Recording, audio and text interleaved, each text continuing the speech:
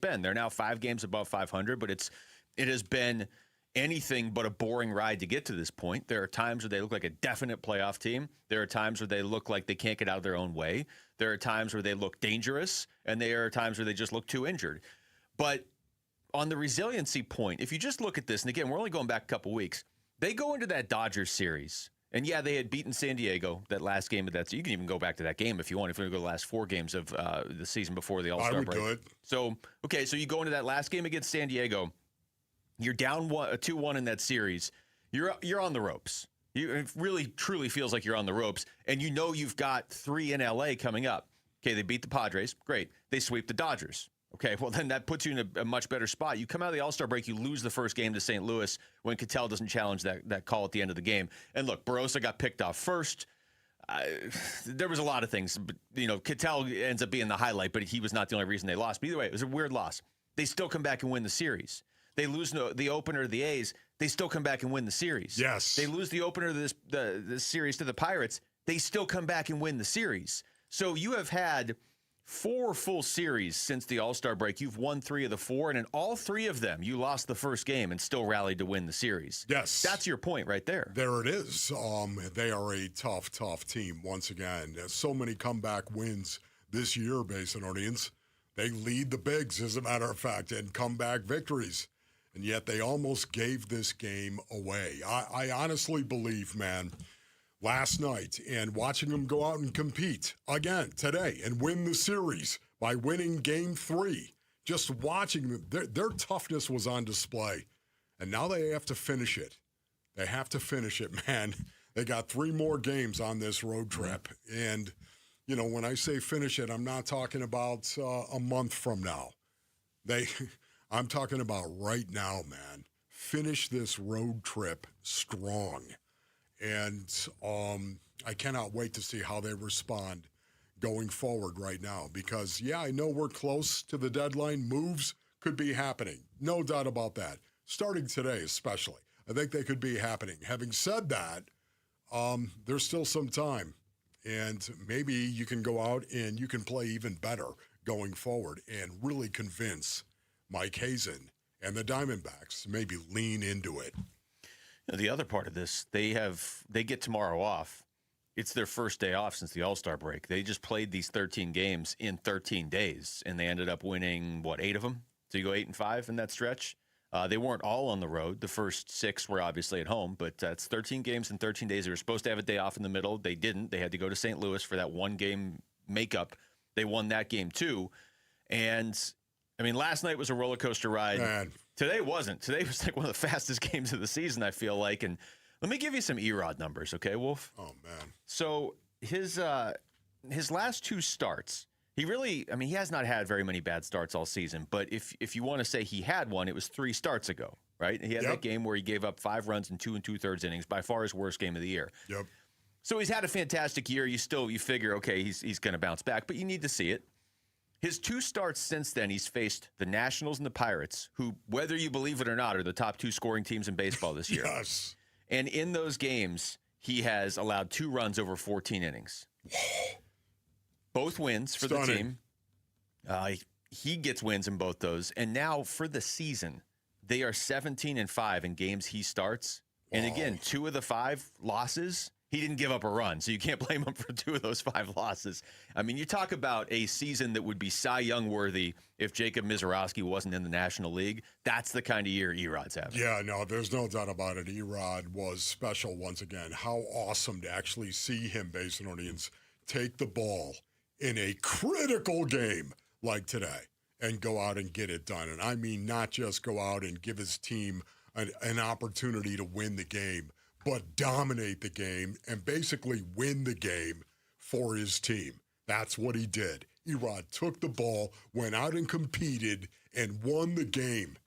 In a gross simplification of the facts, he won the game by himself by going out and saying, I'm sorry, you're just not going to score when you're the second most scoring team in baseball. We're not going to allow you to score today because we got Erod on the hill. What an incredible performance by Eduardo Rodriguez. Stand and applaud, brothers. This was special. And he has really sort of embodied that resilience you're talking about too, because there have been games, not today. Today he just cruised through one of the best lineups in baseball this year. But there have been games this season where it's like, ooh, Erod doesn't necessarily have it, or oh, he got into trouble, and he just completely shuts the door. Even if and his version of not having it today is, oh, he put some guys on base. Oh, first and third, no outs. He just gets out of it. I mean, he's been so incredible all season. He is at the top of the list of players you could ask the question of, like, man, where would the D-backs be if they didn't have this guy? If they didn't have Erod, we wouldn't be having a conversation about them being in a playoff spot right now. Another guy on that list. Oh, go ahead. Yeah, I just wanted to say this in regard to this situation the Diamondbacks find themselves in as well. You know, last night the Diamondbacks were dead in the water, and they were giving away a game. That could have been damaging. Luke, the fact that somehow, some way, this team that has won more or has more comeback wins than any other team in baseball found a way to right the ship when they were giving it away. I honestly think, based on earnings, if somehow, some way, the Arizona Diamondbacks, they go on a tear from this point forward, okay? Forget about the trade deadline. Just going on and winning more games than they're going to lose from this point forward. I'm going to look at Game 2 of the Pittsburgh Pirates series and what they did in that game. Twice, 3 times, giving the game away, and yet somehow righting the ship and pulling out a win in 12 innings. The resiliency, the toughness, call it what it is, based on it is tough. Tough starts from within. I mean, you can't be tough unless you have tough inside of you. You can't. Your body, if you didn't have anything, if you were dead, guess what? Your body, you wouldn't feel anything, right? You wouldn't feel anything that happened to your body if you were dead. But you're alive, based on audience. And because of that, your body feels everything. And you got to fight through the difficulty of all of that. And this is what the Diamondbacks, again, this is their best attribute for me right now. The comeback wins are there, but also Game 2 of the Pirates series, looking back at it at the end of July, Game 2, when they tried to give the game away. I don't even like using that terminology. Tried to give it away. Oh, that but went badly quickly. They did not look like themselves. And yet they found a way to win that game. Bunch of bad boys. That became a crossroads game the second the Pirates tied it. I mean, there's no way around it. We have this debate over and over. Okay, can one game be that much bigger than the other when you have 162 of these? Okay, yeah, some of them are amplified given the time of year, given the opponent, because if you lost that game last night, you also had lost the tiebreaker to the Pirates. Now you split the season series, so it's going to come down to other weird tiebreakers. But if you had lost that game last night, you would have lost the tiebreaker, and it's also the way you would have lost. So going into the game yesterday, we could talk about how big it is, but I understand somebody on the team saying, hey, look, man, they're all the same. There's 162 of these or whatever. But once you're up 6-0 and then it's 6-6, it becomes a crossroads game, like you're saying. If you had lost that game, like standings-wise, if you had lost last night and won today, you'd still be tied with the Pirates for the third wild card. But it's the way it would have played out. Exactly right. And I mean, there are repercussions. Let me play some audio here. Just also stop and think, based on needs. Brandon Pfaadt. Think of the outing from Brandon Pfaadt. You gotta fight, Brandon. for your right. Yeah, baby. Oh. Brandon Pfaadt went out and did his job. Lights out.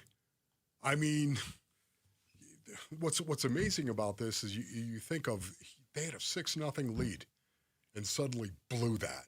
With the strength of their team. He should be 6-0 in his last 6 starts. The strength of their team. The bullpen, once again, the last couple of games, the bullpen has kind of stumbled.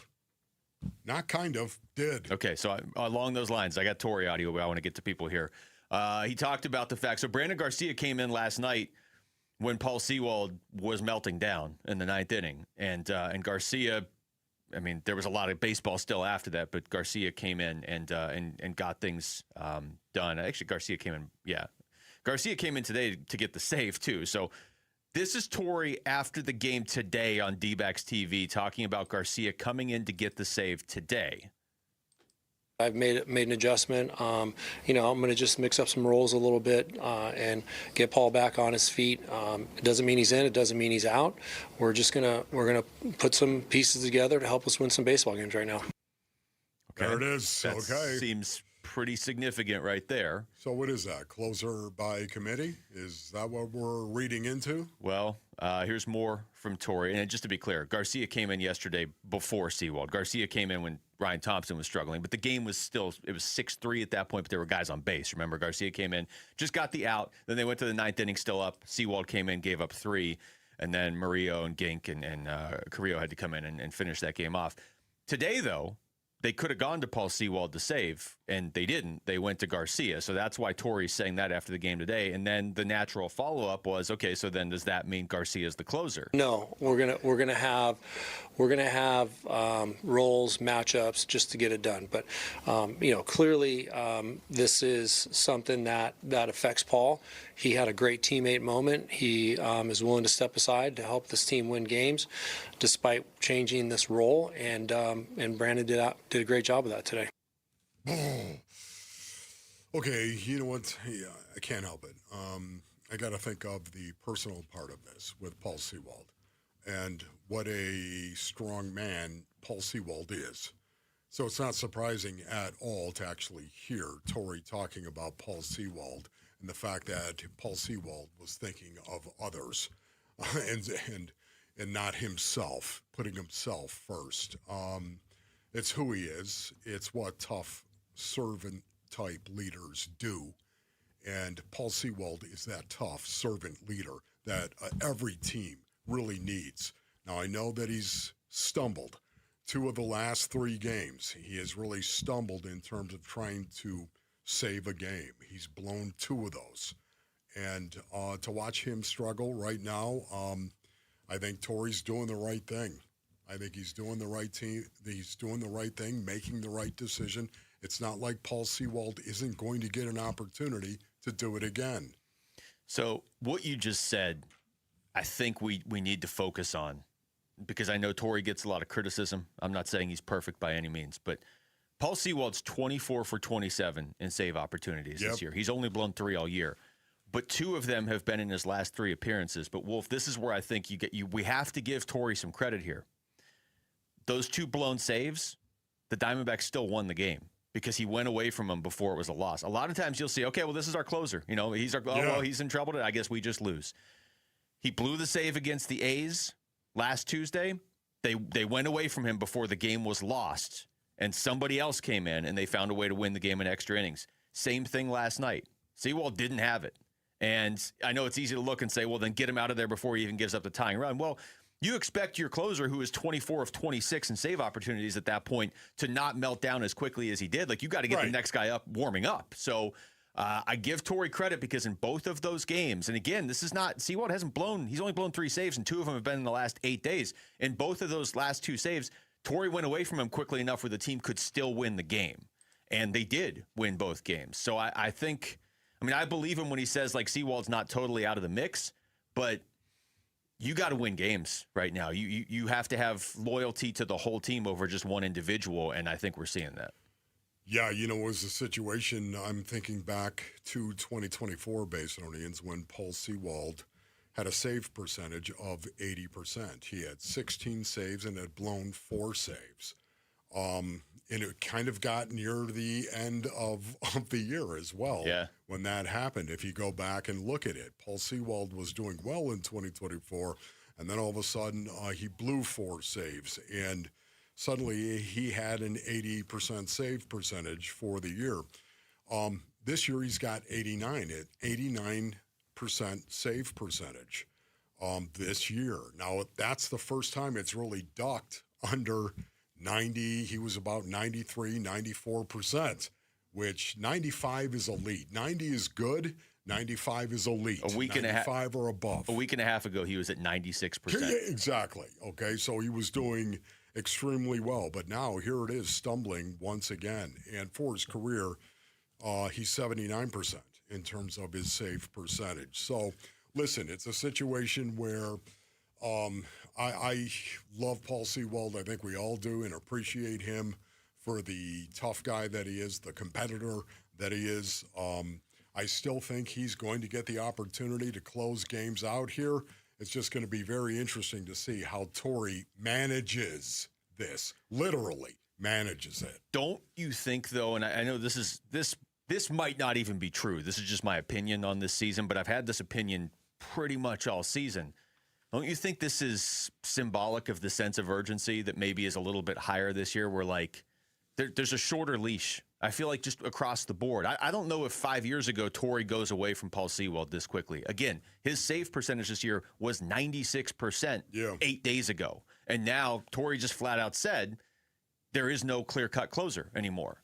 So I just feel like in years past, Torrey may have just stuck with him, and they probably would have lost the A's game, and they may have lost the Pirates game last night, and he'd still be like, hey, Paul's our closer. I mean, we've heard that from him in the past when guys were closing games much less effectively than Paul Sewald has been all year. Now, to be fair, Paul Sewald's given up 12 earned runs in his last 9 1/3 innings, going back to June 23rd. So he is legitimately stumbling, but this is a year where they DFA'd Alec Thomas, where they DFA'd Pavin Smith. Like, there just seems like there's been more internal urgency. There's no doubt about that. And when you stop and think about spring training, stop and think about what they were talking about going into it, the urgency of playing your position and fielding your position and getting better defensively. The urgency.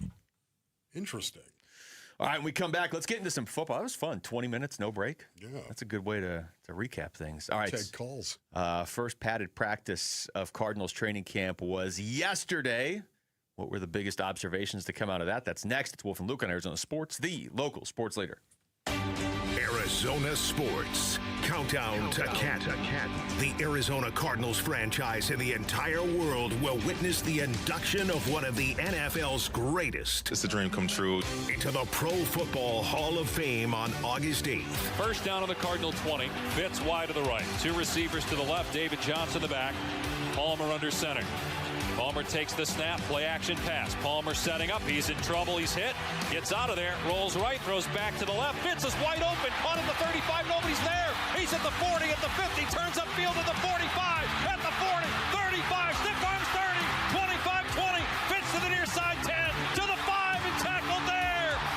Carson Palmer somehow got out of trouble and found a wide open Fitz, 75 yards. More memories of number 11 coming your way on YouTube, the Arizona Sports app, and 98.7 FM as we continue our countdown to Canton.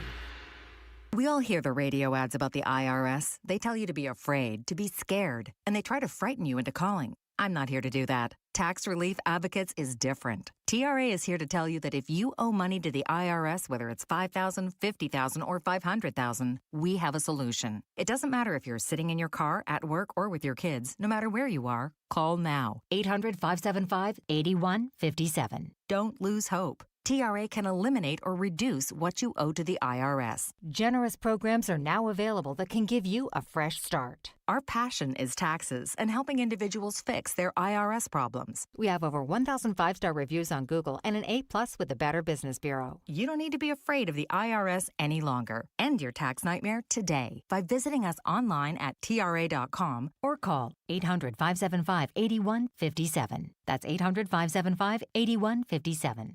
Tax Relief Advocates. Real solutions for real people. At Train, tough comes standard. But real strength isn't just muscle. It's knowing when to flex. HVAC units tough enough for the extremes, but smart enough to know what's next. We engineer for chaos, so your home always stays comfortable. Train. Built strong, engineered smart. It's hard to stop a train.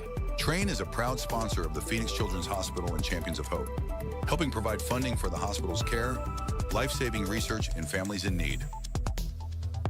Tired of hearing scary radio ads about the IRS? Tax Relief Advocates is different. TRA is here to tell you that if you owe money to the IRS, whether it's $5,000 or $500,000, we have a solution. TRA can eliminate or reduce what you owe to the IRS with zero risk to you. We have over 1,000 5-star reviews on Google and an A+ with a BBB.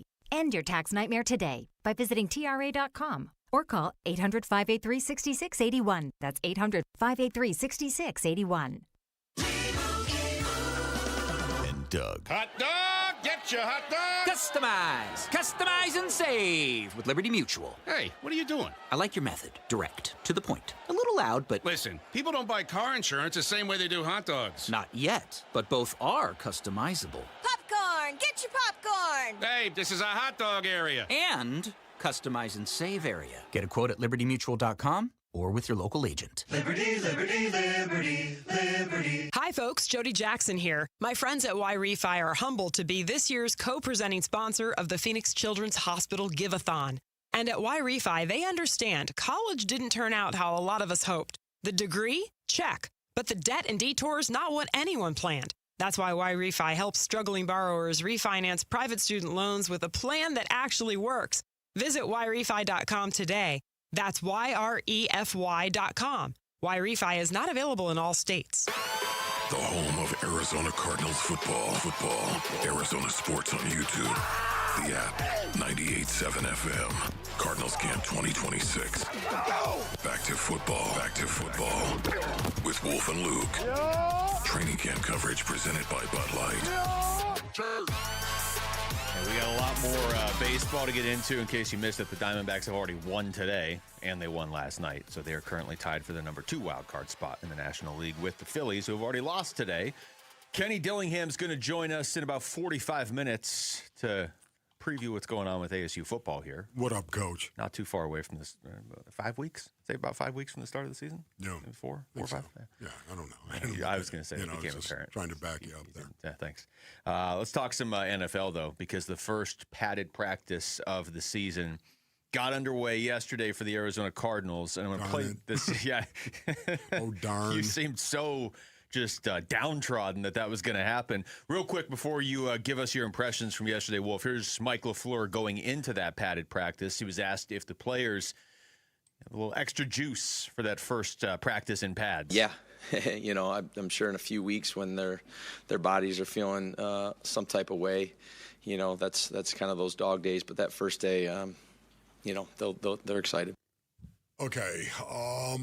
Yeah, you know what? I was excited as well, Coach. I got to tell you right now, very, very excited. Couldn't have noticed yesterday. To actually see these guys out there. Can I start with this, brothers? It warmed my heart to see James Conner in full gear. I cannot even tell you. I'm going to start with that. Man's a dog. Yeah. Is a dog. Plays the game the way it is supposed to be played. And to see him in full gear out there on the field practicing. Now, once again, they didn't throw him to the wolves. He's not out there banging away. But I can tell you, just to see him in full gear, it warmed my heart. That's a great point because he's somebody that hasn't even gotten talked about a ton this offseason. And, you understand why, because that injury was so gruesome last year. You just don't know. We didn't know until the start of camp if he was even going to be ready at the start of camp. And so I think Cardinals fans universally will sign off on what you just said because I have never met a Cardinals fan who doesn't like James Conner. I love that, dude. And he's a guy that could be almost, not from out of nowhere, but sort of a relatively forgotten player that could really produce for them this year. Okay, that was number one. There was another observation as well, just in terms of looking at these guys before they even hit anybody. Walter Nolan looks light, brothers. Good light? They got him lifted at 300 pounds, and that's where I want you, Walter. All right, I'm just telling you right now. I want you $3 bills. I not 287, not 291. I want you $3 bills. That's what I want, Walter Nolan. The 3 technique. But that might just be working back from an injury. He carries it so well. I think he's a legitimate 300 pounds. Okay, yeah. Okay. I think he's legitimate 300 pounds. That's what they have him listed in the roster as well, 300 pounds. So, again, I think he's one of these guys, brothers, carries it really, really well. And there's nothing better than that. Somebody who carries their weight and is quick and strong and explosive. And, man, Walter Nolan looked good. especially watching him get off the ball. Okay, that was number 2. Number 3 was, man, there was a ton of 21 and 22 personnel and 13 personnel. Are you kidding me? Mike LaFleur. I happened to just be walking out, and Coach came up behind me, and he said, Wolves Playbook for Dummies. 21 personnel. 2 backs, 1 tight end, and 2 wide receivers. That's right. Slam the book, Mal. Walking out, Mike LaFleur said, hey, lots of heavy personnel. Well, you did grill him on that at the corporate event we had on Friday. They went lots of heavy personnel, and it was really, really physical. And number 4, my number 4 observation, it was how they practiced, Space and Onions. They went ahead and they did their individual period, and almost every team, every football team for the most part, that's what you're going to do. You're going to go out there, you're going to stretch as a team, you're going to get loose, and then, of course, you're going to break up into individual groups, and then a lot of times you'll go to groups, like you'll go one-on-one against, the offensive line, defensive line, or you'll go groups where you're actually doing a drill. Maybe it's a linebacker pickup drill. It's not 11 on 11. You're just doing it. You're working. It's an extension of individual 9 on 7, the inside drill. This is legendary. You're running the ball in between the tackles. There is nothing about running it on the outside, on the perimeter. You're not doing that. You're going north and south. The defense knows you're going north and south. The offense knows we're running the ball north and south. Can you imagine? It's called the meat grinder. I was going to say, this sounds like the meat grinder. That's what it is. What you're describing. Exactly right. Okay, for me, it's 9 on 7. That's the way that I know it, 9 on 7. It is bloody, it is nasty, it is physical. Having said all of that, they did none of that. It was unbelievable. They came out, they did individual, of course, Basin Audience, and then all of a sudden they went right into team, 11 on 11. They went right into it, and they did it again, and they did it again. They ran a lot of reps of team, and then boom, hit the horn, and guess what? Special teams period. And then they did it again. They jumped into team, and they went team, and they went team, and they went team. Blew the horn, special teams period. And then they did it again and went to. I was shocked at all the team they actually ran, 11 on 11.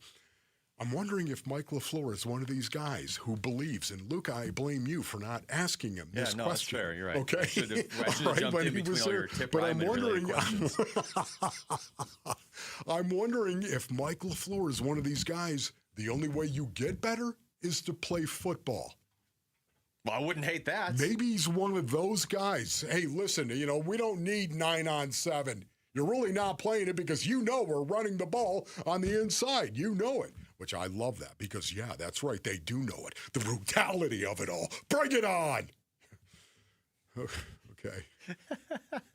I need to really settle down, but I guess what I'm saying. Hold on. Would you finish what you're saying? Because I feel like you just want them to practice for 8 hours a day. That's what I think you're saying. It was just incredible to see them go as much team. Hey, the only way we're going to get better as a team is to practice as a team. Man. Sounds like you want 2 a day. So we're talking about practice, man. You want the meat grinder, but you also want 11 on 11. Yeah, you know what? The only thing I would like is, once again, take the team and go somewhere. Go somewhere. Like take them away. That's right. Yeah. Okay, if you want to do that, that's fine. I don't mind going Bring up your there. sunscreen. I'm just saying, right. In Munns Park, here we go. And it's not payola based audience. Because it's a location. Munns Park isn't a business. I'm just saying, okay, but I was jacked up watching practice, man. Even said it to Rick. So much team. Oh, my goodness. More team reps in the first day of pads.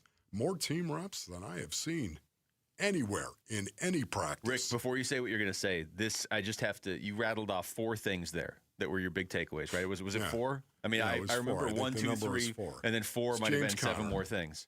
It was Walter Nolan, of course. He looks a little thin based on his. Then I forget what number 3 was. It was 3 was 21 and 22 personnel. Ah, that's right, heavy personnel. Yeah. Oh, my goodness, heavy. And then, the fact they win as much team as they did there is blew my mind. no greater sign of the respect you have for James Conner that you put him number one on a list that included heavy personnel and Walter Nolan looking good. Yeah. And you put Conner number one anyway. I got love in my heart for James because of the fact that he knew Craig and respected him. And Craig loved James because of the person and the dude that he is. And, that's where I'm going to start with James. Yeah, that's awesome.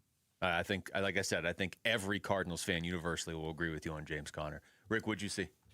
So what stood out to me is the wide receiver battle for sure. Yeah, we're going to have to get into this. I think Michael Wilson's the clear wide receiver one. Clear? Clear. After watching after watching one practice of Cardinals training camp. There's the disclaimer. Thank you for after watching one practice, I really liked what I saw from Michael Wilson and Marv. That was a tough drop. But that is a conversation we're going to be having in the coming days and weeks. Yeah, and this is going to be ongoing. Just the simple fact that it is a conversation. That says a lot about Michael Wilson. What does it say about Marv, or does it not say anything? I mean, is this something that's going to get decided during actual games? Is it the worst thing in the world if Michael Wilson is the X and Marv is number 2? Is that the worst thing in the world? I don't think so. Once again, Michael Wilson making plays. He was making plays all over the field, brah. Deep plays as well. I'm so impressed with Michael Wilson. Anything else, Rick, before we go to break? Anything else really jump out? Mr. Perfect. That's a good. He went to Stanford too. Michael Stanford. Wilson. Wolf just walking around like you own the place. That also stood out to me. So Wolf. And then he also said, "Follow the dogs." And I just followed Wolf. I was like, okay, all right. Yeah. And it was the defensive line. Follow the dogs, man, because they're going to hit somebody at some point in time and start barking as well. Walter Nolan, man, if he just stays healthy this year. I know everybody's already in. This is not some hot take. Oh, Walter Nolan might be a breakout player. Oh, and I also, by the way, I saw you, Darius. I saw you, Darius Robinson. Oh, what are you going to become? Do it. All right, when we come back, when the Arizona Diamondbacks went to the World Series in 2023, they basically had to ride 2 starting pitchers through the second half of the season. So it raises, I think, an interesting question for this year. Where would they be right now without Erod and Brandon Pfaadt? That's next. It's Wolf and Luke on Arizona Sports, the local sports leader.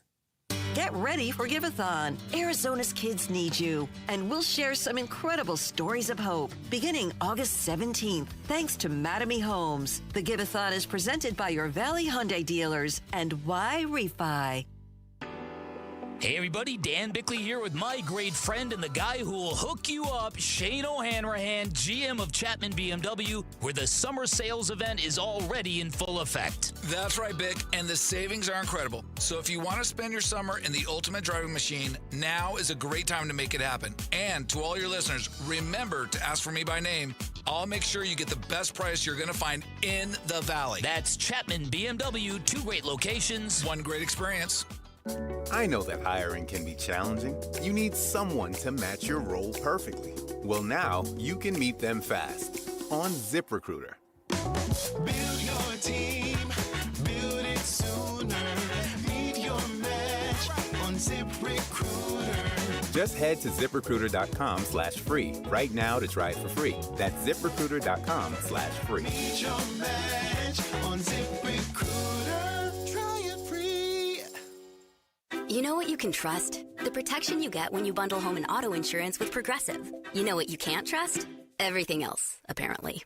Like when you saw that article that said that thing you eat every day is a superfood and great for your gut health. But then 30 seconds later, a different article warns you to avoid it and it's taking years off your life. Well, which is it? Kind of a big difference there. Anyway, bundle home and auto insurance with Progressive for reliable coverage in a reliably unreliable world. Progressive Casualty Insurance Company affiliates and third-party insurers. Not available in all states or situations. Man, I love this place. I've been surfing here since I was a kid. Now, seeing my grandson out on the water, it means everything to me. Watching him and taking in the blue waves, the sea breeze, the blurry horizon. If you have geographic atrophy, or GA, subtle changes in vision could mean it's progressing toward irreversible vision loss. Izervay is proven to slow GA progression and could help preserve your vision for longer, so you may keep seeing the world around you. Izervay, or avacincaptad pegol, is an eye injection. Don't take it if you have an infection or active swelling in or around your eye. Izervay can cause eye infection, retinal detachment, or increased risk of wet AMD. Izervay may cause blood in the white of the eye, blurred vision, or a temporary increase in eye pressure. Do not drive or use machinery until vision has recovered after an eye injection or exam. Ask your retina specialist how you can slow your GA with Izervay. To learn more, call 1-855-IZERVAY or go to izervay.com. Paid for by Astellas Pharma. Earnhardt Ford in Chandler just cranked up the heat this summer with the Ford Summer Sales Event, and the deals are too hot to ignore. Hey, it's Vince Marotta, and don't sweat looking for your next ride. At Earnhardt Ford, you get transparent deals, zero pressure, and serious savings, and that ain't no bull. Get seriously sizzling savings like the 2026 Explorer with up to $6,500 off MSRP. Save some serious coin with available 0% financing. The heat is on, and these deals won't last long, so get them now at Earnhardt Ford. Trusted in the Valley since 1951. Shop local. Shop Earnhardt Ford. No bull for 75 years and going. That's Earnhardt Ford in Chandler, I-10 and Ray Road, or online at earnhardtford.com. After all applicable offers on select new models, exclusions apply. Zero security deposit. Discount examples on select available 2025 Bronco Sports and 2026 Explorers. Special APR financing with approved credit on select available 2026 F-150, Bronco, and Explorer models. See dealer for details. Offer ends August 31st, 2026. KMVP FM Phoenix. Live from the Casino Arizona and Talking Stick Resort Studio. Arizona Sports, the local sports leader.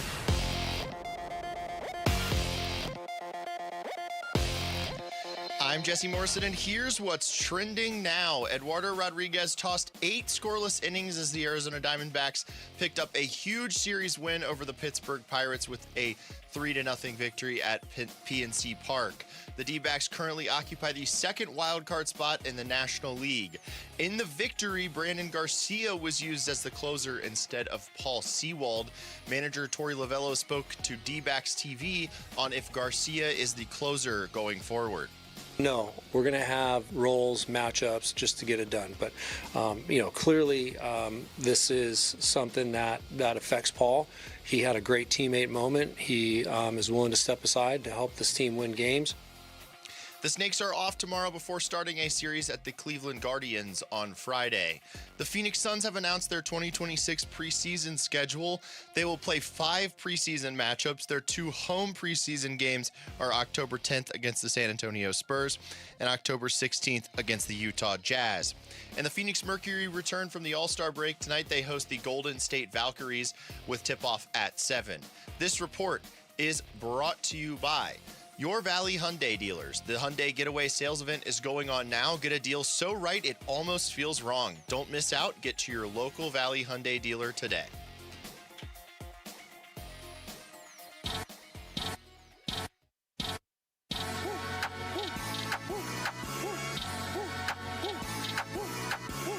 Hey, it's Gambo. Can the Diamondbacks make a statement in their series finale against the Pirates? We'll be reacting on today's Burns and Gambo Show, 2 to 6 on the Arizona Sports YouTube channel, the Arizona Sports app, and 98.7 FM.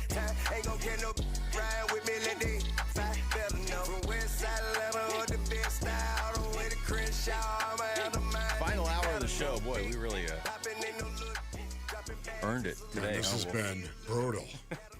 We're 40 minutes in, and we're into the final hour of the show. No, can I just say this quickly, based on this is one of my favorite times of the year. It really is, with baseball going, of course, and football kicking off. It was just awesome to actually see that yesterday. Go out and watch them practice in pads, full pads. Go out there and try to actually drive somebody else into the ground. Stay off the ground, everybody. Stay off the ground. We all know that. And at the same time, if you want to drive them into the ground and then just get up quickly, that's also okay.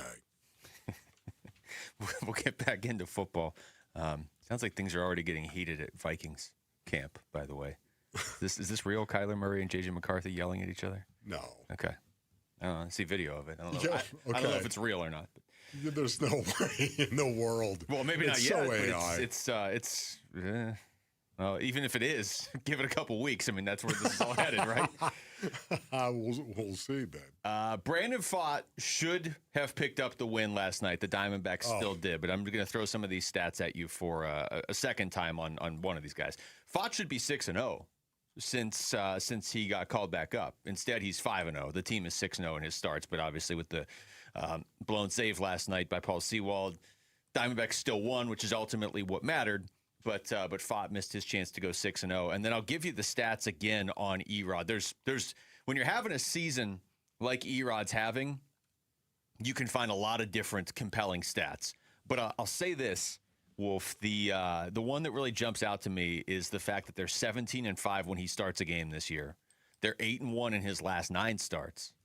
And he just shut down the Nationals and Pirates, who probably weren't who you expected to have the top 2 offenses in baseball when the season started. Yeah. But they have the top 2 offenses in baseball. And we're 110 games into the season. He shut them both down. So those 2 guys, and I, for the purposes of this conversation, I guess I'm not really putting Merrill in. Maybe Merrill should be in. His ERA this month is 1.95. But it's essentially, it's a depleted rotation, but the guys who you are trying to count on, they've been pretty reliable. Yeah, no, there's no doubt about it, man. Listen, these guys coming into this season, where was I in regard to Eduardo Rodriguez and where I thought he was going to be and how I thought he was going to do? You know what? It was purely a question mark. It was going to be a big prove it as far as I'm concerned. Brandon Pfaadt, the same thing. And unfortunately, things have gone poorly for Brandon Pfaadt in the first half of the season, where Erod has exploded from the very beginning when you stop and think about it. Eduardo Rodriguez has been the best Arizona Diamondbacks player. That's what I'm going to say right now. He's been one of the best pitchers in baseball. And you know how hard that is for me to say it, because he takes the ball once every 5th day. Yeah. No, when we did the team awards at the All-Star break, I don't remember who else had Erod as the MVP, but I had him as MVP, and I remember you saying I can't do that because he only pitches every 5 days, which is a legit argument. Like, I'm not saying that's a flawed argument, but man, he has just been so good that he's got to be in the conversation because he's making more of an impact playing every 5 days than a lot of guys are playing every day. No doubt about it. There's no doubt about it. And to watch him, once again, it's Basinonians, it's so important. It's not just what you do. It's not just what you do. You hear me say this over and over and over again. And the reason why I say it over and over and over again is because it applies. It is truth, especially in professional athletics. Man, it's not just what you do. It's when you do it as well. Man, you think of Erod taking the ball today. How badly did the Arizona Diamondbacks need to win this game, provided because of what they did the night before? You know what I mean? Think about it. To be able to come back in the game in which they were giving it away and trying to give it away, it seemed. 2 or 3 times just shooting themselves right in the foot and then finding a way to stay alive, and extra, stay alive, and then win it. You get that kind of game, and everyone in the clubhouse knows, you know what, we were fortunate to win that game. But also, everyone in that clubhouse knows we were making very uncharacteristic errors out in the field, misplaying balls, errors in the field. We were doing a lot of things to shoot ourselves in the foot, and yet we found a way to win the game.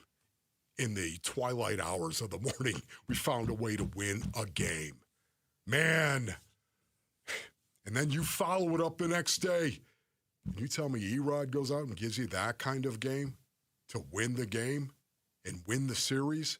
Huge. Still point moment. Still point. That's what I'm going to say, Mike Hazen. Well, you've told your front office, invest in us. You've told us this is it. Last year, unfortunately, with the trade deadline looming, the Diamondbacks went 1-9 in their last 10 games. I believe that was the final 10 games. No, that is, yes, they basically you're right. told Mike Hazen, hey, you got to sell. Whatever that looks like to you, you got to sell. And it was obvious last year. Well, Josh Naylor's, he's not signed. Eugenio Suarez is not signed. Merrill Kelly isn't signed, and they moved those guys. And as it turns out, it was painful and it sucked. But look at some of the pieces they got back. Like, they got Brandon Garcia back. We don't know what Tyler Locklear is yet, but that might be something. They got Mitch Bratt. They got Cole Drake. They got other prospects, Hageman. Like, they got some pieces back, and they probably weren't going to make it last year anyway. So at least, as bad as it was in the moment, it was pretty definitive. Well, this is definitive the other way.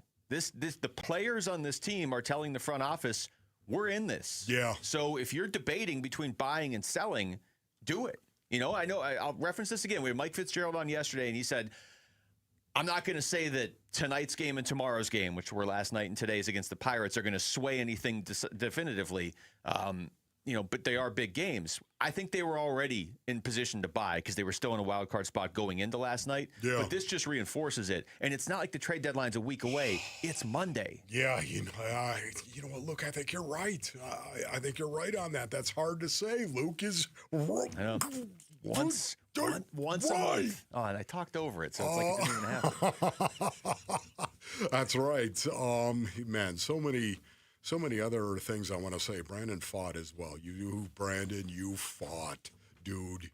7 innings pitched, of course. You gotta fight! You give up 6 hits, 0 runs, 0 earned runs. Taste it. 101 pitches of Brandon fought, fighting. Legitimately, this season has had to fight for his right to party. And he's Big doing time. it.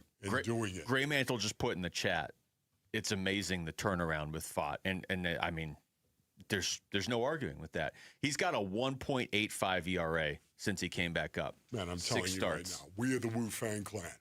We stand at the ready for Brandon Fott and Eduardo Rodriguez. You gonna stand there for the rest of the show? Maybe. Okay, nice. They're gonna have to adjust the cameras. When we come back, Jeremy, how's Carson Beck progressing so far? It's early in camp, but he's a quarterback, and there's going to be scrutiny. That's next. It's Wolf and Luke on Arizona Sports, the local sports leader.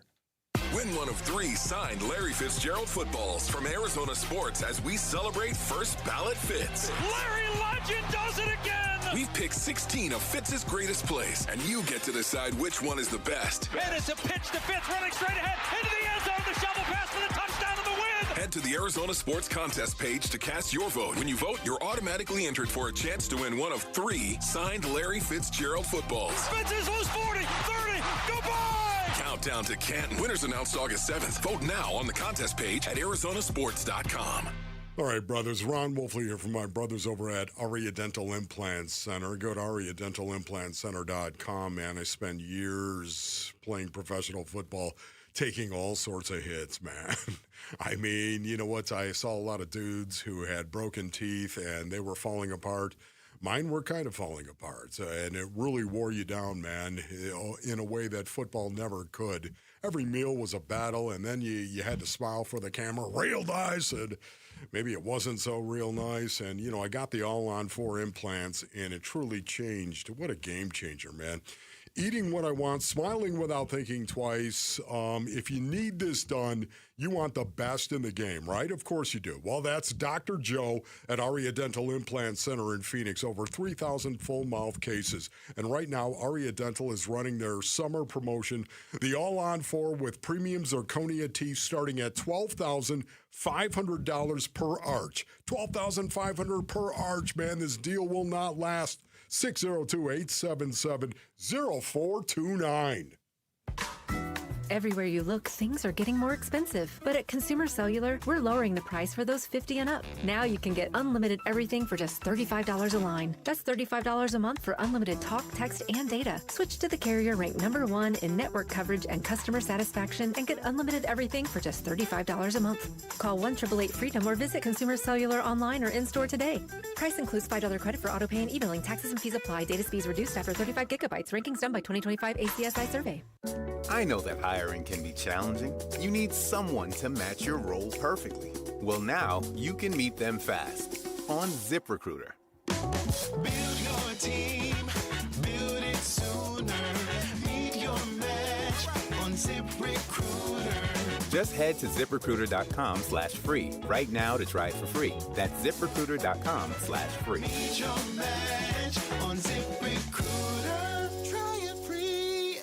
Hey Arizona, it's Vince Marotta here, and Earnhardt Buick GMC in Mesa just made summer the best time to buy with employee pricing for everyone. That means no markups or runarounds, just honest deals on the trucks and SUVs Arizona loves all month long. Drive home a 2026 GMC Sierra 1500 with 0% financing or up to $15,000 off MSRP. Now, here's where it gets really good. Get into a 2026 GMC Sierra Heavy Duty with up to $11,000 off MSRP. A 2026 GMC Canyon with up to $8,000 off MSRP. Or the 2026 Buick Envista 0.9% APR with a $1,000 purchase allowance. And best of all, 0 payments for 90 days. Find your perfect match now at Earnhardt Buick GMC and experience the difference, or shop today at EarnhardtBuickGMC.com. We are professional grade. After all applicable incentives on select models, all offers with approved credit through GM Financial. See dealer for details. Offer ends July 31st, 2026. Luke Lipinski back to tell you about Orchard. Most home sellers typically get like one offer, and if it's just one offer, it's somewhere between lowball and not good enough. But Orchard changes that for you, because with Orchard's new Orchard offers, you don't just get one offer. You get multiple cash offers from a variety of serious investors who are all competing with each other for your home. That's right. Make the investors compete with Orchard's cash offer marketplace. Sets you up to make more money, and here's how. You work with an Orchard agent who submits your home to their exclusive network of hundreds of local cash buyers. They've got access to that market right there. You want to tap into it. They come to you with those offers. You review them all, and you pick the best one on your terms. So you don't have to settle on one offer or worry about maybe leaving money on the table that you didn't even know was available to you. This way, you see every offer side by side, and you know that you're getting top dollar. Orchard offers means no repairs, no showings, no drawn-out process before you accept any offer. See them all first. Get a free home valuation and see your offers today. With Orchard offers, just go to Orchard.com. That's Orchard.com. The home of Arizona Cardinals football. Arizona Sports on YouTube. The app, 98.7 FM. Cardinals Camp 2026. Back to football. With Wolf and Luke. Training camp coverage presented by Bud Light.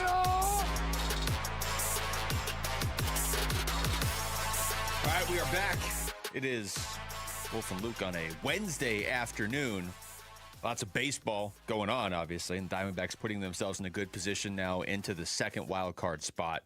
Couple games up on teams trying to run them down for the third spot, and they're off tomorrow, Wolf. So they get the rest of today off, they get tomorrow off, and then they'll be in Cleveland to start a 3-game series with the Guardians. That's big, man.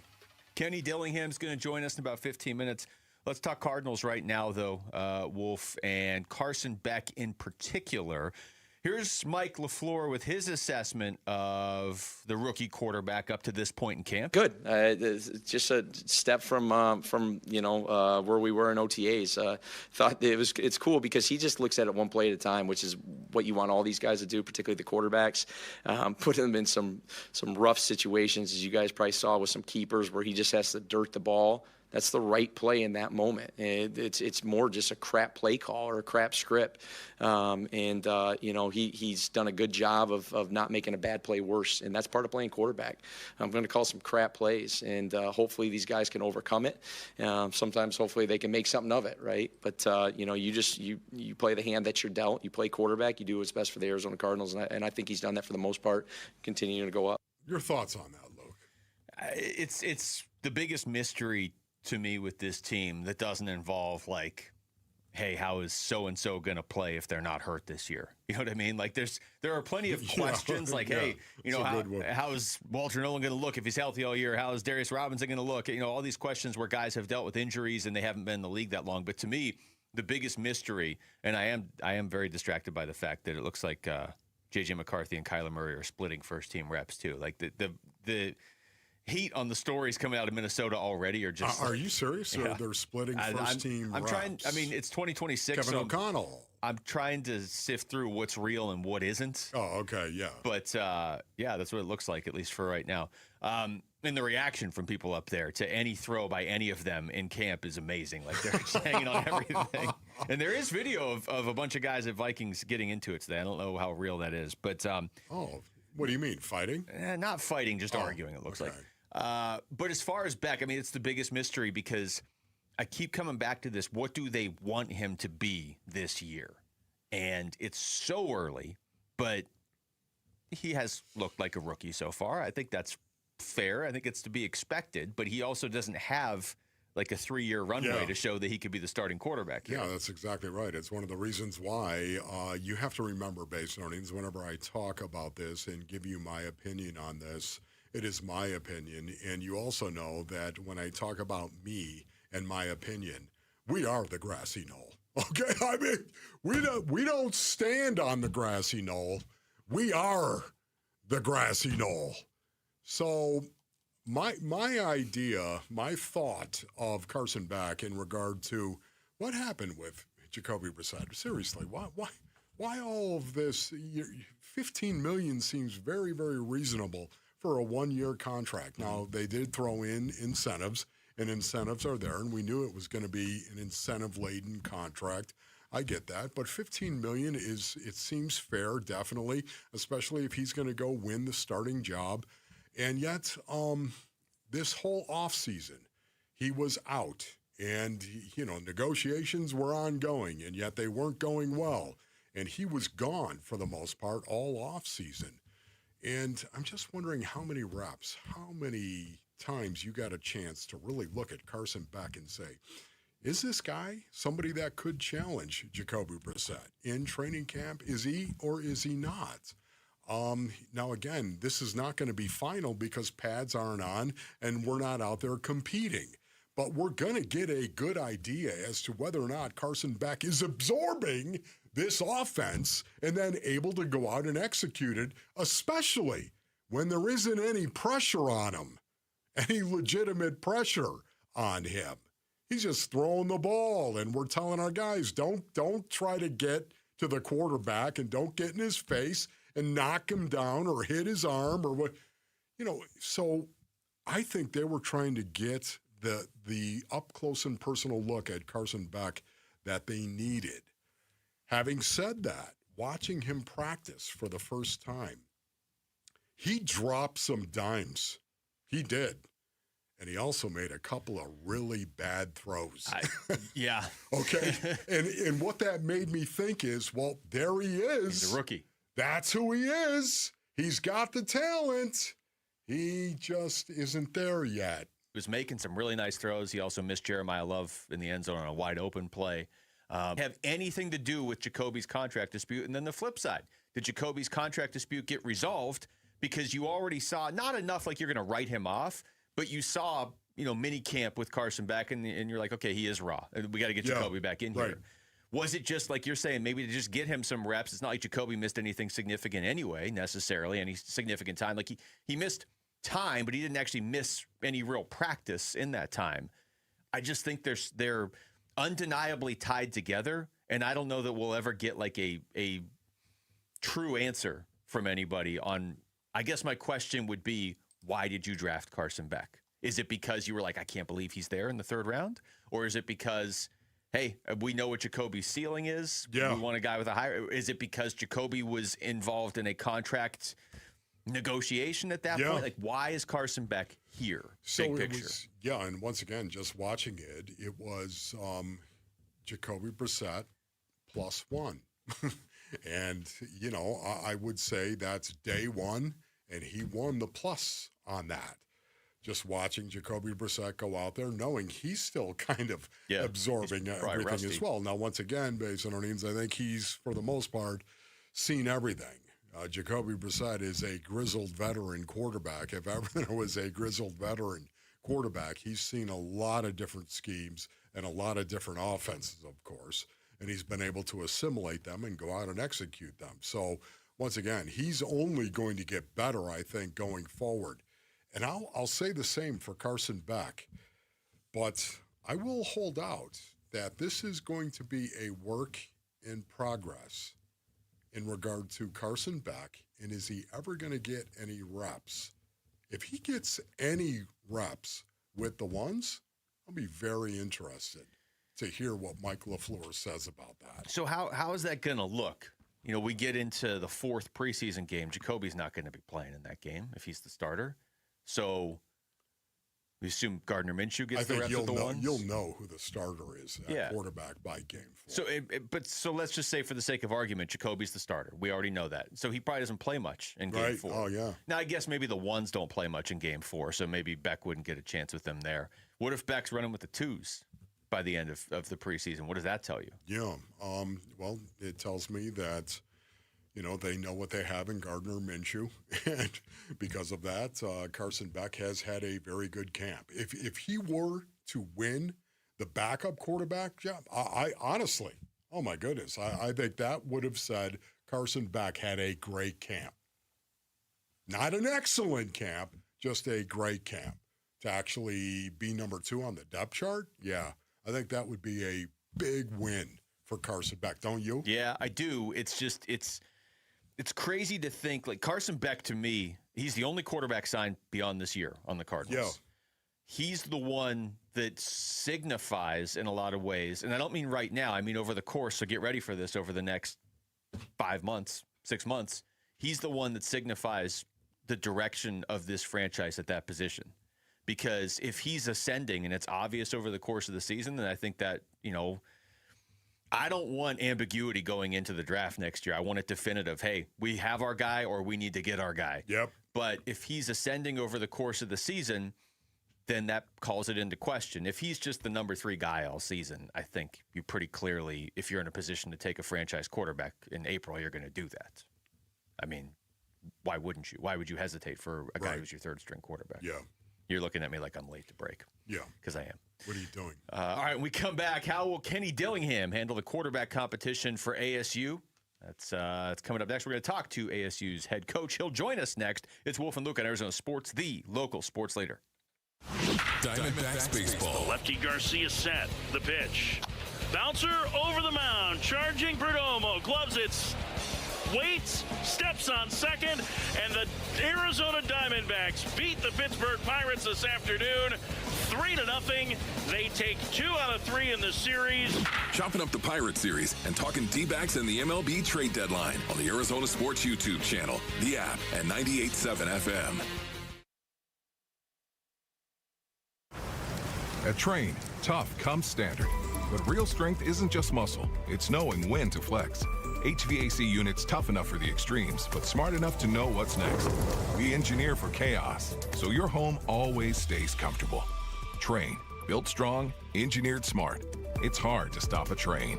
Train is a proud sponsor of the Phoenix Children's Hospital and Champions of Hope, helping provide funding for the hospital's care, life-saving research, and families in need. All right, Basinonians, Ron Wolfley here from my brothers over at All Pro Shade Concepts. Go to allproshade.com for more information, man. When you work with All Pro Shade Concepts, just know in your heart, Basinonians, you are working with the most trusted local shade company available. That's right. Voted #1 by Ranking Arizona for patio shades. Not only that, get an A+ rating with the Better Business Bureau. A+. And you can check out all the 5-star reviews on Google, man. Installation is all done by their in-house team. There's never any subcontractors. And these shades, Basinonians, are commercial grade. They're industrial strength, hundreds of colors and durable fabric to withstand the Arizona sun. You can choose from manual or motorized. That's right. You either just push a button or you crank that thing down. I got the crank down because I liked it. You know what? Sealed track or cable shades, you can get it all at All Pro Shade Concepts. Go to allproshade.com. You gotta have shade. We all hear the radio ads about the IRS. They tell you to be afraid, to be scared, and they try to frighten you into calling. I'm not here to do that. Tax Relief Advocates is different. TRA is here to tell you that if you owe money to the IRS, whether it's $5,000, $50,000, or $500,000, we have a solution. It doesn't matter if you're sitting in your car, at work, or with your kids. No matter where you are, call now. 800-575-8157. Don't lose hope. TRA can eliminate or reduce what you owe to the IRS. Generous programs are now available that can give you a fresh start. Our passion is taxes and helping individuals fix their IRS problems. We have over 1,000 5-star reviews on Google and an A+ with the Better Business Bureau. You don't need to be afraid of the IRS any longer. End your tax nightmare today by visiting us online at TRA.com or call 800-575-8157. That's 800-575-8157. Tax Relief Advocates. Real solutions for real people. Hi, folks. Jody Jackson here. My friends at Y-Refi are humbled to be this year's co-presenting sponsor of the Phoenix Children's Hospital Give-a-thon. And at Y-Refi, they understand college didn't turn out how a lot of us hoped. The degree? Check. But the debt and detours, not what anyone planned. That's why Y-Refi helps struggling borrowers refinance private student loans with a plan that actually works. Visit YRefi.com today. That's YREFY.com. Y-Refi is not available in all states. Tired of hearing scary radio ads about the IRS? Tax Relief Advocates is different. TRA is here to tell you that if you owe money to the IRS, whether it's $5,000 or $500,000, we have a solution. TRA can eliminate or reduce what you owe to the IRS with zero risk to you. We have over 1,000 5-star reviews on Google and an A+ with a BBB. End your tax nightmare today by visiting TRA.com or call 800-583-6681. That's 800-583-6681.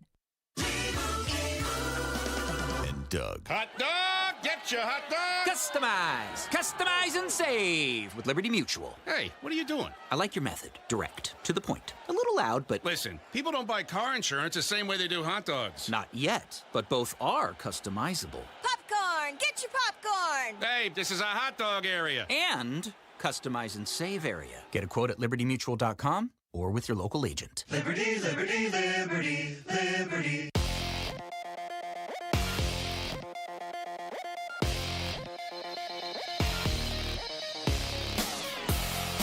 I'm Jesse Morrison, and here's what's trending now. Eduardo Rodriguez tossed 8 scoreless innings as the Arizona Diamondbacks picked up a huge series win over the Pittsburgh Pirates with a 3-0 victory at PNC Park. The D-backs currently occupy the second wildcard spot in the National League. In the victory, Brandon Garcia was used as the closer instead of Paul Sewald. Manager Torey Lovello spoke to D-backs TV on if Garcia is the closer going forward. No, we're going to have roles, matchups just to get it done. But, clearly this is something that affects Paul. He had a great teammate moment. He is willing to step aside to help this team win games. The Snakes are off tomorrow before starting a series at the Cleveland Guardians on Friday. The Phoenix Suns have announced their 2026 preseason schedule. They will play 5 preseason matchups. Their 2 home preseason games are October 10th against the San Antonio Spurs and October 16th against the Utah Jazz. And the Phoenix Mercury return from the All-Star break tonight. They host the Golden State Valkyries with tip-off at 7. This report is brought to you by the Window Depot. Did you know the Window Depot is more than just windows? They have doors, skylights, cabinets, countertops, even flooring. Proud partner of the Arizona Diamondbacks. Go to thewindowdepot.com.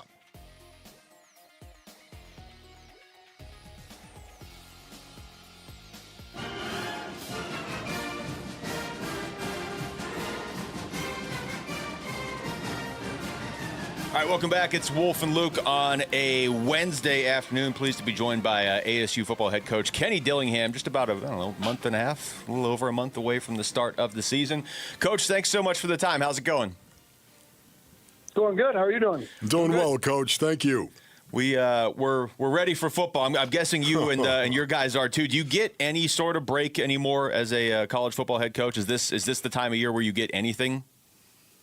Yeah, the middle of June. Beginning or end of June, early July, you get a little time.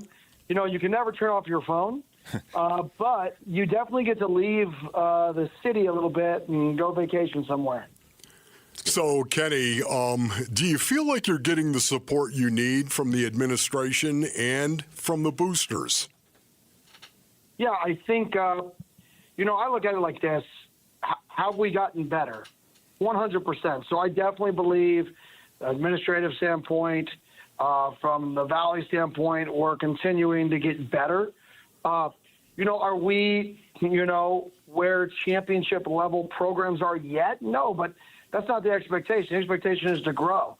So I definitely think we're trending in the right direction and we're working the direction we need to work, but it is going to take some time. Kenny, as far as just continuity from one year to the next, that's so rare in college football right now, but you guys had it in a lot of ways from 2 years ago to last year. You still have some of the main guys back this year, but you also have a lot of new guys in big positions. Do you find that difficult at all? Or what are you looking towards to build that continuity and keep that going, what you've built the last couple of years? Yeah, I think it was bringing in the right style of guy. You know, I say all the time, like, you can have different personalities. You can have long hair, short hair, earrings, no earrings, like to do this on the weekends, like to do that on the weekends. I could care less. But we better bring in guys that have similar mindsets, be a good person, make good decisions, and love football. Like, I don't care where you're from, what you do, what you enjoy. If you guys can all bond over being a good person, making good choices, good decisions, and then loving ball and showing up and working your butt off every day, then you're going to bond better. And if you bond better, you're going to compete. You're going to be more comfortable competing. And if you compete, you make each other better. And that's how the bonds are built. I tell people all the time, bonds are not built through roses and candy canes. Bonds are built through the rough times. If you have not had conflict or an argument with somebody, you don't have a relationship, right? You have to work your way through that. So I think we try to create those environments where there is conflict, and those players in our team they can interact through conflict and get through it, because that's what the season is. It's not roses and candy canes. No doubt about it. Kenny, with college rosters being a year-to-year proposition, it's got to be hard to develop leaders, I would imagine, on a football team. Are you happy with your leadership, or is this an area you need to develop? I actually love our leadership this year. 6 of our 7 guys on our leadership council, the Pat Tillman Leadership Council, that are voted on by our players, were on our team last year.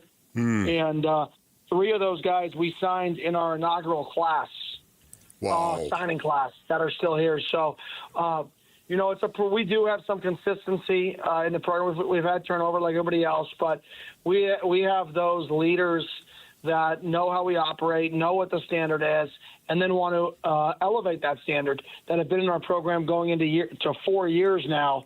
They would have been in our program. Talking to Kenny Dillingham. Kenny, I guess along those lines a little bit, as far as building an identity as a team, is that something that you and the coaches try to put out there, or is that something that also kind of builds through Camp T in the first few weeks of the season?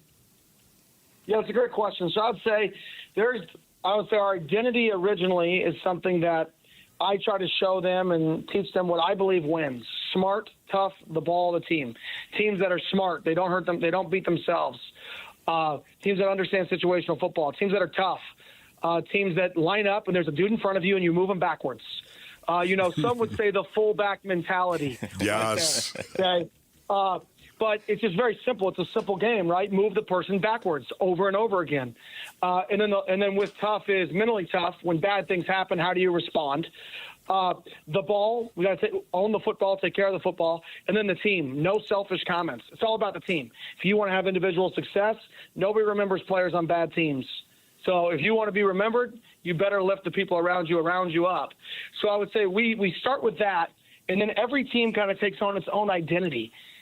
Some teams take on a very chippy, us against the world identity. Some people take on we know we're good, let's just go be us. So I think at that point, the identity of the team is going to be a little bit different every year, and they're going to pick that. I don't play, so they get to choose it. But usually it's within kind of the parameters of kind of what I coach them of what I believe wins, if that makes sense. Yeah, it does. Coach, it's a situation where when I think back to when I went to college, all the way back in 1981, no jokes, Kenny, no jokes, 1981, I know, all the way back then, right? But I can tell you, leadership was everything. Leadership was so important, and that's why I'm harping on this now, because I'm sure you've had leaders walk out of the program and go somewhere else, with the NIL being what it is, of course, and the transfer portal being what it is right now. I mean, has leadership become more important on a football team or less important on a football team? More important. 100% more important. And I think you can point to the NFL as that, because there are, changing of players. There's money involved. And you look at it, teams that have a leader in an organization, and that leader is the identity of the team. And everybody knows if I show up to this organization, I know exactly who I'm following. I think that is what you want in your football program, is people show up and they know, but the day they step in the building, they're like, okay, this is the dude who people follow. I need to get in line, and I need to get around this dude and figure out how to operate here. And I think the best teams and the best organizations have that leadership. You know, I'm thinking of your perspective on this as well, Kenny, to be coaching and being a head coach right now. When you have a good football player on your team, how do you coach that kid the way that you need to coach him and still recruit him for next season? It seems impossible to me. We don't recruit guys for next season. We're development, and if we help somebody become better and, you know, what's best for them is to move on, and there's some other things other dynamics, and what's best for them is to move on, and they're a better player now and a better person now than they were when they got here, that's a win for Arizona State. That's a win for our staff. And we move on, and we pour all of our time into the next group and rock and roll from there. So I'm not scared about who's not on our team. We put all our effort is who chooses to be here, not who we're recruiting, not how can we keep them here. It is all about, you're on our team, how do we develop you? And I think that's why we had 4 guys drafted this year, 2 first-rounders. All 4 of them, nobody would have thought they would have been drafted in the NFL coming out of high school. None of the 4. 2 of them turned into first-rounders because in a world where everybody's telling people how good they are and they're trying to manage their feelings and make sure they don't transfer, make sure they're happy, we're old school. You come here, you're going to get coached. You're going to get told when you're doing something right. You're going to get told when you're doing something bad. And the better player is going to get coached the hardest. Love it. Talking to Kenny Dillingham. Kenny, I got a bunch of questions I want to ask you, but we don't have that much time. So I have to ask you about the quarterback situation. It looks like you have 4 pretty good ones to choose from. How do you let that play out here now over the next month or so?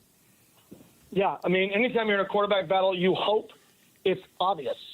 You know, I've heard coaches say, you know, it's great to have 2 guys that are just so good they can both start. That's great, too. But I also want one guy who separates himself as the leader. And people know that's the dude we got to rock with. That guy separated himself during camp.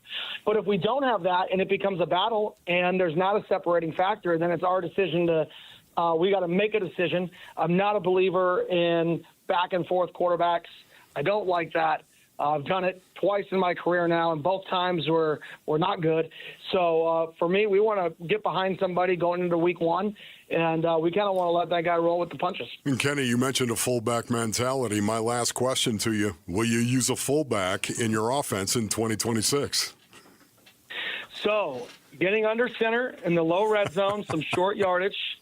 There could be a guy. We could have a guy named James Giggy, who's from Phoenix. Who's from Arizona, from Prescott, Arizona, who has a mustache, who may be able to sneak in there as some fullback and run a little G lead, and him as the lead guy. Ooh, oh, I love it. Kenny, always great talking to you. We'll talk to you again soon. Thank you. I appreciate it. Go Devils. All right, that's Kenny Dillingham joining us right there. When we come back, we'll wrap things up with a look at the Diamondbacks. They're buying now, right? And do they have a closer?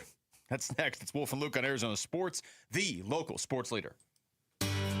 Get ready. Give-a-thon week runs August 17th through the 21st. Benefiting Phoenix Children's. Give-a-thon! Presented by your Valley Hyundai dealers and Wi-Fi. All right, Basinonians. Ron Wolfleader from my brothers over at Moving Team 6. Go to movingteam6.com for more information. Hey, students, man, I know you're on summer break right now, and if you're looking for a great paying seasonal job, I got one for you. That's right. Gather around, man. Moving Team 6. That's right. Moving Team 6. They have excellent pay. They have great benefits, overtime, and bonuses that will make your summertime fruitful, man. And not only that, they're looking for go-getters, guys and gals just like you. And this is more than a job, man. You're going to be joining a team. And when you make the decision to join Moving Team 6, you're also getting a $500 signing bonus. You need to go to movingteam6.com. That's movingteam6.com. I can tell you right now, Moving Team 6, they use a military-like approach. They're professional, efficient, on time, and reliable. It's why they hire veterans, and they're willing to hire students as well. MovingTeam6.com. Your move is their mission. This summer, the Honey Pepper Pimento Chicken Sandwich and Pineapple Dragon Fruit and Sprite are back at Chick-fil-A. Girl, it's back. We've been waiting. I love that honey pepper pimento sandwich. And that pineapple dragon fruit and Sprite is everything. It's got that razzle-dazzle that makes you stop and say, okay, wait a minute. I love the creaminess of the pimento cheese. It's savory, it's bold, it's flavorful. Our faves are back. High five, girl. Which fan favorite will you choose? Real customers paid for their testimonials. If the world were like a Sleep Number mattress, everything would adapt for your comfort. Your coffee would never get cold. Your flight would always be on time. And your mattress would always respond to you and your unique sleep needs. Sleep Number mattresses are designed to respond to your body and shift with your changing life, helping you fall asleep faster and stay asleep longer. To experience a whole new world of comfort, visit a Sleep Number store or go to sleepnumber.com. Sleep Number. To a good life's sleep. Hey, it's Bodie with NewACUnit.com. A lot of people think buying a new AC unit is complicated. It's not. Just answer a few quick questions online, see your price up front, and we'll connect you with a certified install team. No pressure, no upsells, no surprises. Just a better way to buy a new AC unit. And many customers save 50% or more. If you need a new AC unit, don't overthink it, and definitely don't pay more than you need to. Go to NewACUnit.com today.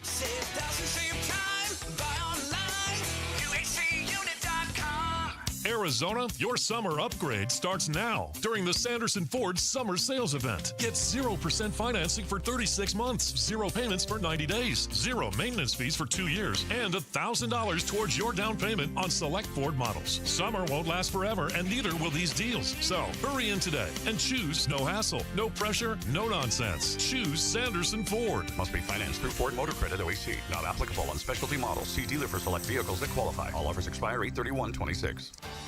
Someone had a birthday. Yep, 50. Can't believe it. 50 years of wisdom. Great segue. We have a health reminder from the CDC. Pneumococcal vaccination is recommended for adults 50 or older. Says here, we're over 6 times more likely to be hospitalized with pneumococcal pneumonia than adults under 50. I don't love those odds. Same. Look what I found. Pfizer's Prevnar 20 is proven to help protect adults against pneumococcal pneumonia and invasive pneumococcal disease in just 1 dose. And millions have already gotten it. Continued approval may depend on a supportive study. Don't get Prevnar 20 if you have a severe allergy to its ingredients. A weakened immune system may lower your response. Common side effects include injection site pain and swelling, fatigue, headache, muscle, and joint pain. For full prescribing information, please call 1-855-213-2138. Visit Prevnar20.com or talk to your doctor or pharmacist. I'm on Prevnar20.com now, scheduling my appointment. Good idea. And happy 50th. All I ever wanted was a black Grand National. Being rational, give them what they asked for. Here are the top 3 headlines on ArizonaSports.com. I'm Alex Weiner. Diamondbacks avoid worst loss of season and defeat Pirates in 12 innings. Suns' new starting lineup will run into immediate problems. And Michael Wilson is trending up in the wide receiver 1 battle as Marvin Harrison Jr. has a case of the drops. Those are the top 3 headlines on ArizonaSports.com. All right, final segment of the show already because Diamondbacks played this morning. Man, we've been busting it, haven't we? I got to throw a couple things out. Yeah, we just nonstop dancing for the last hour. Busting it, basically. Hour and a half. Thanks to Kenny Dillingham for joining us. Last segment, by the way. You know, what up, Kenny? When you said you were in college in 1981 and you told him, no, don't say anything, no jokes, and he just went, I wow. knew he was, I know he was like rolling his eyes. Oh, my goodness, 1981. This guy. We're talking 2-a-days. A couple things. The Phoenix Suns have released their preseason schedule. Yeah. So if you're somebody who's counting down the days till basketball season starts, October 5th, preseason opener against the Detroit Pistons in Detroit. Okay. I'm trying to see the home games in the preseason are against the Spurs and the Jazz on October 10th and October 16th. Also, this doesn't have anything to do with the Diamondbacks, I would assume, but the Tigers posting a picture of Tarek Skubal giving like a hat tip. Is that not just like guarantee they're trading him in the next? Did you see what happened in that game? No. Oh, that was the back and forth. Wasn't that? I did not see that. But they blew a 7-0 lead and lost. So okay. Tigers, they're trading Skubal. Yeah. Okay. But I mean, D-backs? You know, honestly, though, nice, tell me right there. Tell me that wasn't what you were thinking. Oh, no. A 6-1 lead last night. No. no, this cannot be happening. And then the strength of your team, the bullpen, went out and blew it. That was stunning. So, and they still pulled it out of the fire at the end. So you bring that up. This is a weird. It's not the weekend, obviously, but we have 2 Diamondbacks games to talk about, and one of them was that marathon last night where it was like in the 8th inning. You're like, okay, then just wrap this up, and then all of a sudden, like 5 hours later, they were in the 12th inning. Today. So they win last night despite Paul Sewald blowing the save. It's his 3rd blown save in 27 tries this year, but it's his 2nd in his last 3 tries. So today, they're up. It's a save situation, 9th inning against the Pirates, and Brandon Garcia comes in, and he immediately just slams the door. Like, Garcia's filthy this year. So Torey Lovello afterward on D-backs TV talked about going to Garcia in a save situation instead of going to Paul Sewald as he's done all year. It's very clear to you guys that I've made an adjustment. I'm going to just mix up some roles a little bit and get Paul back on his feet. It doesn't mean he's in. It doesn't mean he's out. We're gonna put some pieces together to help us win some baseball games right now. There it is, man. Honestly, and I do believe it is the right thing to do. At this point in time, it is. Can't mess around. You can't mess around. I think you were talking about this earlier, and I think it's salient. And I didn't say that very often about Luke, ladies and gentlemen. But this is that the he was one making time. the salient point. But you were talking about the fact there is an urgency. There is something there that Torey maybe in the past would have taken a little bit of time to make this decision. We would have heard Paul as our closer for a couple weeks. Yes. You know what? That has not been the case. And there is maybe this newfound sense of urgency. And I think, once again, the urgency, the word they were using for camp, urgency. Yeah, that's true. You know, to go into it and to be ready from day one to field your position and be a better defensive team. Man, I can't help but think how that is being applied to this season. And I think the urgency is not just in the field. It's with everything, every decision that is made. Yes. Yeah. Yeah, you're right. They did say that in back all the way in spring training. It's been evident. And I'm not saying, it's because Torey's on the hot seat. Maybe that's it. Maybe he knows going in. I mean, he doesn't have a contract beyond this year. So maybe there's that. Maybe it's because ownership has spent money the last couple years and they haven't made the playoffs. And for whatever the reason is, you could say, sort of bad luck 2 years ago. You win 89 games and you don't get in, but at the same time, you didn't finish strong. You could say last year was an absurd run of injuries, and that's true. But still, I mean, you did miss the postseason the last 2 years. There can be legitimate reasons, but it is still a results-oriented business, and it just feels like they've operated this year with a sense of urgency where Alec Thomas is DFA'd fairly earlier in the year and Pavin Smith ultimately gets let go, although he's back because he's back in the minors. But still, you know what I mean? Like there's this, and I do think the Sewald thing in years past, they probably would have stuck with him longer. And they also would have stuck with him in these games. I mean, his last 2 blown saves, they went away from him before he lost the game, and they ended up winning both those games. And those are the 2 games you could argue that they're in a playoff spot with by now. So it's it has been a different look this year, whatever the reason is. Now, here's more from Torey. He was asked if this means Brandon Garcia is the closer now. No, we're gonna have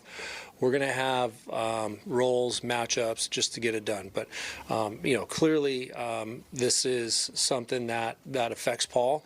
He had a great teammate moment. He is willing to step aside to help this team win games, despite changing this role. And Brandon did a great job of that today. Also asked who the closer committee is. Okay. What were you going to say? No, I was going to raise my hand and say, Torey, is Justin Martinez close? Torey, can I ask you one question, please? Nice. Boy, wouldn't that be nice? Can you imagine wild things? Seriously. Please. Because I don't know. Don't get me out of my mind. I don't know that you can. I mean, you can. It's not impossible. But I don't know that you can suddenly pivot to we have to trade for a closer at the deadline. You know what I mean? I think it either needs to be Sewald or it needs to be Garcia. I don't love a committee, but I mean, their bullpen's been good this year, or Justin Martinez comes back. I don't know that you can suddenly go from like, yeah, we need a power bat and ideally a lefty who plays first base, and then also probably one starter at least, depending on, and now we need a closer. Like that's tough to get. You go trade for Mason Miller, like you're gonna have to give up a ton to get a closer. No way, man. I think they got the closer. I think the closer is there. And I don't think it's closer by committee. Just saying. I mean, honestly, I do. Even with the smug sniff at the end. Just, who is it? I can't help it, man. You know what?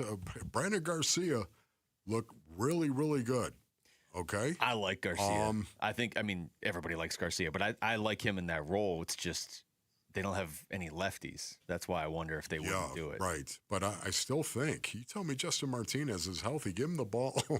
Here we go, bruh. I feel like Justin Martinez hurt could still throw like 90. They asked Torrey what the closer. I don't have time to play this. I'm going to play anyway. What the closer committee is. I don't know.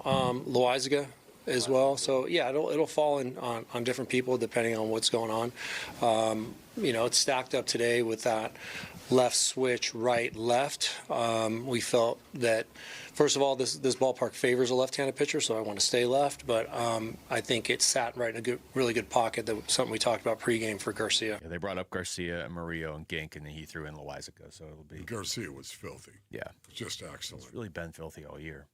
Something to keep an eye on moving forward. All right, that's it for us. Thanks to Rick behind the glass. For Wolf, I'm Luke. We got Burns and Gambo coming up next right here on Arizona Sports, the local sports leader. Burns and Gambo, afternoons. Two things have to happen for Carson Beck to play. Number one, first and foremost, he's got to be ready, all right? The coach has got to be able to look at him and go, okay, he's in over his head. He's never going to manage it. Forget it. I'm assuming that by week 8, he'd have enough under his belt practice-wise to be ready. Number two, they have to be, 2-6 on the season, 1-7 on the season. They have to be falling apart. There has to be no reason to keep going with any of the other quarterbacks to give yourself that look. Burns and Gambo, afternoons 2 till 6 on Arizona Sports, the local sports leader. All right, Basinonians, Ron Wolfley here from my brothers over at Trajan Wealth. Go to TrajanWealth.com for more information. We celebrate Independence Day every July, Basinonians, but financial independence is something you build, not something that arrives on a particular day.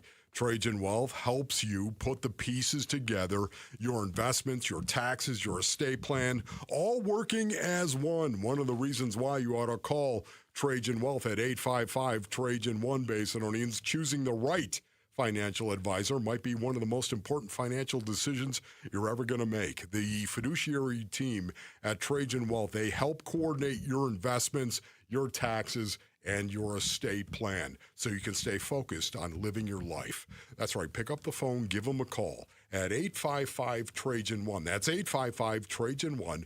Advisory services through Trajan Wealth LLC, SEC, registered investment advisor. Additional services through Trajan Estate and Trajan Tax, actual client, paid advertisement, additional disclosures at TrajanWealth.com. Hey everybody, Dan Bickley here with my great friend and the guy who will hook you up, Shane O'Hanrahan, GM of Chapman BMW, where the summer sales event is already in full effect. That's right, Bick, and the savings are incredible. So if you want to spend your summer in the ultimate driving machine, now is a great time to make it happen. And to all your listeners, remember to ask for me by name. I'll make sure you get the best price you're going to find in the Valley. That's Chapman BMW, 2 great locations, 1 great experience. I know that hiring can be challenging. You need someone to match your role perfectly. Well, now you can meet them fast on ZipRecruiter. Build your team, build it sooner.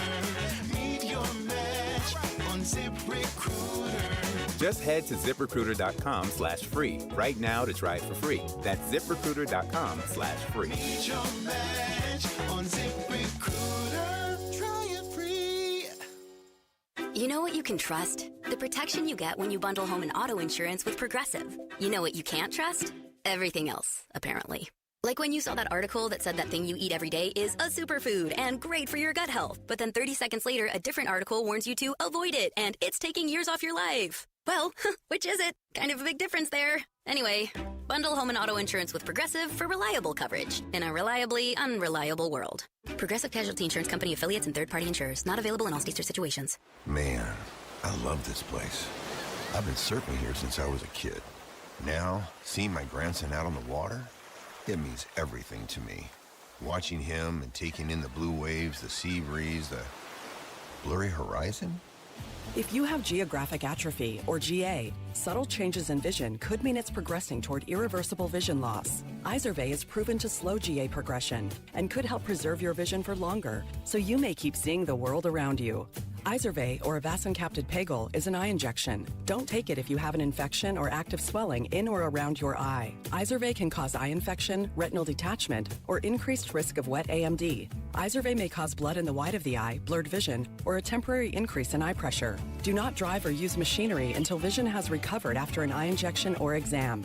Ask your retina specialist how you can slow your GA with Izervay. To learn more, call 1-855-IZERVAY or go to izervay.com. Paid for by Astellas Pharma. Earnhardt Ford in Chandler just cranked up the heat this summer with the Ford Summer Sales Event, and the deals are too hot to ignore. Hey, it's Vince Marotta, and don't sweat looking for your next ride. At Earnhardt Ford, you get transparent deals, zero pressure, and serious savings, and that ain't no bull. Get seriously sizzling savings like the 2026 Explorer with up to $6,500 off MSRP. Save some serious coin with available 0% financing. The heat is on, and these deals won't last long, so get them now at Earnhardt Ford. Trusted in the Valley since 1951. Shop local. Shop Earnhardt Ford. No bull for 75 years and going. That's Earnhardt Ford in Chandler, I-10 and Ray Road, or online at earnhardtford.com. After all applicable offers on select new models, exclusions apply. Zero security deposit. Discount examples on select available 2025 Bronco Sports and 2026 Explorers. Special APR financing with approved credit on select available 2026 F-150, Bronco, and Explorer models. See dealer for details. Offer ends August 31st, 2026.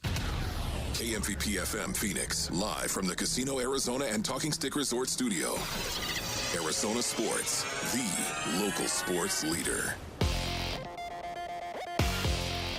I'm Mitch Vareldis, and here is what's trending now. The Diamondbacks have flipped the script back in their favor. They secured yesterday's and today's games against the Pirates, and they leave Pittsburgh with a series win and a final score today of 3-0. With the win, Arizona is now tied with Philadelphia for the second wildcard spot in the National League. Eduardo Rodriguez followed Brandon Pfaadt with a shutout masterclass of his own today. 8 innings pitched, 5 hits allowed, and 2 strikeouts. Brandon Garcia came on to secure his second save of the season. More on that in just a second. Diamondbacks are off tomorrow. Then they'll start a 3-game series with the Guardians in Cleveland on Friday. Now, about that closer position. Torey Lovello, after the game, told reporters that they will go closer by committee for the time being. This moves Paul Sewald into a lower leverage situation for the time being. This comes after Sewald's blown save last night, where the Diamondbacks led 6-3 when he entered, and resultingly went to extras. They won 8-7 in 12. And the Phoenix Mercury back from break and back at Mortgage Matchup Center. They host the Golden State Valkyries, and tip-off will be at 7. Also, didn't even mention, we've got Burns and Gambo live from Cardinals training camp at State Farm Stadium, and that's coming up right now. Arizona Sports, the local sports leader. Burns and Gambo starts now. Straight up 2 o'clock on this Wednesday afternoon. Good afternoon, and welcome into today's edition of the Burns and Gambo Show here on Arizona Sports, the local sports leader. My name is Dave Burns, alongside the one, the only Paulie pinch hitter, Paul Calvisi, filling in for John Gambadoro today. Hello, Paul. So I'm currently turning down my headphones after that introduction. It's the only, I swear to God, it's the only time I get that loud the entire show. The rest of the time, I'm gonna be the quiet old lady whispering hush over here. Where's the disclaimer? Where's the warning? Jamal, Lauren, Felicia, can we get a little teamwork up here? What is going on? Yeah. All it will have required is you listening to the Burns and Gambo Show for the last 15 years, which clearly you haven't caught one edition of our show, because that's how I've started every single show for the last 15 years, Paul. Thanks for listening. I appreciate the support. I did come prepared with a preset invoice that will include the emergency fee. It will include the overnight fee, the weekend fee. I'm just tacking on any fee that the repair guy tacks on. I'm going to tack that on to today's appearance. Are you currently endorsing any HVAC companies that you'd like to shamelessly promote right now? Because I am not. You are not. But this is very much akin to oh my God, the air conditioner's out. It's 90 degrees in my living room. We need you to come fix it right now. So if you want to give a free plug, you can. I've been there, and I've called him many times. My GM, my guy, Mike, over at Day and Night Air Conditioning. The difference is day and night, Dave.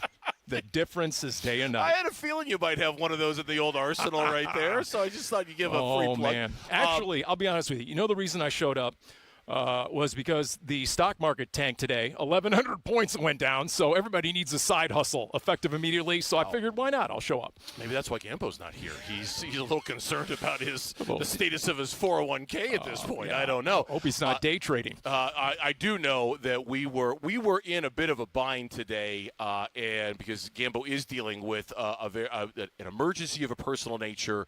I'm not sure if he's going to be back tomorrow or not. We'll see. And truly, this was last-minute type stuff. Cardinals broadcaster Paul Calvisi, as we are here at Cardinals training camp, open practice for the public coming up later today at 4 o'clock. We're scheduled to have Will Johnson, Trey McBride on the show today. Looking forward to those conversations. But truly, you are doing us a solid by being here, right here. So you invoice the station whatever you want, man. You send whatever. Aaron Maloney will be more than happy to sign that check to cover your exorbitant fees for filling in on short notice like this. Well, the good news is there's a D-backs game at about 4:30, so it's really just going to be half a show today, no? Let's weigh in on our top story of the day here on the Burns and Gambo Show. Burns and Gambo, the weigh-in. Lefty Garcia set the pitch. Bouncer over the mound, charging Perdomo, gloves it, waits, steps on second, and the Arizona Diamondbacks beat the Pittsburgh Pirates this afternoon 3-0. They take 2 out of 3 in the series. Hate to break Paul's heart, but the Diamondbacks already played. The Diamondbacks already won. No, there will be no relief of a sort show today, Calvisi. Yeah. Sorry to tell you that. Okay, well, it's funny how, I heard Wolfley driving in. I think Wolf has missed, someone told me, 17 in the last 23 shows, but he showed up on the short show. So it's amazing how that happened today. But, yes, the D-backs did get the win. Well, it is a miracle, too. You're filling on a day where we have a full show. We haven't. We've had hardly any full shows in all the last couple of weeks, so it is really bad luck for you because normally, if you were filling in on Friday, we'd have 6 segments. We'd call it a day with them being in Cleveland. Your timing sucks, Calvisi. Gambo's cardio apparently wasn't up to a full 4-hour show, so he had to bag out. He's out of practice right now. Right. He can't do it. What a win for the Diamondbacks today, and what a swing of emotions compared to what we all kind of collectively experienced last night. 6-0 lead. Brandon Pfaadt is cruising. A game that's going to be in the bag. They win. It felt like a loss last night. I don't think anybody went to bed feeling satisfied about that game and how it went down, despite the fact they won it, that there were some positive things that happened last night. For them to come back today, and in particular for Eduardo Rodriguez to come back today and really put a cherry on top of what has been a special season for him, to do what he did today, give them the 8 innings when that bullpen is Kentucky Fried Chicken right now. For him to do what he did was extraordinary. It was exceptional, and man, how things can change in 12 hours basically, and to do it within 9:30 game time. Yeah. We're here at Cardinals camp. Why is it we always hear this noise, this nonsense about the early start time for NFL teams on the East Coast and your record as a West Coast team? Well, dude had to get up and pitch and throw 8+ innings. Whatever it was a shutout for Rodriguez, and Erod is going, and he did it on the short turnaround. After they went 4+ hours, the longest game of the year. What's the golden rule, Dave? You're going to play 4 hours. You're going to play 12 innings. You're going to blow leads. You got to get up early the next day. There's one golden rule: win the stinking game. Yeah. At least they won the game. And I'm guessing that gave them a little bit of a fuel, bit of a catalyst, because today, the Pirates look DOA. I would have thought the roles would have been reversed today. I expected the Diamondbacks to look DOA today, even though they won last night. And your point is well taken about, hey, if you're gonna play a monster game like that last night, at least win so you have that in your back pocket. I expected, because of the way that game went down last night, that they were going to be as flat as a plate today. And so for them, and for a while they were, it was a very brisk game, and only played it in 2 hours or so. And for a while I was worried that was the case. That you can argue that the two of the three MVPs of the Arizona Diamondbacks today showed their stuff today. The third is Corbin Carroll, who, had a nice day, but the two are Gabriel Moreno, who had the 2-run home run in the 5th or the 6th inning that gave them that 2-0 lead that kind of let everybody relax and let everybody know things were going to be okay.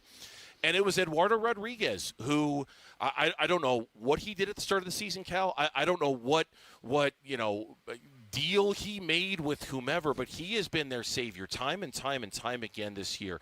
He knows that bullpen is gassed. He knows they're tired. He knows Torrey doesn't have a whole lot of options. He's efficient. He's clean. He gets through 8. Season high 105 pitches. I believe that's a high for any Diamondback starter this year. He knew what the assignment was today, and he went out and completed the assignment today. It was one of his finest moments, if not his finest moment as a member of the Arizona Diamondbacks. And it goes back all the way to the WBC, where he's been money in money moments, where the high leverage, gotta have it moments, he's been at his best. And it's been remarkable to watch. There's no doubt about it. Everything that you need your ace, your opening day starter, your number one starter to be, Eduardo Rodriguez was today.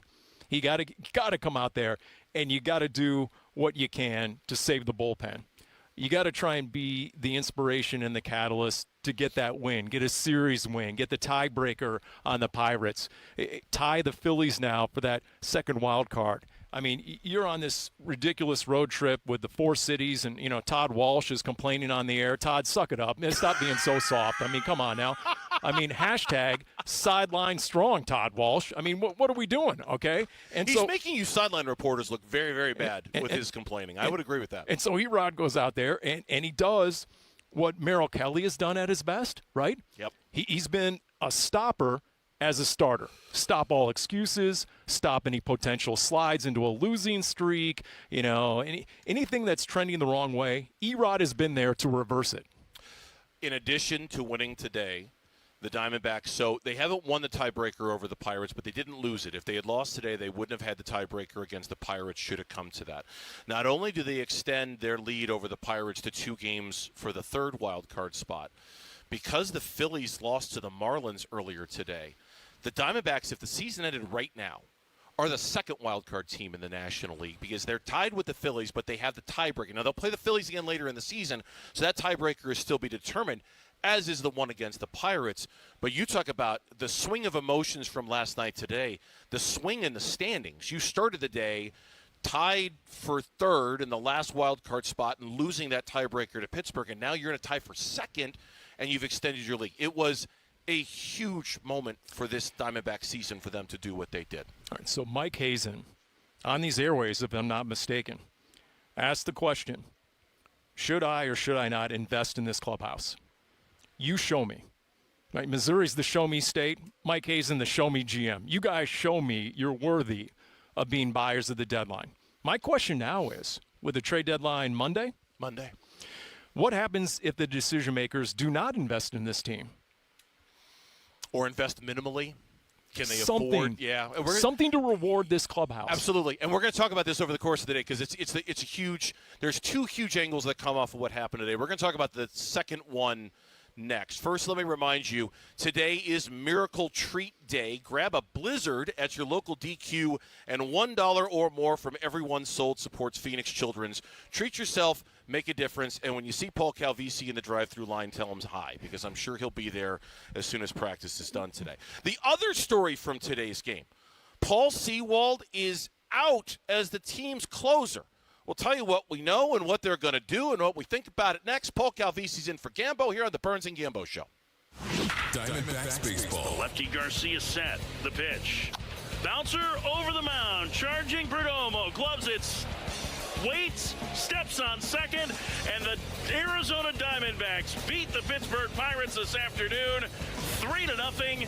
They take 2 out of 3 in the series. Chopping up the Pirate series and talking D-backs and the MLB trade deadline on the Arizona Sports YouTube channel, the app, and 98.7 FM. Progressive provides protection for your boat and other outdoor vehicles so you can explore new things. Oh, I can finally try pesto. We meant like water skiing. I've just never had pesto. Or maybe take the boat somewhere new? I mean, is pesto spicy or sweet? Oh, guess we'll find out, right? Right. Bundle home or auto insurance with your boat, RV, or motorcycle and stay protected with Progressive while you explore. I don't know. Maybe I'm not ready for pesto. Progressive Casualty Insurance Company and Affiliates. Not available in all states or situations. Tired of hearing scary radio ads about the IRS? Tax Relief Advocates is different. TRA is here to tell you that if you owe money to the IRS, whether it's $5,000 or $500,000, we have a solution. TRA can eliminate or reduce what you owe to the IRS with zero risk to you. We have over 1,000 5-star reviews on Google and an A+ with a BBB. End your tax nightmare today by visiting TRA.com or call 800-583-6681. That's 800-583-6681. Nothing makes a gathering great like Eggland's best eggs. They're just so delicious, with better nutrition, too. For us, it's eggs any style, as long as they're the best. Eggland's best. Better taste, better nutrition, better eggs. For windows and doors that combine style, performance, and efficiency, come to the Window Depot. We carry a large selection of Milgard windows and patio doors, with many options in stock and available today. Choose from a variety of colors, styles, and energy-efficient designs that can help improve comfort while adding value to your home. From new builds to window replacements, our team can help you find the right Milgard products for your unique project. Visit thewindowdepot.com to find a location near you. Hey, Arizona, it's Vince Marotta here, and Earnhardt Buick GMC in Mesa just made summer the best time to buy with employee pricing for everyone. That means no markups or runarounds, just honest deals on the trucks and SUVs Arizona loves all month long. Drive home a 2026 GMC Sierra 1500 with 0% financing or up to $15,000 off MSRP. Now, here's where it gets really good. Get into a 2026 GMC Sierra Heavy Duty with up to $11,000 off MSRP, a 2026 GMC Canyon with up to $8,000 off MSRP, or the 2026 Buick Envista 0.9% APR with a $1,000 purchase allowance. And best of all, 0 payments for 90 days. Find your perfect match now at Earnhardt Buick GMC and experience the difference, or shop today at EarnhardtBuickGMC.com. We are professional grade. After all applicable incentives on select models, all offers with approved credit through GM Financial. See dealer for details. Offer ends July 31st, 2026. I'm Matt Morgan of Morgan & Morgan, America's largest injury law firm. I've had the privilege of seeing miracles, broken families rebuilt, every crash, every workplace injury, every medical mistake. Fighting back can work. We've gone toe-to-toe with insurance giants, and we've won a lot. Over $30 billion recovered. Size matters. Reputation matters. Results matter. There's only one Morgan & Morgan. Morgan & Morgan, forthepeople.com. Arizona lawyer will handle Arizona cases. Prior results do not guarantee a similar outcome. And Doug. Limu and I created a trick to help you remember that you can customize your car insurance and save with Liberty Mutual. You see, the shirts Limu and I wear are yellow, and yellow is the color of lemons. And lemons grow on trees, and trees provide oxygen. And oxygen helps us breathe, and breathing is how you live. And you can live more life when you save money by customizing your car insurance. I agree, Limu. It's really quite simple. Only pay for what you need at libertymutual.com. Liberty, liberty, liberty, liberty. This summer, the Honey Pepper Pimento Chicken Sandwich and Pineapple Dragon Fruit and Sprite are back at Chick-fil-A. Let me tell you about the Pineapple Dragon Fruit and Sprite. It's bright, it's bubbly, it's back. The Honey Pepper Pimento Chicken Sandwich, it's so rich, and you can choose between the original or the spicy filet. Ooh, boy. And then you got those pickled jalapenos tucked right under the filet, and then just to top it all off, you've got a little honey drizzle right on top. Okay, now I'm a pimento fan. And I'm feeling the dragon fruit. Which fan favorite will you choose? Real customers paid for their testimonials. O'Reilly Auto Parts can help take the guesswork out of your vehicle's check engine, ABS, or maintenance light with O'Reilly Veriscan. The service is free and provides a report with solutions verified by ASE certified master technicians. Ask for O'Reilly Veriscan today. Here are the top 3 headlines on ArizonaSports.com. I'm Alex Weiner. The Diamondbacks leaned on a brilliant Eduardo Rodriguez performance to win a key series over the Pirates. The Suns have revealed their preseason schedule, and the Diamondbacks are going back to a closer by matchup situation. Those are the top 3 headlines on ArizonaSports.com. Back in the day, here on Arizona Sports, Paul Calvisi, who's filling in for Gambo today, he and I used to do a show together. Still some of the most fun radio I've ever done in my life, called Sports Interactive. Agreed. Might be the only thing we agree on today. Here we go. And within that show, we did a daily segment called Reliever Roulette. Oh, that's right. Oh, my gosh. We did a daily – because at that time, this was what, circa 2010, 2011, 2009. Yep. The Diamondbacks bullpen was in such disarray. Oh, my goodness. And you didn't know who to trust. And Mitch – I know you're back there. I know you're at the Keys. I don't know if it still exists. No way. We had if you can find it, we had a killer open for Reliever Roulette for Sports. It probably is long gone.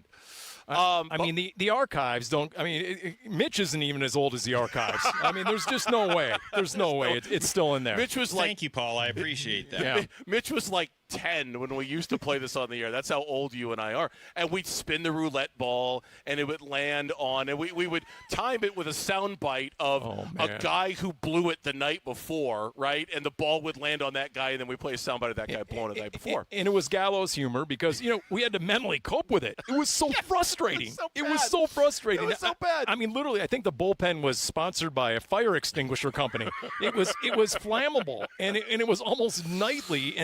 And honestly, Dave, and I'll just say this big picture because, look, different teams at different times have had bullpen issues, and it's one of the worst things to have in baseball, obviously, because of the following. And I really do believe this. When is a loss more than a loss?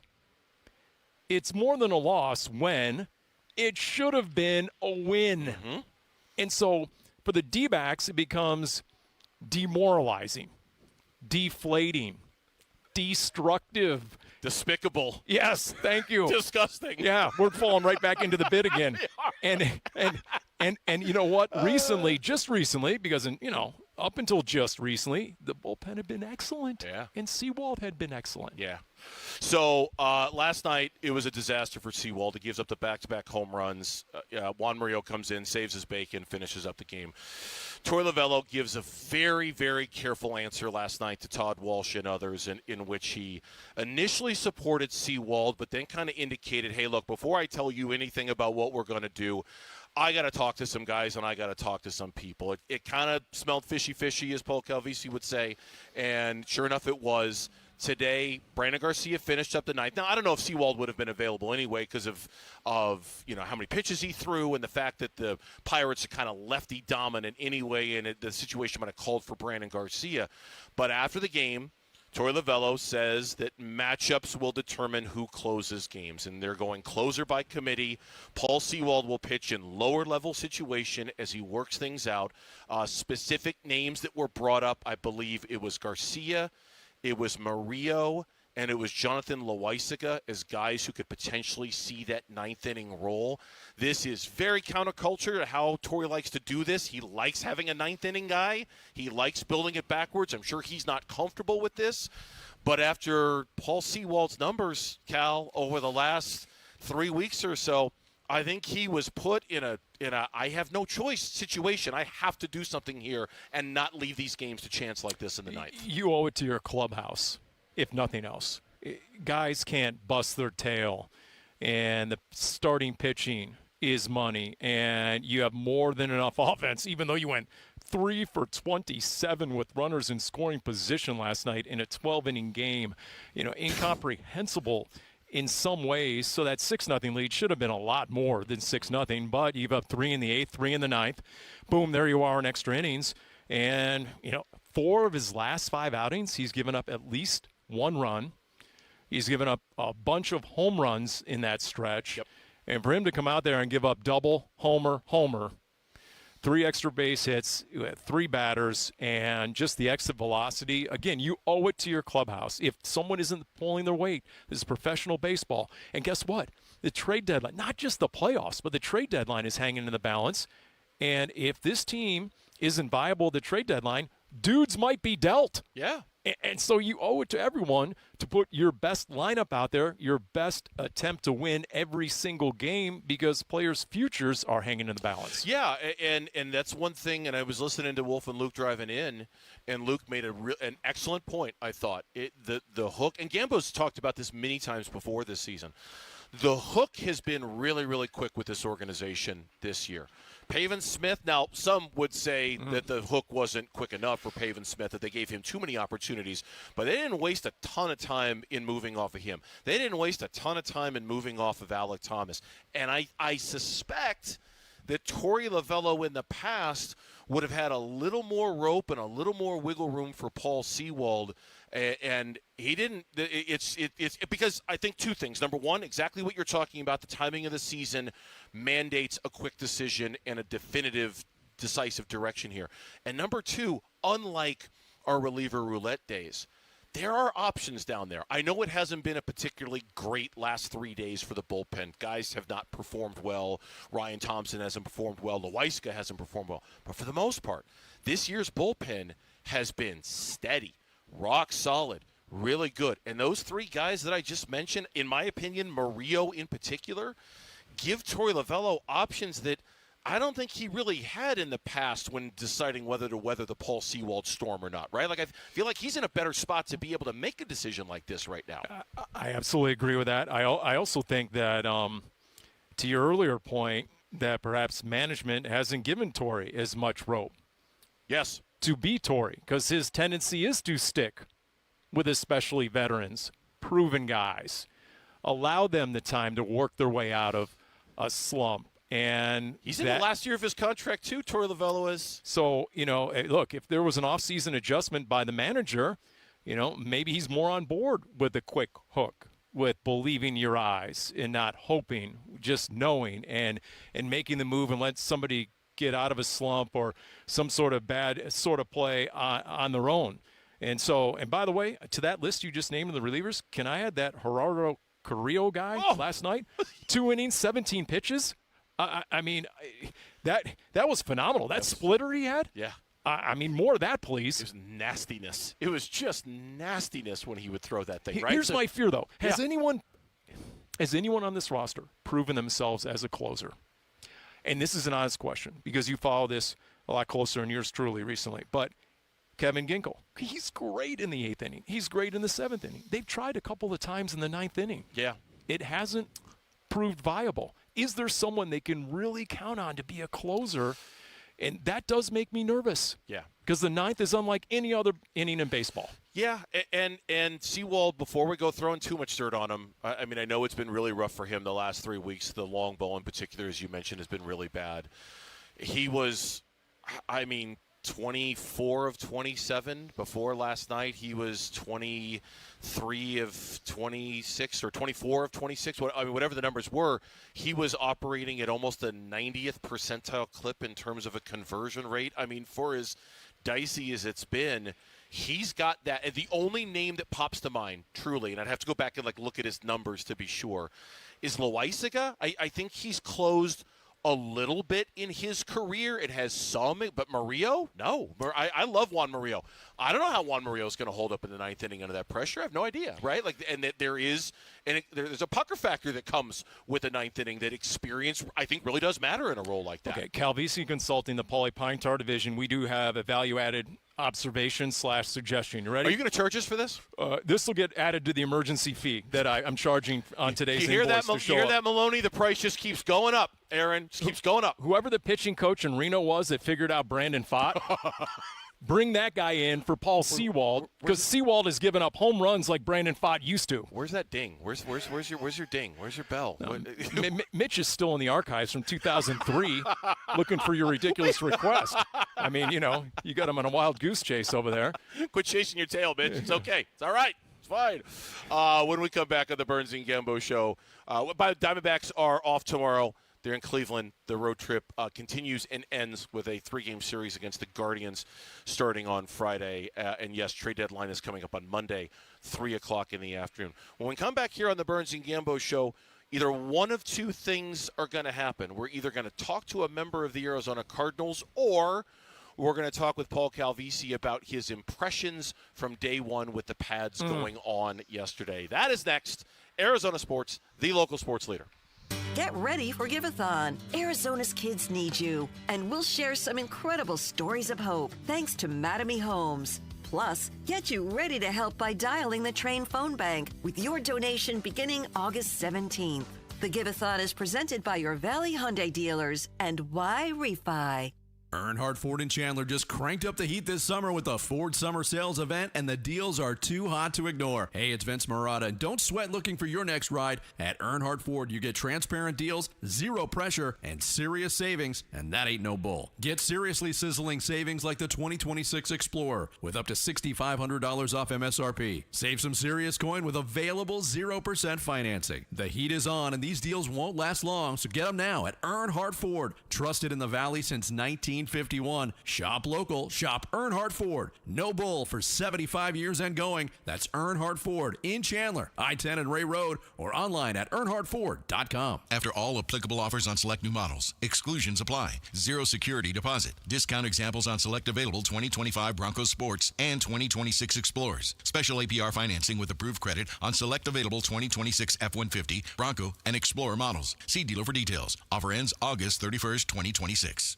I know that hiring can be challenging. You need someone to match your role perfectly. Well, now you can meet them fast on ZipRecruiter. Build your team, build it sooner. Meet your match on ZipRecruiter. Just head to ZipRecruiter.com/free right now to try it for free. That's ZipRecruiter.com/free. Meet your match on ZipRecruiter. Try it free. Are you having trouble hearing? Hearing loss can devastate the quality of your life. Now, there's an affordable fix for you or your loved one. Rated the best hearing aids of 2026 by Forbes Health, Audion Hearing has the highest quality hearing aids at the lowest prices, starting at just $98 a pair. I actually like them better than my old $5,000 hearing aid. I could not believe how my hearing and life changed. Join over 1 million happy customers by going to audionhearing.com. That's AUDIEN hearing.com. If you don't have gas in your home, but something doesn't smell good. Ew, what's that smell? If it smells like rotten eggs, there could be a leak in your neighborhood. Now what do I do? If you suspect a leak, move fast, call 911 and Southwest Gas. From a safe location. But I don't have natural gas in my home. Gas lines are buried all around, so even if you don't have gas. I know, call 911 and Southwest Gas. Amy Cox did something smart. She saved hundreds on auto insurance switching to Progressive. And with that money, she decided to treat herself to an anti-aging red light mask. Will she look like a horror movie villain every night? Yes. Will her boyfriend Kevin be scarred for life? That's certainly a risk. But it's Amy's savings, and if she's willing to risk her relationship for smooth, wrinkle-free skin, well, bye-bye, Kevin. Switch and see if you could save with Progressive and treat yourself. Progressive Casualty Insurance Company and Affiliates. Everywhere you look, things are getting more expensive. But at Consumer Cellular, we're lowering the price for those 50 and up. Now you can get unlimited everything for just $35 a line. That's $35 a month for unlimited talk, text, and data. Switch to the carrier ranked #1 in network coverage and customer satisfaction and get unlimited everything for just $35 a month. Call 1-888-FREEDOM or visit Consumer Cellular online or in-store today. Price includes $5 credit for auto pay and e-billing. Taxes and fees apply. Data speeds reduced after 35 gigabytes. Rankings done by 2025 ACSI survey. Hey, it's Paul Calvisi with Matt Dagas, president of Bright Wealth Management. All right, Matt, estate planning. People know they need it. Most never do it. What is the cost of waiting? Well, their family pays for it. Probate, legal fees, delays, sometimes conflicts between people who love each other, all because there was no clear plan. And a will isn't enough? Usually not, and here's what most people miss. Beneficiary designations override everything. Wrong name, outdated info, and the money doesn't go where you think. Unfortunately, we've seen it happen. So what does the right plan look like? A funded trust, updated beneficiaries, powers of attorney, all aligned with your financial picture. A plan your family can actually use when they need it most. And you walk people through all that. Step by step. Call 844-726-9116 and schedule your legacy review. Protect the people you care about today. 844-726-9116 or brightwm.com. Investment advisory services offered through Foundations Investment Advisors, LLC, an SEC registered investment advisor. The content provided is for educational purposes only. I'm Mitch Vareldis, and here is what's trending now. Diamondbacks have flipped the script back in their favor, securing yesterday and today against the Pirates in Pittsburgh.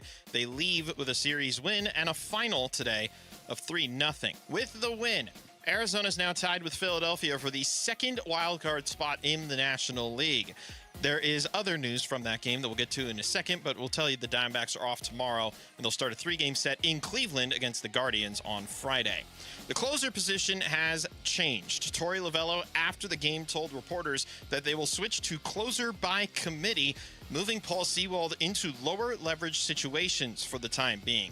This comes after Sewald's blown save last night in a 6-3 game where he entered and left, game tied. Extra innings, the Diamondbacks would eventually prevail. And the Phoenix Mercury back from the break and back at Mortgage Matchup Center. They host the Golden State Valkyries, and tip-off tonight is at 7. And that is what's trending now. The home of Arizona Cardinals football. Arizona Sports on YouTube. The app, 98.7 FM. Cardinals Camp 2026. Back to football. With Burns and Gambo. Training camp coverage presented by Bud Light. No surprise, Calvisi comes in here to fill in for Gambo today as we're live from Cardinals training camp, and he immediately makes me feel like a lesser broadcaster because I forgot to mention who is actually going to be joining us today on the Burns and Gambo show with Calvisi filling in. He's like, are we not allowed to say? I'm like, I'm such an idiot. Trey McBride and Will Johnson will be joining us a little bit later. And Calvisi might be exiting the stage right here in a moment or two. I might be running a 4.440 here in a moment, Dave, to get upstairs. You might have some. This is a side hustle for you.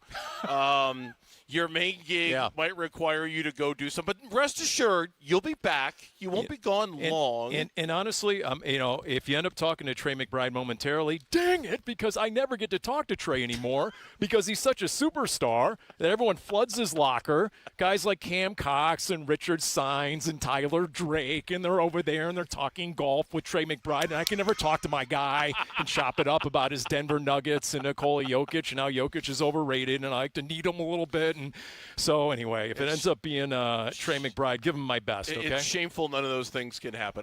I will do that. Are you officially hitting the eject button? I'm noticing that my interviewee to be has already left the field. Then you should probably go. And I should, considering my lack of alacrity, I need to run. I think. Okay. All right. Off he goes.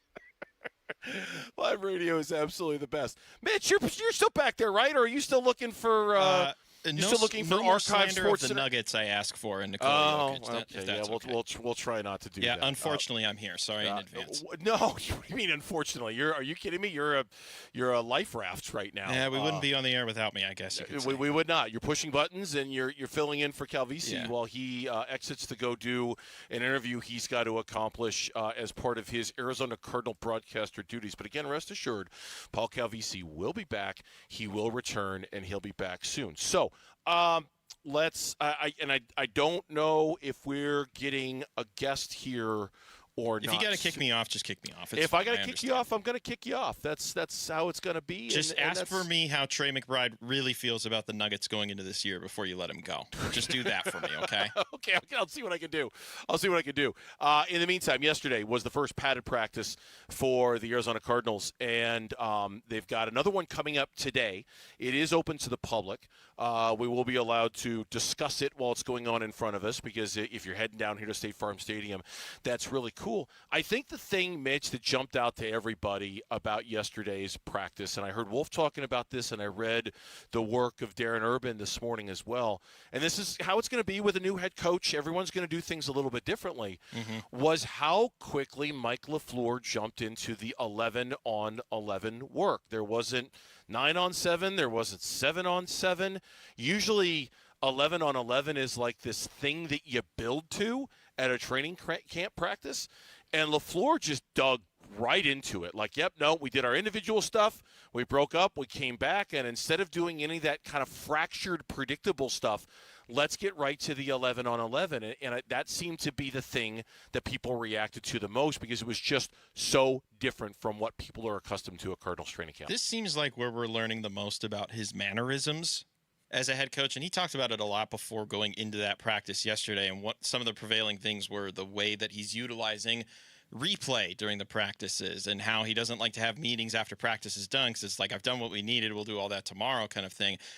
it feels like he just wants to go full bore, full steam ahead. And yes, that's a change of pace, but I don't know. Is it arguable to say that maybe it's a change of pace for the better, especially for a franchise that is, well, not a franchise, but a team this season, I should say, that's not expected to blow anybody's doors off by any means necessary. So maybe they're trying to go at it, get ahead of things really, really quickly. And by doing that, you're preparing your guys a lot quicker because they do have a little bit of a shorter timeline in terms of prep outside of the extra week they got. So maybe they're just going full bore, getting ready for the season quicker than most teams do. Yeah, it's a good point that the low expectations for this team, and I doubt that's a real, I mean, like a huge factor in. They clearly don't think that way. No, or they clearly that don't way publicly. But if they're gonna do things that are unexpected this year, they're going to have to sneak up on some people. And if they're going to have to sneak up on some people, they're going to have to be ready to go from the jump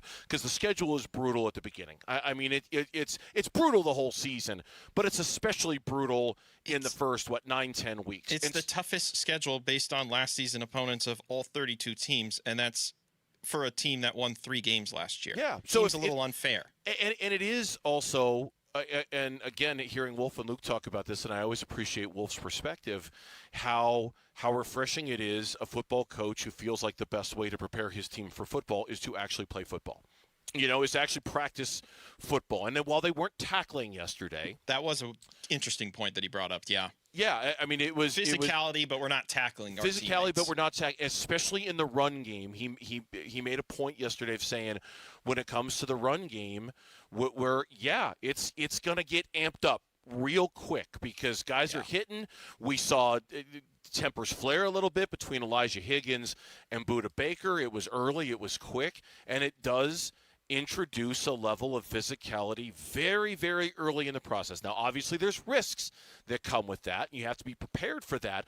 But I do think there is something to the idea of if they're going to jump up and surprise some people, they're going to have to do it quick because the schedule is not joking around, right? And they're going to have to be ready from the jump, even though they've got the extra week that you're talking about. Anything else jump out to you from what you heard about from day one of practice with the Pads? Can Marvin Harrison Jr. please catch a football? So please? He had, the one drop yesterday? It seems to be the one thing that's gathering all the attention. I know. That's the last thing we need in year 3. It's hilarious. I can't wait to talk to Calvisi about this, too, because it's like, I understand. He's had a lot of drops. He's, 9 since he's come into the league, which is a big number? He's averaging, under 60% catch percentage in the first 2 seasons. That's not good. I want to know what the appropriate freak-out level is, and based off of this conversation right now, what the appropriate freak-out level is for a drop on a training camp practice on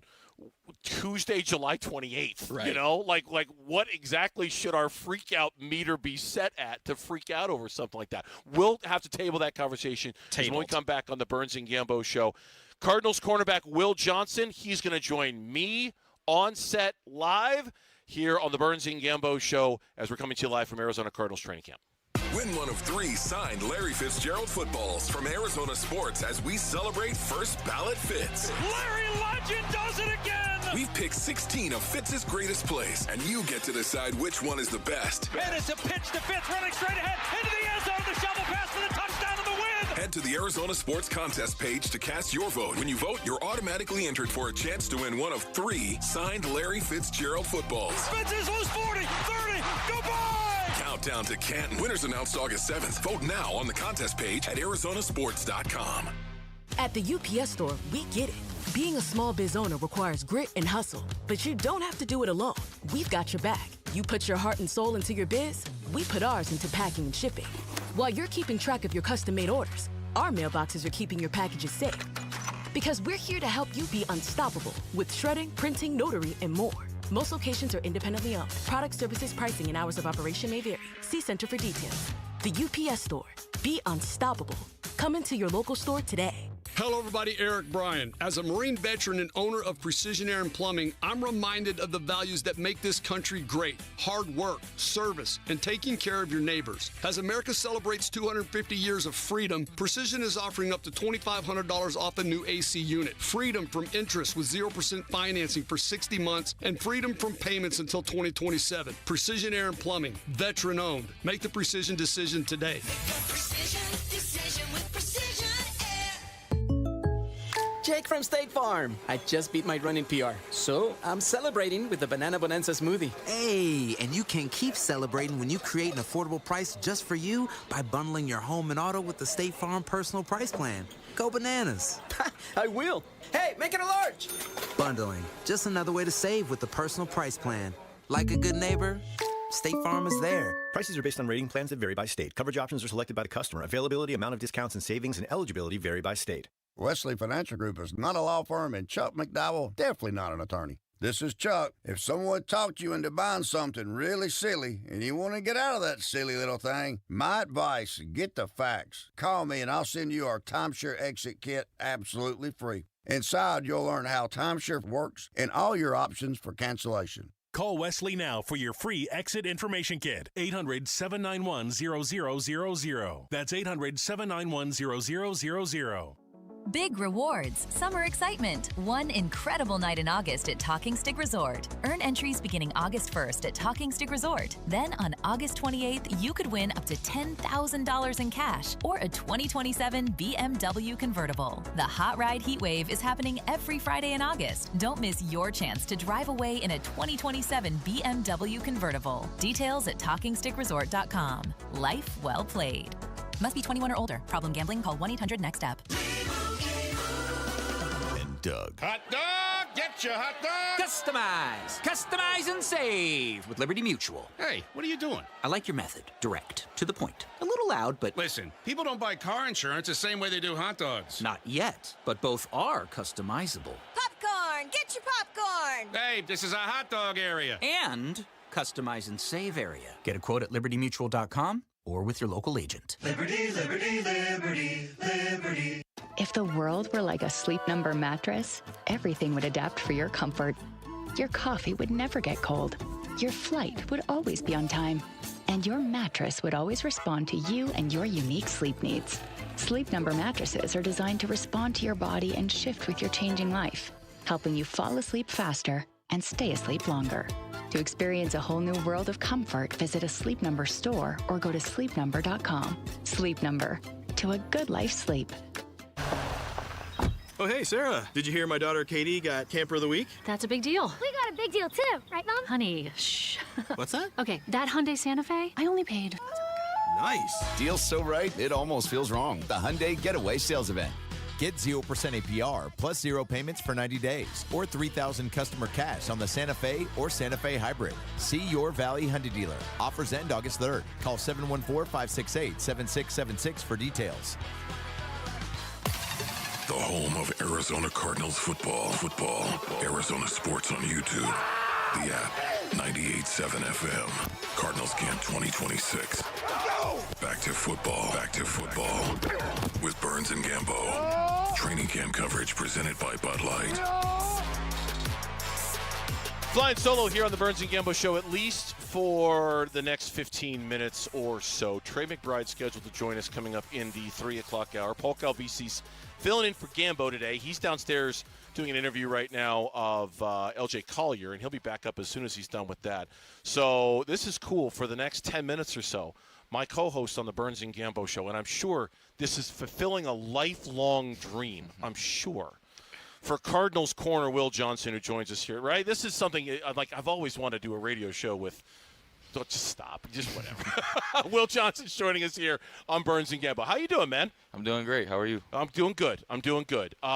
Before we get into camp and your spot on this roster and this team and things like that, we were just talking about Italy. Mm-hmm. That was your first trip too, right? Yes, it was. Okay, so you and I both made our first trip to Italy. Now, this is going to kill Gambo not being here to talk about this, especially when he hears, and he will hear about this, what specifically you were back there to do with a soccer team in Lake Como. Yep. Just talk on it for like 30 seconds so we can do our best to make Gambo feel really bad about not being at work today, please. Oh, yeah. I went down there on like a marketing business kind of trip. We got taken care of by this like people called Open Advisory, and they connected us with the soccer team. So we did a lot with the owners of the soccer team and the owner of Rude. I went to a game at the Como Arena. I got to do like the wooden boat on Lake Como. Got to get some good pasta and pizza, some good espresso. Yeah, I did it all out there, so it was great. Now I want to be clear in defense of my partner of 15 years on the air here. There's a very legitimate reason why he's not here today, and it's a good reason. So we're not trying to rub it in his face that he's not here. But this is fantastic. I mean, because he got married at Lake Como. Oh wow. Oh yeah, Yeah. I think they went out on the boat after the wedding and everything. So for him, no. Okay, so here's my question. I went to Italy for the first time this year, and my wife and I went to Rome, Florence, and Positano. Now I'm a fat guy. So to me, there's like no limitations on the pasta and the pizza and the wine. You're a professional athlete. Do you like the food there is so phenomenal? Yeah. Do you have to like check yourself to make sure you don't go crazy on what you eat? I feel like you do, but honestly, the food out there is so clean and light that like when you eat it, you just feel so good and like you feel clean after. So honestly, I feel like I lost a few pounds when I went out there just because of the way they make their food. Okay.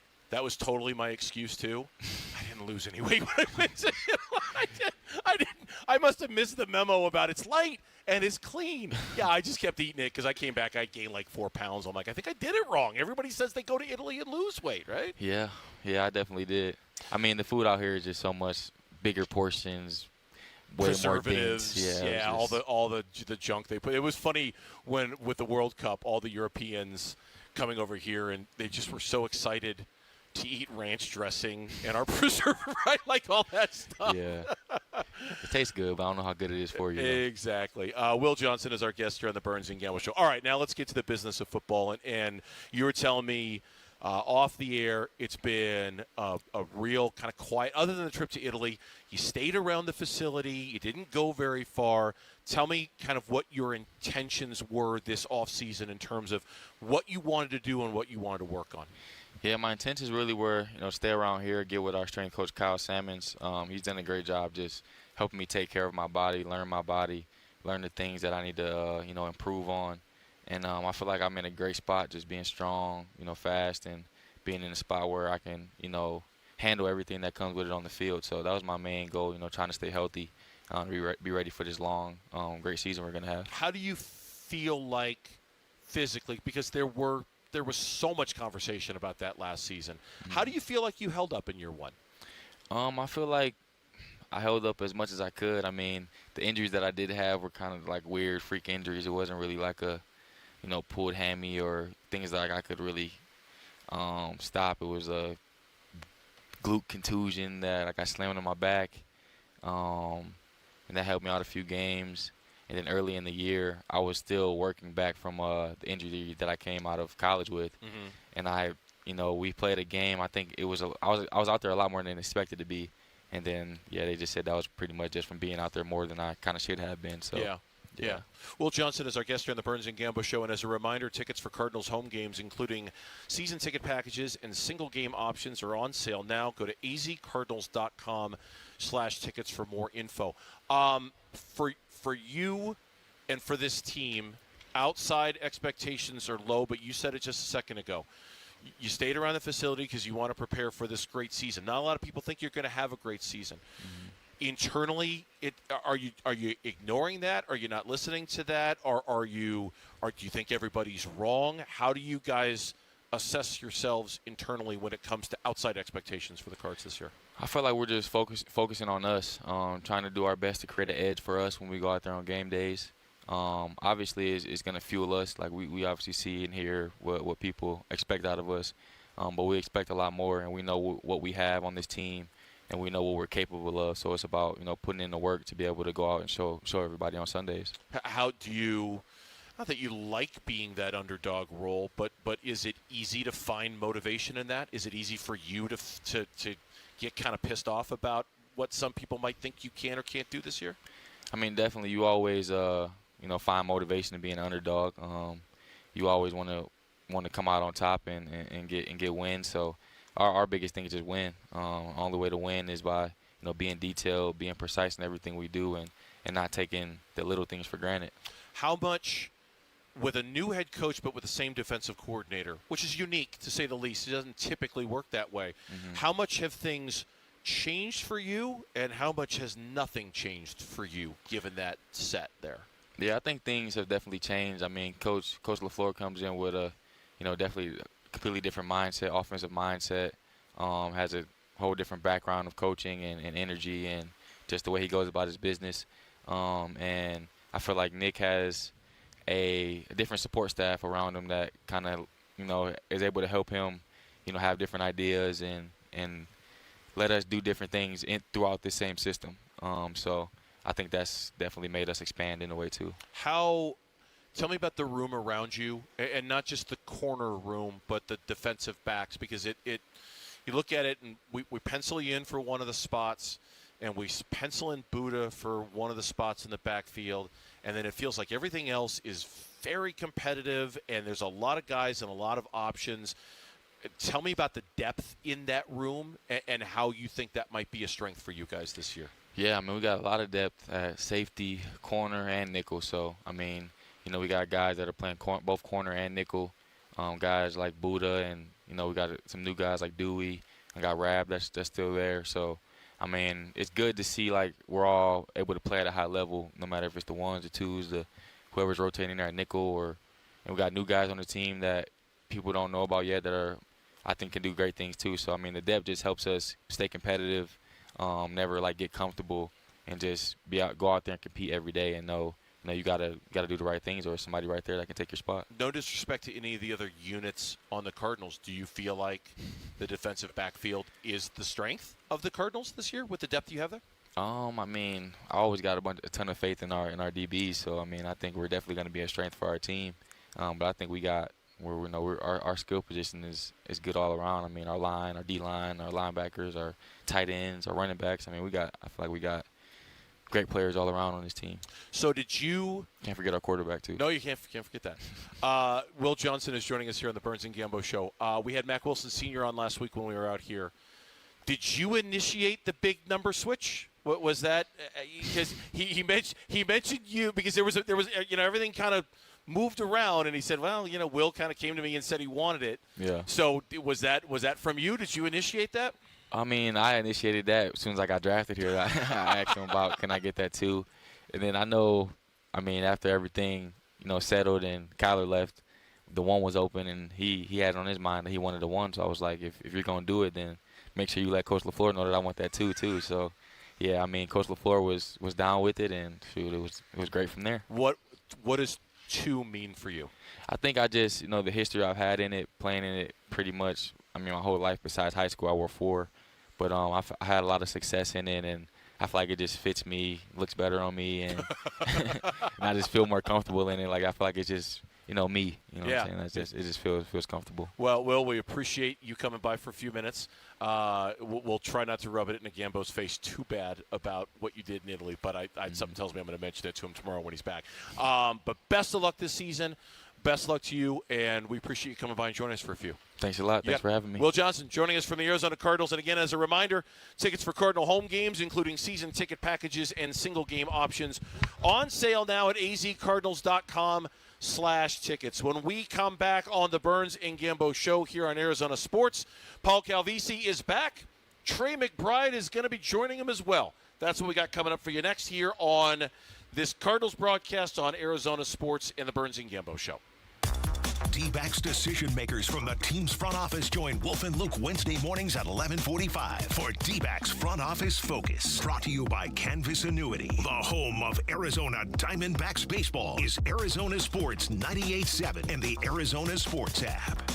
Dan Bickley here with my great friend Shane O'Hanrahan, GM of Chapman BMW, where there's big news coming from your service departments. That's right, Bick. We have slashed prices on major repairs and 12 essential services, from oil changes to brake pads. The savings are incredible, and You don't have to take my word for it. Just go to ChapmanBMW.com, put your VIN number in, and you'll see all the money you're saving. And it doesn't matter where you purchase your BMW. That's Chapman BMW, 2 great locations. One great experience. Orthopedic care. At Abrazo Health, we believe these 2 words are better together. When joint pain postpones a walk with friends or halts a weekend hike, recruit our orthopedic physicians, surgeons, and physical therapists to join your team. From our minimally invasive advanced technology designed to improve patient outcome to our comprehensive rehabilitation program, start your journey to a pain-free life. Find your partner in care at abrazohealth.com/orthopedics. Doug. Limu and I created a trick to help you remember that you can customize your car insurance and save with Liberty Mutual. You see, the shirts Limu and I wear are yellow, and yellow is the color of lemons. And lemons grow on trees, and trees provide oxygen, and oxygen helps us breathe, and breathing is how you live, and you can live more life when you save money by customizing your car insurance. I agree, Limu. It's really quite simple. Only pay for what you need at LibertyMutual.com. Liberty, liberty, liberty, liberty. If the world were like a Sleep Number mattress, everything would adapt for your comfort. Your coffee would never get cold. Your flight would always be on time. And your mattress would always respond to you and your unique sleep needs. Sleep Number mattresses are designed to respond to your body and shift with your changing life, helping you fall asleep faster and stay asleep longer. To experience a whole new world of comfort, visit a Sleep Number store or go to sleepnumber.com. Sleep Number. To a good life sleep. Hi, this is Stuart Willis, President of Asset Preservation Wealth and Tax. A personal relationship with your financial advisor really matters. It's super important that you have the ability to talk about anything you need to with your advisor. So if you have been pushed off to a call center and you don't have a one-on-one relationship with your financial advisor, then reach out to us at assetpreservationwealth.com. That's assetpreservationwealth.com. Investment advisory services offered through Foundations Investment Advisors, LLC, an SEC registered investment advisor. Earnhardt Ford in Chandler just cranked up the heat this summer with the Ford Summer Sales Event, and the deals are too hot to ignore. Hey, it's Vince Marotta, and don't sweat looking for your next ride. At Earnhardt Ford, you get transparent deals, zero pressure, and serious savings, and that ain't no bull. Get seriously sizzling savings like the 2026 Explorer with up to $6,500 off MSRP. Save some serious coin with available 0% financing. The heat is on, and these deals won't last long, so get them now at Earnhardt Ford. Trusted in the Valley since 1951. Shop local. Shop Earnhardt Ford. No bull for 75 years and going. That's Earnhardt Ford in Chandler, I-10 and Ray Road, or online at earnhardtford.com. After all applicable offers on select new models, exclusions apply. Zero security deposit. Discount examples on select available 2025 Broncos Sports and 2026 Explorers. Special APR financing with approved credit on select available 2026 F-150, Bronco, and Explorer models. See dealer for details. Offer ends August 31st, 2026. Last year, we had 295 trials where we'd been offered a total of $90 million on all those cases. When the dust settled, we had recovered over $1.1 billion in verdicts and mid-trial settlements. I'm John Morgan of Morgan & Morgan. We became America's largest injury firm for a reason. We won a lot, $30 billion and counting. The best part of all those wins is that it helps you when you hire us. All those wins allow us to let the insurance company know we mean business. And believe me, they know who we are. If you've been injured, Google Morgan & Morgan results. You're not bragging if it's a fact. 3 million people tried to hire us last year alone. That happened for a reason. Visit forthepeople.com and let's get started this minute. Morgan & Morgan, forthepeople.com. Morgan & Morgan, forthepeople.com. Arizona lawyer will handle Arizona cases. Prior results do not guarantee a similar outcome. KMVP FM Phoenix. Live from the Casino Arizona and Talking Stick Resort Studio. Arizona Sports, the local sports leader. I'm Mitch Vareldis, and here is what's trending now. Diamondbacks picked up a second straight victory and a series victory over the Pirates. Final score today was 3-0. With the win, Arizona's now tied with Philadelphia for the second wildcard spot in the National League. Eduardo Rodriguez followed Brandon Pfaadt with a shutout masterclass of his own today. 8 innings, 5 hits allowed, and 2 strikeouts. Brandon Garcia came on to secure his second save of the season. More on that in just a second. Diamondbacks are off tomorrow. Then they'll start a 3-game set in Cleveland against the Guardians on Friday. Now, about that closer position, Torey Lovello, after the game, told reporters that they will go closer by committee for the time being, and that moves Paul Sewald into a lower leverage role. This comes after Sewald's blown save last night in a game that was 6-3 when he entered, was 6-6 when he left. The Diamondbacks would eventually go on to win 8-7 in extra innings. And the Phoenix Mercury back from the break and back at Mortgage Matchup Center. They host the Golden State Valkyries, and tip-off is at 7. This report is brought to you by the Window Depot. Did you know the Window Depot is more than just windows? We have doors, skylights, cabinets, countertops, even flooring. They're a proud partner of the Arizona Diamondbacks at thewindowdepot.com. The home of Arizona Cardinals football. Arizona sports on YouTube. The app, 98.7 FM. Cardinals Camp 2026. Back to football. With Burns and Gambo. Training camp coverage presented by Bud Light. And back here on the Burns and Gambo show, as we're live from Arizona Cardinals training camp. Paul Calvisi is in for Gambo today. And Gambo's going to be doubly disappointed. Not only do we get to hear about Will Johnson's exploits in Lake Como over the summer. Oh, wow. Which just gets right to the Gambo core, right? Like I get to talk to Will Johnson about that for, like 20 minutes. Yeah. Not only that, we got Trey McBride on the show. And I mean, you and Gambo are, you're very close. He's going to be very upset that he missed this, but he has a very good reason for not being here today. No doubt. So he sends hello to Trey McBride. Thank you for joining us. Yeah, we appreciate that, man. We wish Gambo was here too, but Paul's great too, man. But no, I appreciate that for That's sure. That's good. Well, don't screw it up, Dave. I mean, he's a 99 over here. Don't be intimidated by the greatness, okay? The Madden rating, there's a little pressure right now. Look, I've always been a little intimidated by Trey anyway. The 99 thing is there's 6 guys. Yeah. So I did this with Will. I'm going to do this with you. I'm an older guy. I'm not much into the video game thing, but I do understand. I understand what this means and its significance and how important it is. So I got to imagine when you found out that you were one of 6 dudes with a 99 in the game, you thought, okay, that's kind of badass. That's kind of cool that I was able to do that. Yeah. Yeah, definitely. Truthfully, I don't even play Madden, but when I found that out, I was like, I'm definitely going to play this one for sure. Very special, such a cool honor. Obviously, something that I've been working for a very long time, and to reach that goal is very special. And to be one of 6 guys is very cool. And you've got a lot of recognition out of it, right? I saw you doing an interview on NFL Network. I mean, is it a bigger deal than you thought? Yeah, I mean, obviously it's a huge deal. It's a video game a lot of people play, but to get this honor, to get this recognition is very special. And, a little bits came from it, but more importantly, it's about what's next. Because I heard Sean Murphy Bunting talking about, and we had him on the Big Red Rage, and he said, well, if I lock up Trey and he's a 99, what does that make me? Right? So he was locked and loaded to come with the trash talk. No doubt, yeah, and everyone is. If anyone makes a play on me, they definitely let me know right away that their Madden rating should go up, whatever it may be. But it's been a lot of fun. The team has given me a lot of crap, but they've also been very supportive. Can either of you, can you name the 6? Yeah, I mean, Stafford, Myles Garrett, Josh Allen, Jamar Chase, me, and then there's one more. In the division? JSN. Yep.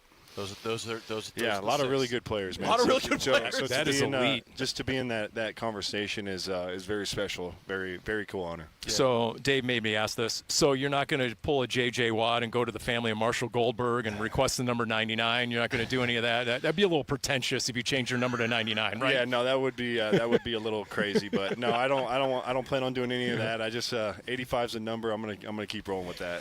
We talked about this in the last segment. I'm curious from your perspective. Were you surprised, or did you fully know that yesterday, the first day of pads, that it was right to 11 on 11s, right? Like, I know a lot of people have reacted to that, and you smile and laugh about it. I'm curious, as a player, when it's like, okay, bang, we're doing this right now, what was your reaction and what were your thoughts about that? I thought it was perfect. Exactly, we got a game in 8 days, so it's like there's no time to wait around. There's no time to, ease your way into it. It's like, let's go, let's play 11 on 11, let's play real football, and let's see what happens. And we just got to get our bodies ready. We got to get each other ready for the game. There's the season that's coming up. So I was not surprised at all. I thought it was a really good thing. In the very first snap of full speed, full pad football, your teammate, right, your roommate there in the tight end room, Elijah Higgins, gets into it with Buda Baker. They're rooting and a tooting. Yeah, me and Mac had a big collision. Him and Buda had a big collision, and first play of practice, there's a fight, and it's like, I just think guys are excited. It's the first time you put pads on. Guys are all amped up, they're fired up, and you finally get to hit somebody, and they were all competitors. That's what's going to happen. So, do you like that you have this extra time? You've got the benefit of the Hall of Fame game. It makes for a much longer camp, right? And maybe if I asked you this question 3 weeks from now, you might give me a different answer. But do you like being able to start this early the way you guys have been afforded to? Yeah, I think so. I mean, just with the new staff, new offense, obviously Jacoby's learning a lot of new stuff too. So the more time, I think, the better, just for all of us to gel together, to get that chemistry together, all the above. So you can never have enough time playing this game. So the more time, the better. Let me ask you about the plays you don't make, which you can count on one hand. But on the sideline, you can get really frustrated with yourself. Yeah. Are you a perfectionist? Yeah, I feel like, every time the ball's in the air, I feel like I can catch it. And, a lot of hard plays I get frustrated that I didn't make, or I try to make every play that's thrown to me. But, like you said, I'm very tough on myself. I expect, a lot of excellence. I expect to be perfect. And when I'm not, I get frustrated. So I try to just hold myself to a high standard. And when I don't meet that standard, I get frustrated. Without getting into the details, because I know you can't or won't, how different do you think things will look offensively with what Mike is doing and how different it's going to be from a year ago? I think a little bit of different, a little bit of the same. Football's football at the end of the day. Yeah. Like, you can only make up so many new plays. You can only run so many different routes. But we have so many playmakers on this offense with Marvin, with Mike, with me, with Jeremiah, with, all these guys. We have so many weapons. So there's just so much talent on that field, and we're able to spread the ball so much. So I expect all these guys to have great seasons. I expect them all to catch a ton of balls. And I'm just excited to see where we can take this thing, because our offensive skill is very special. One thing I noticed with McVay, especially last year, Puka Nacua was never in the same spot twice. Yeah. Right? In the backfield, he's in the slot, he's outside, he's all over the place. Already we've seen that with Michael Wilson. We've seen that with you a little bit. Yeah. It just, guys call it the sauce, or it's like spicy. Guys say that. Is that what they're talking about, some of the motion? Yeah, I mean, it's just – I think Mike does a really good job of moving people around for favorable matchups for us. He's not going to put you in the same spot to run the same route. Maybe you're going to motion out and run a different route. Maybe you're going to, motion in and insert. Maybe you're going to do this. Maybe you're going to do that. But he does a really good job of moving people around. He does a really good job of getting people open. And at the end of the day, man, he just lets us go and play, and it's been a lot of fun. Trey McBride is our guest here on the Burns and Gambo Show with Calvisi filling in. As a reminder, tickets for Cardinal home games, including season ticket packages and single game options, are on sale now at azcardinals.com/tickets. I saw this quote from you. I wanted to ask you about it. Quote, "We're about to break out. This is the year it happens. Our talent is very underrated. Our offensive skill is one of the best in the NFL." Close quote. That was you on the NFL Network a couple days ago. We've had 4 players on now in the time that we've been here, and every single one of us have said, we're going to be better. We're going to be better than people think. We're coming. In a variety of different ways they've said that. What do you think leads to this team being in a position to surprise people like that? I think the belief in each other, the belief in our team, the belief in what we have in the building. It's really about us. It's not about what everyone else is doing. It's about what we can do. And like I said, and I truly mean that, we do have a tremendous offensive skill. We have a tremendous offense, and I'm just excited to see us go and let it loose. And I think we can shock a lot of people, and we just got to go out there and do it. That's really the bottom line. We just got to go out there and do it, and I'm excited to see our guys go. The chemistry you had with Jacoby Brissett, can you sort of define that a little bit? What is? I mean, how much of that is truly organic, and how much of that is a byproduct of the work in sessions like today? Yeah, I think it's a little bit of both. I just try to get open. I try to make plays for him, and when the ball's in the air, I try to catch it for him. And that's something I feel like I've tried to do my whole career. But Jacoby's a stud of a quarterback. He understands the game. He's played this game for a long time. He knows the quarterback position. So he's going to go through his progressions, and he's going to throw it to the right guy. And we just got to make the plays when he throws it. And Jacoby's a tremendous guy, tremendous quarterback, and I'm excited to see him once he really gets going. How much of a relief was that to put that behind everybody? Yeah, I mean, I wish, obviously we wish it would have got done earlier, so we would have had more time, but it got done when it got done, and I'm glad it got done because, he can move forward, he can get going with practice, and we can kind of build that chemistry again. And Jacoby's awesome. He, obviously that's the tough part of the business is that whole thing, but he was able to get it done, and happy to have him back for sure. Who are some of your biggest battles with year in and year out? Fred Warner, would you put him? Yeah, Fred Warner. I mean, that whole division. Fred Warner. You got Seattle with their linebackers, Witherspoon, the safety. I mean, our whole division's tough, but I feel like every single year it's somebody new. It's every week is somebody new, and you just got to go out there and bring it every week. All right, Trey. We appreciate the time as absolutely. always. It's a camp tradition. I'm sorry Gambo wasn't here to experience it. I'm sure he sends his best though. So we wish you the best. We appreciate you always carving out a few minutes to come by and talk to us here on Burns and Gambo. Thank you so much. Appreciate you. Trey Thanks, McBride joining us here on the Burns and Gambo Show with Paul Calvisi filling in. And as a reminder, tickets for Cardinals home games, including season ticket packages and single game options, on sale now at azcardinals.com/tickets. When we come back here on Burns and Gambo, we turn our attention back to the Arizona Diamondbacks because today's win and the series win changed the Diamondbacks trade deadline plans. We'll talk about that next. Calvisi's in for Gambo here on Burns and Gambo. Arizona Sports is your exclusive home for Cardinals training camp breaking news, roster updates, video highlights from camp, and takes on the team from Arizona's biggest sports personalities. Let's go! Cardinals Camp 2026, back to football. Training camp coverage presented by Bud Light. Cardinals, baby. Keep up with the Cardinals on the Arizona Sports YouTube channel, the Arizona Sports app, arizonasports.com, and 98.7 FM. 1-877 Cars for Kids. KARS Cars for Kids. Ready to get rid of that old car? Donate it to Cars for Kids. Call 877 Cars for Kids to reach a friendly live agent. Donation is super easy, and your car can be picked up as soon as tomorrow. Call us now or go to carsforkids.org. 1-877 Cars for Kids. Donate your car today. Did you know you can donate real estate too? Hey, it's Bodie and Victoria, owners of NewACUnit.com. In Arizona, it hits 100 degrees and suddenly AC prices magically go up. We don't play that game at NewACUnit.com. Even with manufacturers raising prices this year, we've used our buying power to keep your costs down. And the price you see online, that includes everything. Unit, install, delivery, no surprises. Just a smarter, more affordable way to stay cool at NewACUnit.com. Save thousands, save time. Buy online. NewACUnit.com.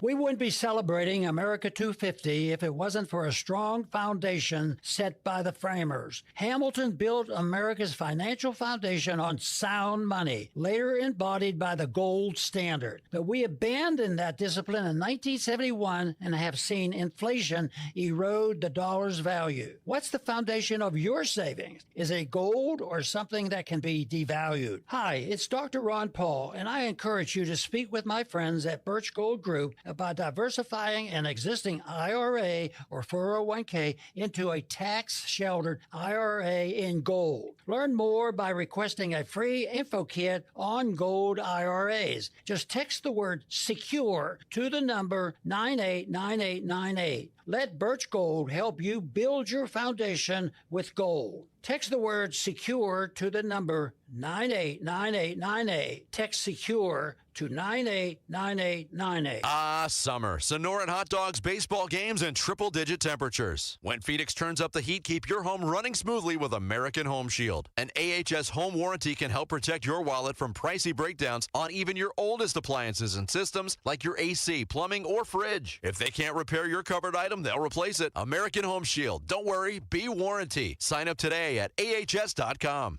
See ahs.com/contracts for coverage details, including limit amounts, fees, limitations, and exclusions. Scorpions don't hate you. Ain't got the brains for hate.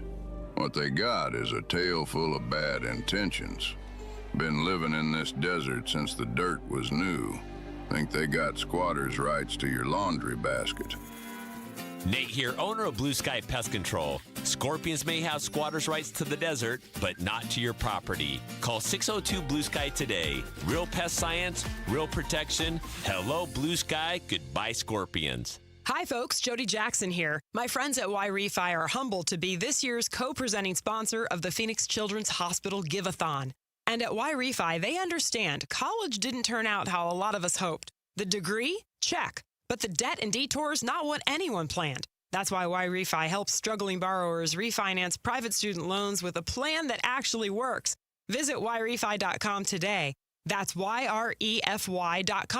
YRefi is not available in all states.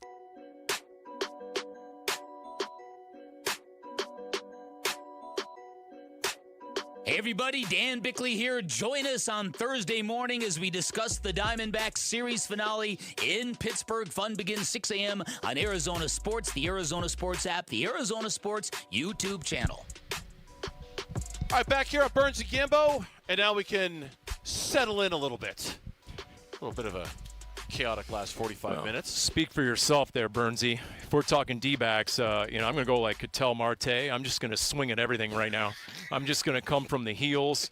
I'm just going to let it rip. I'm going to be ultra aggressive. I'm going to get my money's worth. Are you telling me your chase rate is going to be elevated the way Ketel Marte's chase rate is? That you're going to be swinging at stuff maybe inside the zone, outside the zone? Yeah, maybe it's just you. Just makes me want to swing. I don't know what it is. The cut of your jib, I don't know, but I'm ready. Let's go. I don't know what it is. Okay, but if that's how it's going to be, that's how it's going to be. Calvisi's setting a very aggressive tone today here on Burns and Gambo, and that's fine. That's how it's going to be. I got to pace myself. Way too much coffee. I'm tracking to bonk about 4:30. So here we go. Let's go. That's good to know. Here we go. Thank you for warning me when the bonk is coming, because I need to know. We're only used to doing like a 2-hour show together, so I don't know if 4 hours is That's right. Today was a kind of a special moment for the Diamondbacks. The last, I think, 15 or 16 hours have been an unexpectedly special moment. And now with them rallying to win last night's game, and even in a win, it still kind of felt like a loss with how badly things went for them. And then to respond with the way they did today, Eduardo Rodriguez, magnificent, a 3-0 win. Gabriel Moreno, the 2-run home run. Now we get news of a change at closer, and it's going to be by committee.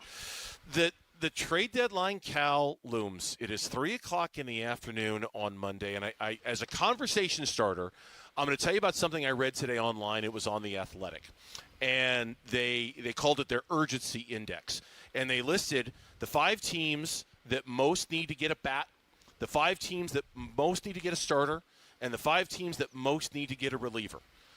The Arizona Diamondbacks were the only team to appear in all 3 categories on that story on The Athletic. The only other team that was in there twice was Lauren's Chicago Cubs. So clearly you can look at it, and I don't think they're wrong. You can look at it and say, yeah, could they use a starter? Sure. Could they use a bat? Yeah. Could they use a reliever? Yes. What happened last night in the last few days? Sure. The question is, what resources does Mike Hazen have at his disposal, and how far is he willing to go Monday at 3 o'clock to take a team that looks like a buyer and make them the buyer that they deserve to be at this point? But you know what, to me, it's not just adding for the sake of adding. Can you change this team's DNA, its destiny, if you will, in that what has happened each of the last couple of years? Well, they've ended up around 1 or 2 games above or below 500, and they've ended up 1 or 2 games out of the final wild card. And there's a good chance they might be tracking for that same destiny again this year. Now they're playing some really good ball right now, and they've come out, and they're tied for that second wild card. I get it, but there's still plenty of baseball to play, more than 2 months. So what does that mean? Can you do something meaningful that's actually going to change your destiny, the direction? As far as the starting pitching goes, I mean, look, you got a couple of rookies in there. You have 4 guys on the injured list. Do you absolutely – I know there's 8 total players, if you're scoring at home, that are due back in August or September. So I'm not so sure starter, especially with the emergence of Brandon Pfaadt. You know, despite the urgency index, which to me is like akin to the power poll. They got sick of using the term power poll, so somebody comes up with the urgency index, whatever the heck that is. But as far as that goes, in terms of the starting pitching, I don't know. Look at the last 3 starts between Merrill Kelly and Brandon Pfaadt, and now obviously today Eduardo Rodriguez. No earned runs allowed in 20 2/3 innings pitched in the series against the Pirates by the starters. I mean, let that hang. Let that sit for just a minute. And look, I get it. Every time the last time we saw Mitch Bratt and Cole Drake pitch, it was against the Nationals, and when we got done with that, I'm like, man, maybe they do need a starter because I don't know if they're going to survive. And maybe we'll feel that way when Mitch Bratt and Cole Drake pitch again against the Guardians on Friday and Saturday, and we'll go right back full circle and have this moment again. But as of right now, I kind of think you're onto something. Like, man, if you can just survive another week or two, okay, then you're probably talking about Soroka coming back. Maybe Gallen behind him. And then if you can get Corbin Burns sometime at the end of August or early September, now you're talking about, like, is it really worth adding that position when you lay out the situation like that? And that's exactly my thinking. And then Justin Martinez, who's scheduled to pitch in a simulated game and actually face live hitters. So where is that tracking and how soon? And then Ryan Nelson, who they're openly talking about not being able to build him up arm strength-wise to go back into the rotation, maybe slotting him into the bullpen. Suddenly you're talking about a bullpen adding Justin Martinez and potentially Ryan Nelson for the short haul. Then it makes you wonder if that really needs to be. I think we can all agree they need to add a bat in the worst kind of way. I respect the success they've had over the last couple of weeks. This lineup desperately needs a first baseman, a designated hitter, someone I think they can pencil in on a daily basis to be able to help nights like last night where they went 3 for 27 with runners in scoring position, right? Like that's just flat out unacceptable. Let that hang for a minute, too. 3 for 27 with runners in scoring position. And then it's not just the bat at first base. Dare I say, they could use a glove at first base. That error in extra innings last night, no bueno. So Christian Walker, oh, man, how good would his gold glove look over at first base right about now? But if you're Mike Hazen and you're trying to decide, okay, do I add? How much do I add? Do I go knock on the door at Ken Kendrick and ask for more money, please, because you're already at a record payroll? Yeah. Guess what? What makes me believe in this team is exactly what enabled us to believe in 2023. You have the horses when it comes to starting pitching. And then if you have those starting pitchers in the postseason, you can go into any series and think, you know what? If the lineup can catch fire a little bit and we're not giving them extra outs because we play solid, if not above average defense, and we've got our bullpen solidified, if all of a sudden you can count on Fott, who was excellent in the postseason 3 years ago. Yep. And now Eduardo Rodriguez continues what's dang near a Cy Young campaign, and Merrill Kelly has figured things out. You add one more guy to that mix, boom, you are set to compete in the postseason. Hello, Corbin Burns. Like if you use... Is that really a possibility? Okay, this is really wishful thinking. I mean, I don't know. To answer your question, I don't know if that's really a possibility. I know that the last time we had Torrey on the show last Friday, they're kind of targeting a late August, early September return for Corbin Burns. Didn't he just start throwing off flat ground or something? Is he going to be playoff ready in 2 months? That is a great. It seems wishful thinking-esque, but in my mind, I'm thinking if you could get 5 to 6 regular season starts out of Corbin Burns, not knowing that the results are going to be okay, he's kind of working his way back, and you can get some reasonable facsimile of Corbin Burns come postseason. Now you're talking about a foursome of Erod, Fott. This doesn't even count Soroka. Erod, Fott, Kelly, and Corbin Burns in the postseason. That combined with a bullpen that, quite frankly, has been a revelation almost all year long. The last 3 games notwithstanding. You asked about the DNA of this team. I feel like this team is akin to Paul Sewald of like 2023, even like a J.D. Martinez back in 2017, where if they get the right guy and plug him in, that there could be a DNA change in terms of what they're capable of. Okay, so give me the Dave Burns urgency index as we come full circle here. Okay. How do you rate the needs 1, 2, and 3? Bat 1, bat 2, bat 3. No, really, I don't mean to diminish it. I really do think the need is far more pronounced there than it is with the other two for the reasons that we discussed. I'm going to say bat 1. I'm going to say reliever 2. I'm going to say starter 3. That's the way I would go. As far as the bat goes, though, couldn't we almost use the same logic in a different way? You're waiting on these starting pitchers and Justin Martinez for the pen. In a way, you're still waiting on the big 3 to get right. Oh. Each has had their own hot streak, but You're waiting for them to actually get traction permanently this year. I sent you a screenshot of Geraldo Perdomo's batting average with runners in scoring position this year. Oh, it's bad. He was 0 for we were 3 for 27 last night. He was 0 for 6 in last night's game. It's been abysmal with Geraldo Perdomo with runners in scoring. It's funny. I tried to open that email and it registered NSFW, not suitable for the workplace. It wouldn't open. That's how bad that average was with runners in scoring position. It would not open without authorization from IT. I just hope that's not an indicator of my browsing history. That's all. Whoa. That's all I hope when we come back. You need to go to break. Yeah, I probably do need to break. I need to save myself here. An autographed Larry Fitzgerald football could be yours. We're down to the final 4 in the countdown to Canton Best Fits Moments bracket. Round 3 voting is open through Sunday. I might even get Calvisi to vote on this a little later on in the show. If you haven't voted yet, jump in now. Text FITS to 620-620 for a link to the bracket. How much can we learn about the running back and wide receivers room on Wednesday, July 29th at training camp? That's next. Calvisi's in for Gambo on Burns and Gambo. Diamondbacks baseball. Lefty Garcia set. The pitch. Bouncer over the mound. Charging Perdomo. Gloves it. Waits. Steps on second. And the Arizona Diamondbacks beat the Pittsburgh Pirates this afternoon 3-0. They take 2 out of 3 in the series. Chopping up the Pirate series and talking D-backs and the MLB trade deadline on the Arizona Sports YouTube channel, the app, and 98.7 FM.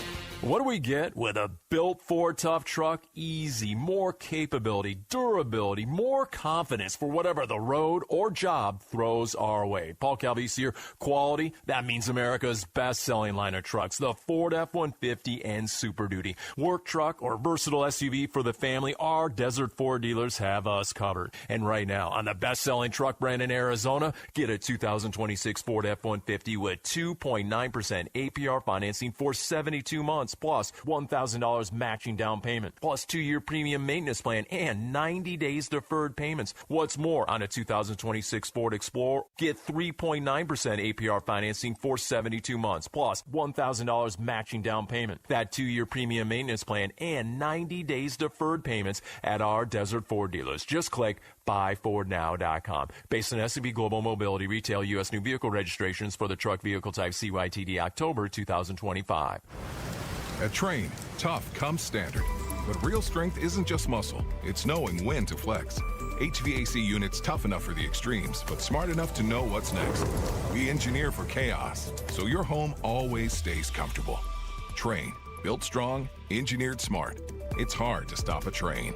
Train is a proud sponsor of the Phoenix Children's Hospital and Champions of Hope, helping provide funding for the hospital's care, life-saving research, and families in need.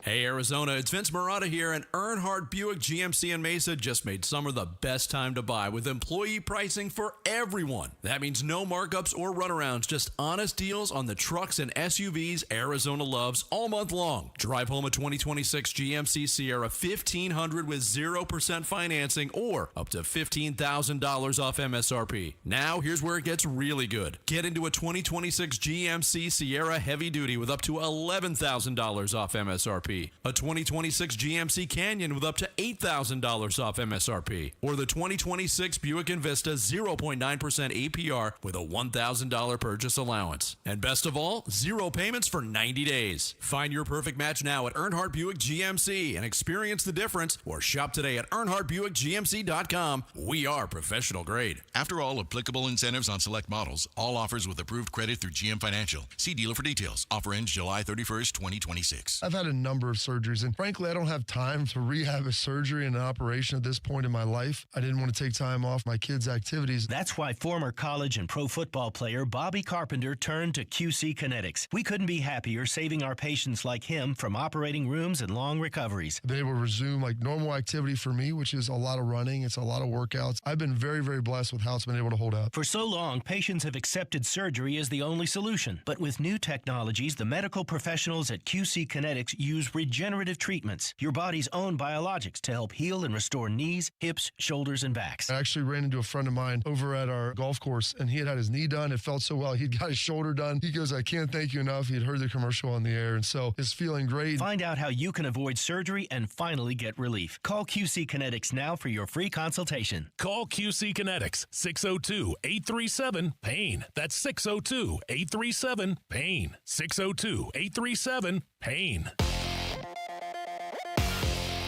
I'm Mitch Vareldis, and here is what's trending now. Diamondbacks have picked up another series win, bouncing back from that series loss against the Nationals, getting the last two of the series against the Pirates in Pittsburgh. Final today, 3-0. Eduardo Rodriguez was spectacular with 8 innings pitched, 5 hits allowed, and 2 strikeouts. Brandon Garcia came on to secure his second save of the season.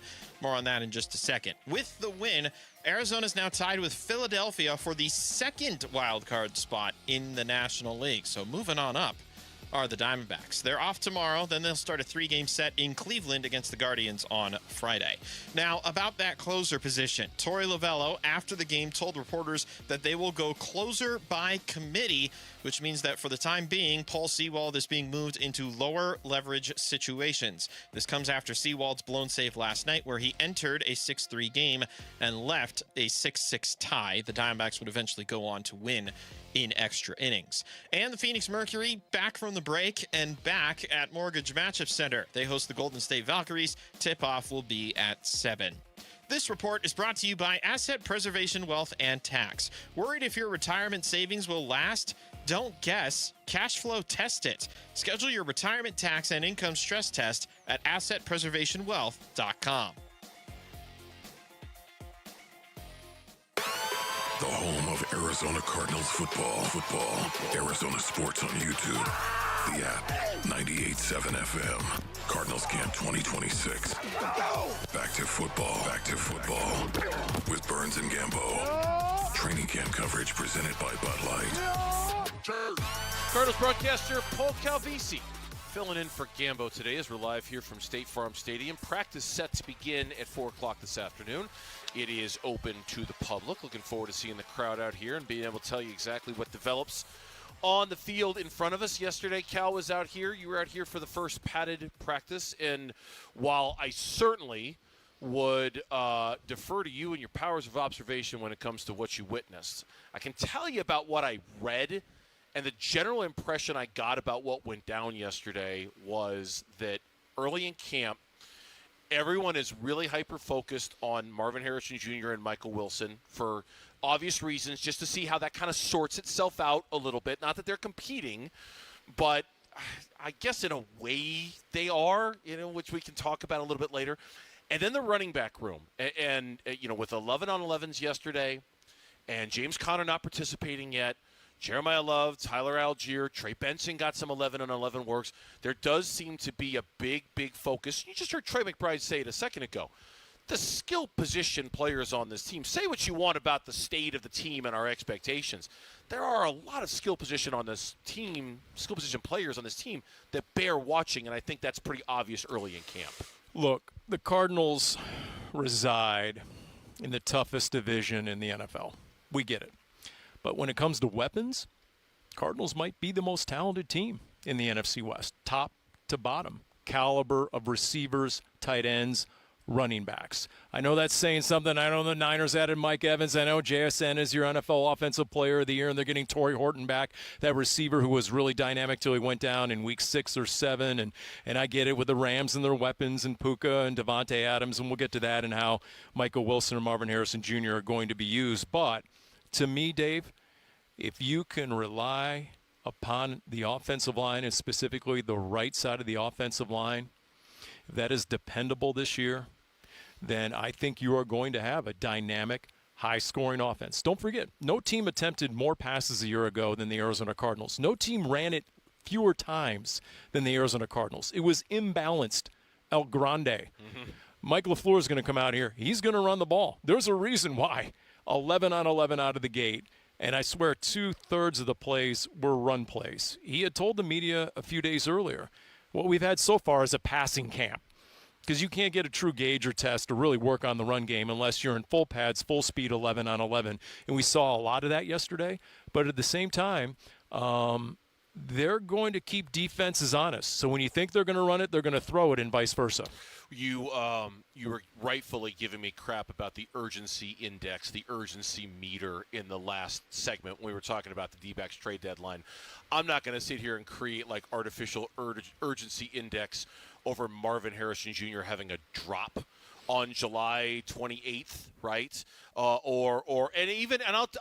take the good with that too. Like, I'm not going to get overly freaked out about Michael Wilson making a cool diving catch at practice, right? Like, if it's early, it's really, really early. But I was surprised at how much conversation there seemed to be among those who were out here yesterday. Oh my God, Marvin Harrison Jr. had a drop in the middle of the field. Here we go again. Well, there was a big vibe of that, I thought, this morning. As long as he rebounds.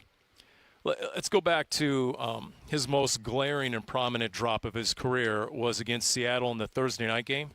Remember, he had the drop on the quick slant right through his hands and it being an interception. Yeah. And then what did he do? He responded in the second half with an unbelievable touchdown catch in the corner, a contested grab against one of the best corners in the league in Devin Witherspoon.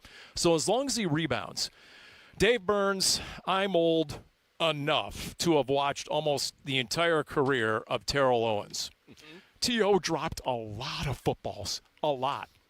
He's in the Hall of Fame. So sometimes it happens. Sometimes it's a condition.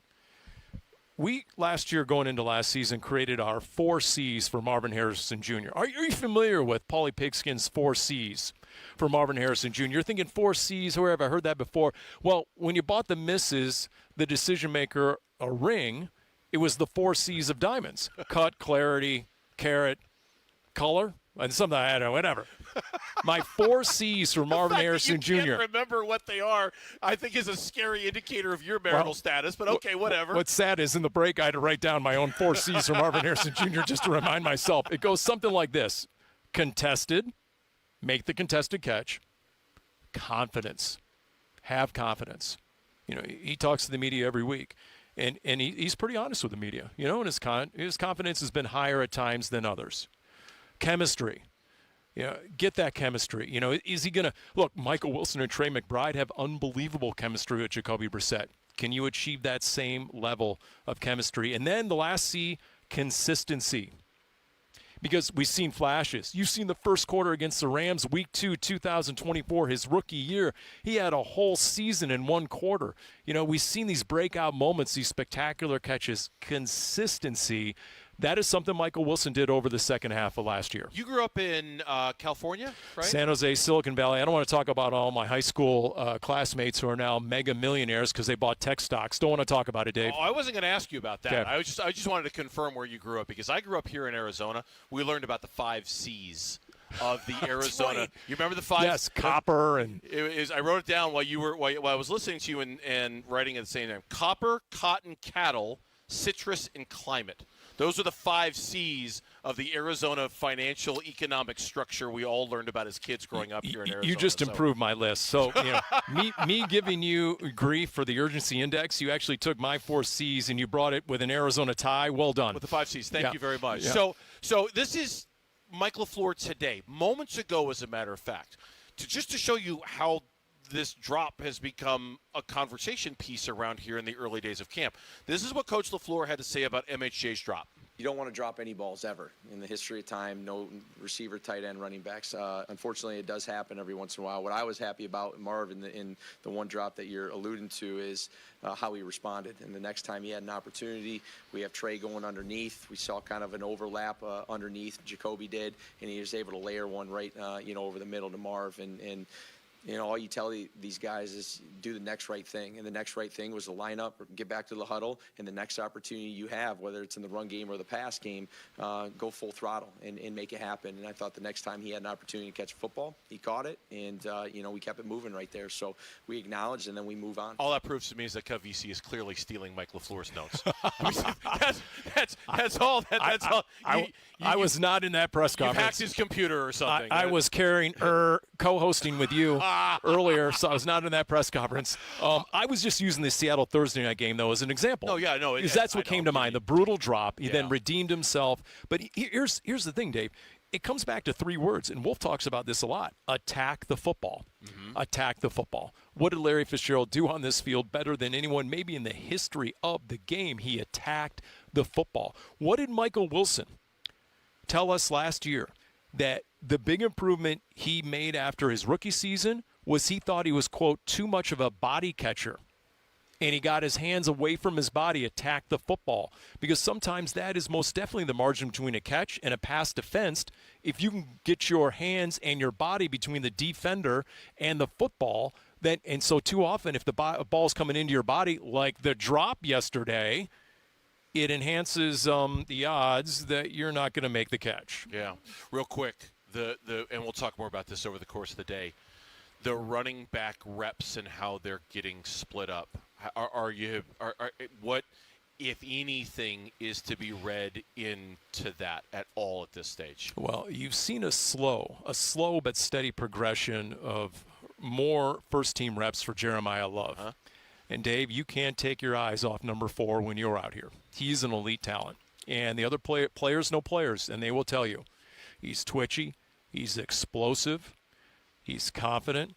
You see just what he does when he has the ball in his hands in non-contact drills.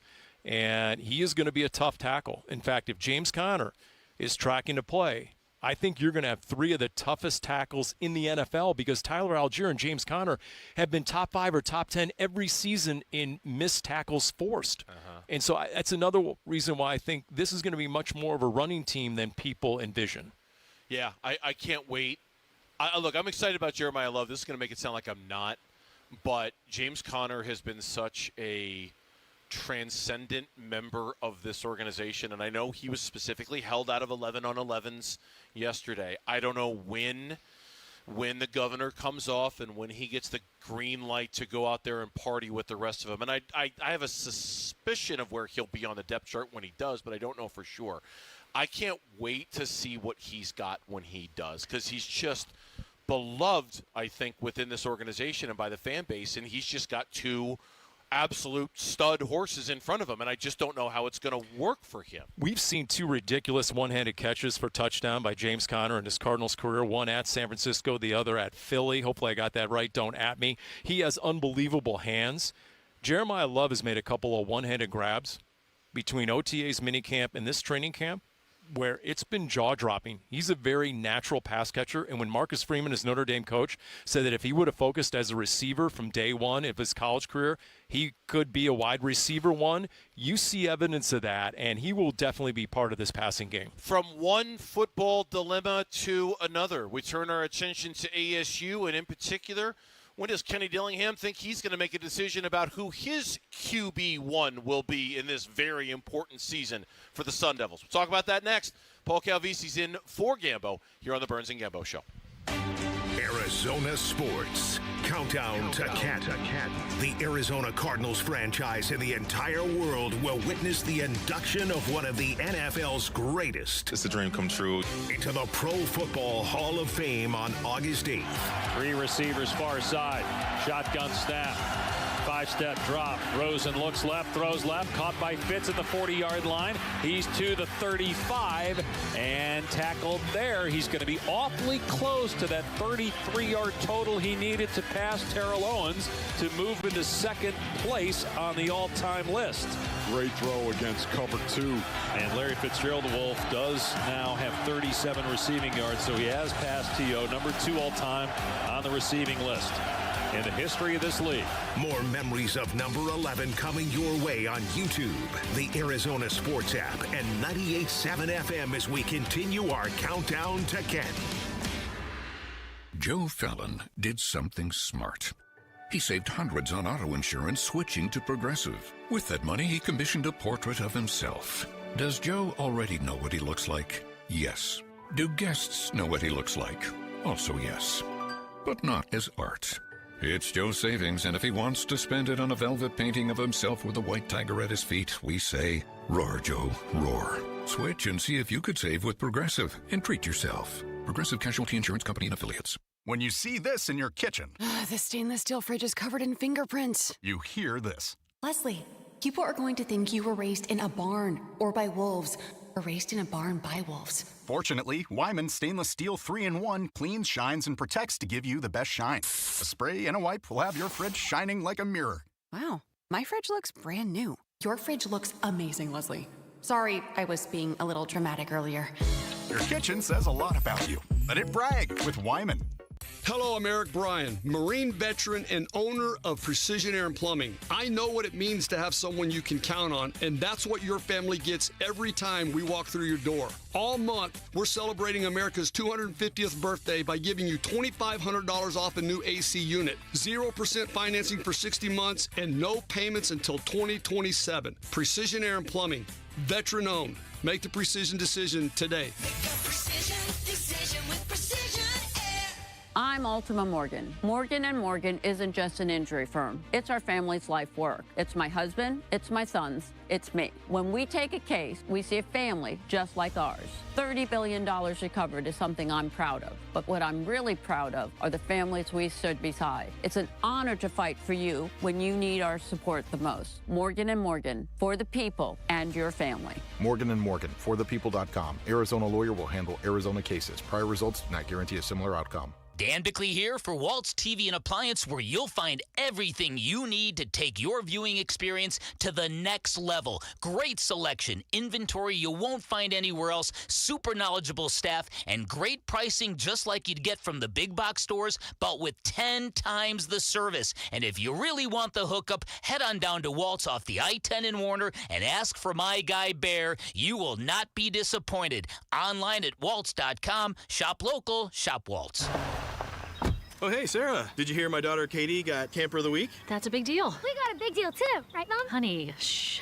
What's that? Okay, that Hyundai Santa Fe, I only paid. Nice. Deal's so right, it almost feels wrong. The Hyundai Getaway Sales Event. Get 0% APR plus 0 payments for 90 days or $3,000 customer cash on the Santa Fe or Santa Fe Hybrid. See your Valley Hyundai dealer. Offers end August 3rd. Call 714-568-7676 for details. All right, it's officially the most wonderful time of the year at Staples. They've got back-to-school supplies as low as 25 cents, up to 40% off select tech, 20% off for teachers, and more. Check out all the deals at staples.com/back-to-school. Staples, that was easy.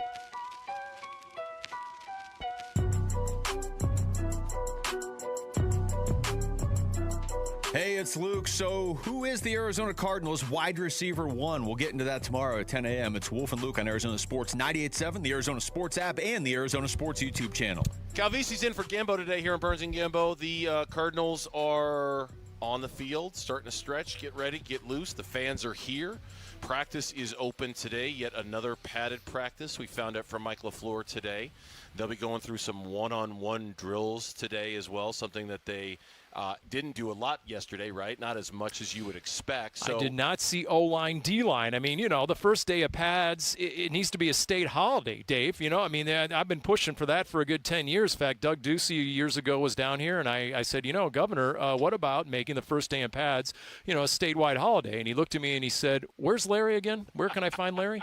And I said, okay. So, but, and by the way, there's Trey McBride. He's still wearing 85, despite our suggestion that he should go ahead and pull the J.J. Watt and wear 99 in honor of his Madden rating. For a second, I kind of thought you were going to chicken out and not ask him about that. I was a little worried that in the game of chicken that you were going to be like, you know, on second thought, I'm going to swerve. I'm not going to ask him that question. So I'm glad you did. I'm glad you stuck with it. Pro tip: don't lead with that question because you kind of got to gauge what sort of mood he's in. You know, kind of leave that. He looked like he was in a very serious mood. When he was on. yeah. I think he kind of locked in. He was in a very serious mood. While we're here for Cardinals training camp over there, and I'm kind of pointing in the general direction of Tempe, Kenny Dillingham met with the media because their fall camp is going to open up here in about a week. And this is obviously a lot riding on the season. Not that, like, jobs are going to be won or lost for ASU, but surely after last year, which ended up being a good year, but not as great as what we kind of anticipated, the predictions for ASU football this year are kind of middle of the road. There aren't super high expectations nationally of them, and yet, you know, right around the new year, Kenny Dillingham and the program, they were able to successfully fight off Michigan and keep Kenny was a big win. He got more money for his staff. He got more money for the program. And so because of that, there is sort of this return on investment mentality, I think, that needs to seep through ASU. Not that it needs to be a Peach Bowl kind of a year or a playoffs kind of a year, but you did go to the mat to keep Kenny Dillingham, and I do think that puts a certain level of expectation on ASU football to justify that to a certain extent this year. And nobody is more demanding of Kenny Dillingham than Dillingham himself, right? And so he wants to return to what they achieved a couple years ago. He got the money. He got the support in a lot of different ways from a lot of different people and levels of the administration and the program. They got what was billed as their best recruiting class under Kenny Dillingham. He said he has his biggest, most physical roster ever. So it seems to be trending in the right way. You know, he has unbelievable expectations of his own program. So it's always very intriguing. I'm always very curious to see, because what we've discovered, I think, Dave, is all the national pundits and evaluators, they're usually dead wrong about Arizona State under Kenny Dillingham. And so far in the first 2 years of the Big 12, let's call it like it is, they're kind of dead wrong about this conference. They've done a really, really, really poor job, and it's easy for me to throw stones at this one. They've done a really poor job prognosticating the Big 12 in general. They get a lot of it. It's a very hard conference to predict. Wasn't ASU picked dead last? Yeah, dead last. They're the one to the playoffs. It's the reason why they did away with the preseason media poll. That's right. We had to get rid of it. Because it made them look so bad. It's got to go. Arizona last year was picked to do very poorly. They did very well. Teams that were picked to do very well did very. And it was in like the unofficial pre. So it's ASU is. They're kind of middle of the road right now in terms of the preseason expectations, in terms of over-under win totals and the unofficial preseason. I don't want to make every football conversation, Cal, come down to who's your quarterback. But I do think it's especially important to have that conversation with ASU because Sam Leavitt's gone. He's at LSU. Kenny Dillingham, if he's got a specialty, this is it, man, right? Like finding quarterbacks, identifying them, understanding guys that he can work with. And today at his press conference, he spoke about Cutter Boley, and he spoke in particular about kind of the quarterback room and if there is at this point any kind of a front runner in the quarterback room for who his starter is going to be. No, I think it's going to be a good competition going in. I saw ups and downs. From the younger guys. Mikey was Mr. Consistency throughout camp.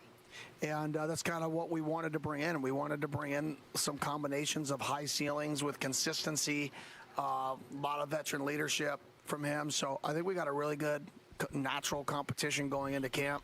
Next question, when I'm going to name a starter, I'm going to name a starter before we start preparing for week 1, which is about 9 to 10 days out. I don't believe in a quarterback competition going into, week 1. I want to know who it is, and our guys know we have a plan and we believe in something. If somebody separates themselves earlier, home run. And if they separate themselves earlier, you guys come to practice, everybody's going to know it. It's going to be very clear that they separated, and that would be the dream scenario.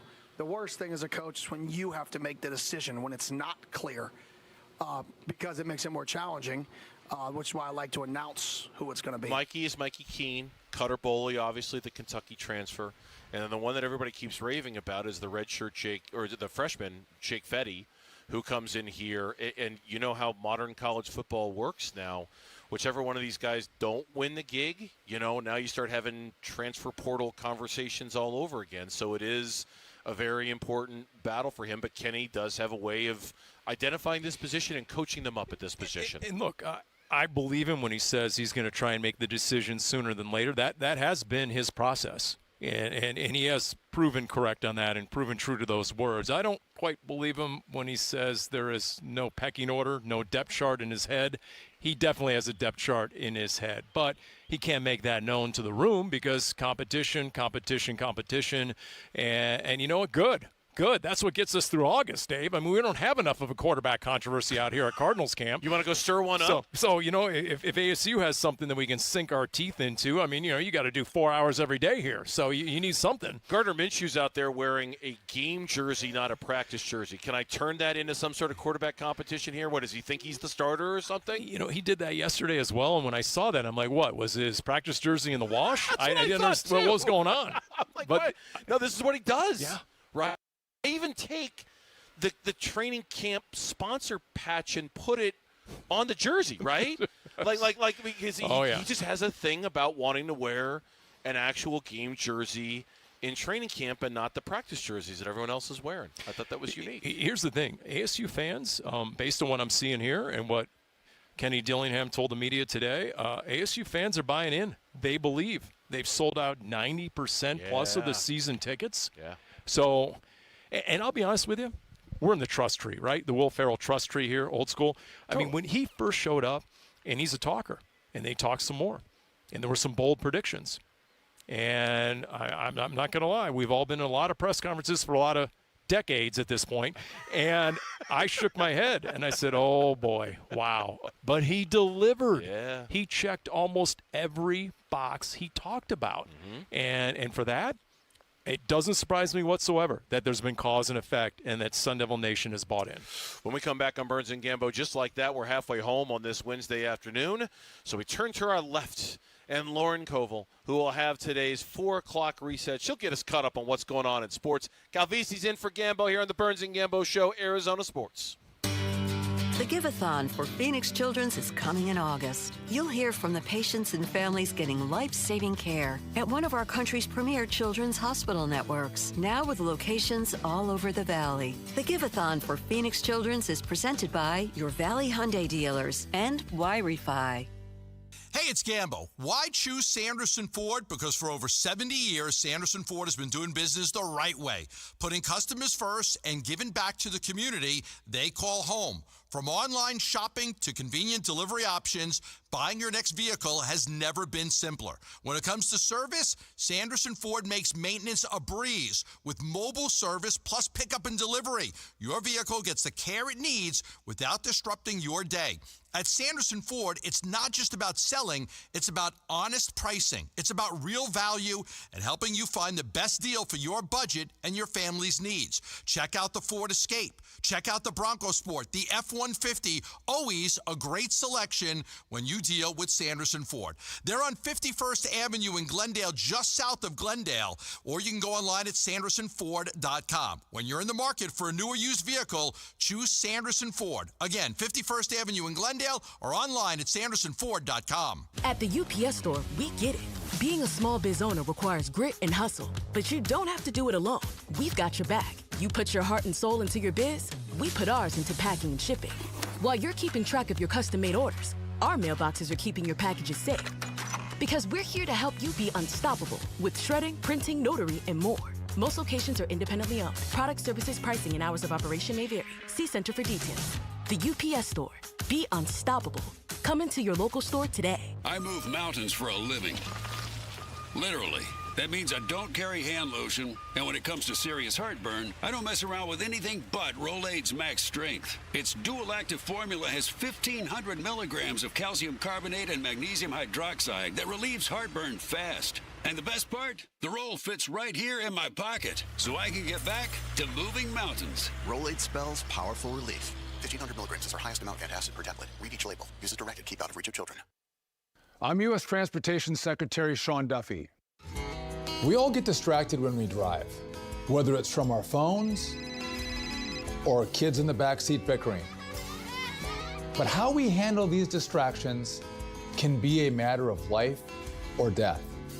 Before you get on the road for your next road trip, please put your phones on silent and take a mental note to focus on driving. Paid for by NHTSA.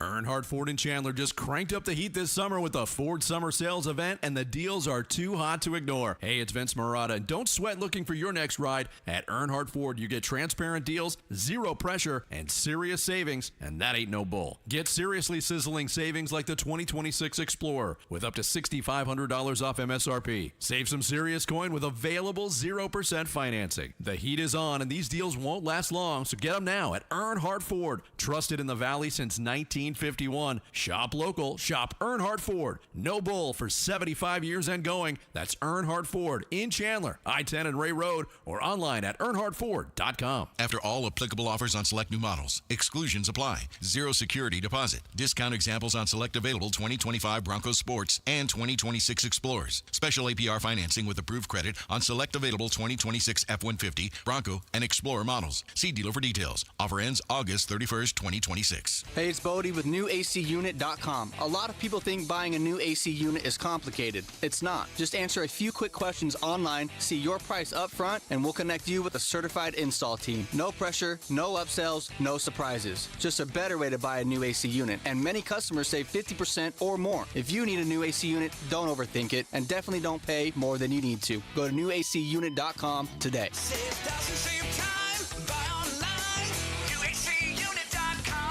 Are you planning a home renovation? Getting quotes on windows, doors, cabinets, countertops, or flooring? Before you commit, visit the Window Depot and make sure you're not overpaying. The Window Depot is your one-stop shop for top quality products at the lowest prices. We're locally owned and operated with no installers and no middlemen, so you save big. Perfect for DIYers, contractors, and homeowners. Visit a location near you or shop online at thewindowdepot.com. The Window Depot, more than a window store.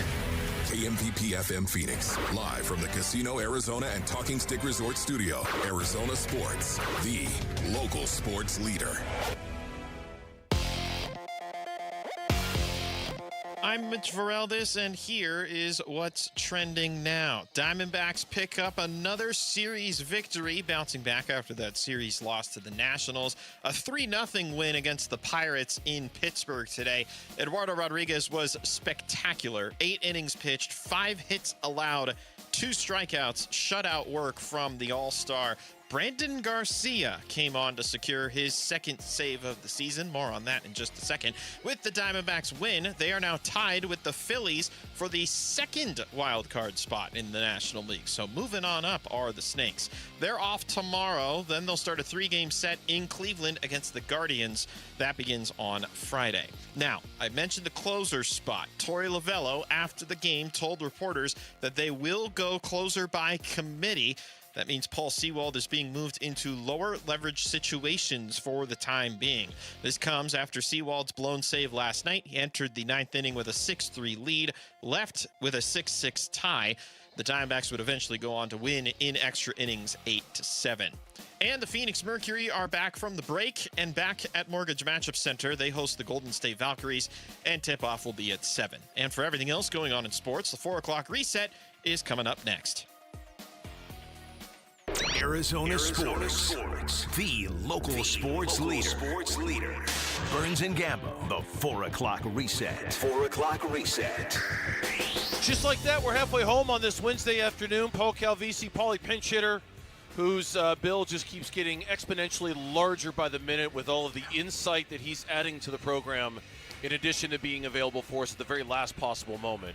Well, I hope the station can afford this out of you. Yeah, well, Dow Jones tanked, so I needed a side hustle. I came in, and my rate keeps going up. I just keep Leon's getting larger. So let's see here. 90 minutes too late, Mitch finds the archive. Okay, is that what just happened? Pretty much. Yeah. Okay. Yeah. All right. But if you're gonna come late to the party, come with Leon. At least I showed up, Paul. Come on. oh, wow. Okay. Whoa. Hey. Wow. Someone's name on this show just took a stray? Is that what you're saying? Things just got dark here on the Burns and Gambo show. So wow. A ray of sunshine to lighten things up. Lauren Koval, our producer, is here on site with us at Arizona Cardinals training camp. She's got the 4 o'clock reset. a guided tour of what's going on in sports. Lauren, it's all yours. Save us from ourselves. All right, well, I'm not sure it's all going to be a ray of sunshine. I can't promise that, but I will start with, you guys talked with Trey McBride and Will Johnson earlier at training camp. You can go listen to that right now at arizonasports.com and wherever you get your podcasts. And training camp is officially underway. We're actually watching guys practicing today in pads. Kanye West is being blared over my headphones just enough that I can figure out that it's him. But another training camp that is underway today is the Minnesota Vikings training camp. And why do I bring this up? Well, because Kyler Murray's first play at training camp today was a 60-yard touchdown to Jordan Addison. Okay. All right. I did not know that. I didn't either. She just sprung it on me 30 seconds before we started this segment. So was that scripted? Was that, are they scripting the first play of practice? Kyler spent a bunch of time on his own working with Jordan Addison. I wonder how premeditated that shot was to begin Vikings camp. You can't escape it, and I'm not going to even try to escape it, honestly, this season. There is undeniable interest from me in how Kyler Murray and the Minnesota Vikings do this year. And I'm going to try not to have any judgment about it, because I do think his time here had run its course and it was time for him to go. So I'm not going to wistfully go, oh, what could have been, what should have been. But I am curious to see if a skilled, accomplished, offensive-minded head coach can unlock the very best version of Kyler Murray. It's undeniable. I'm not going to run from it this year, Lauren. I'm not.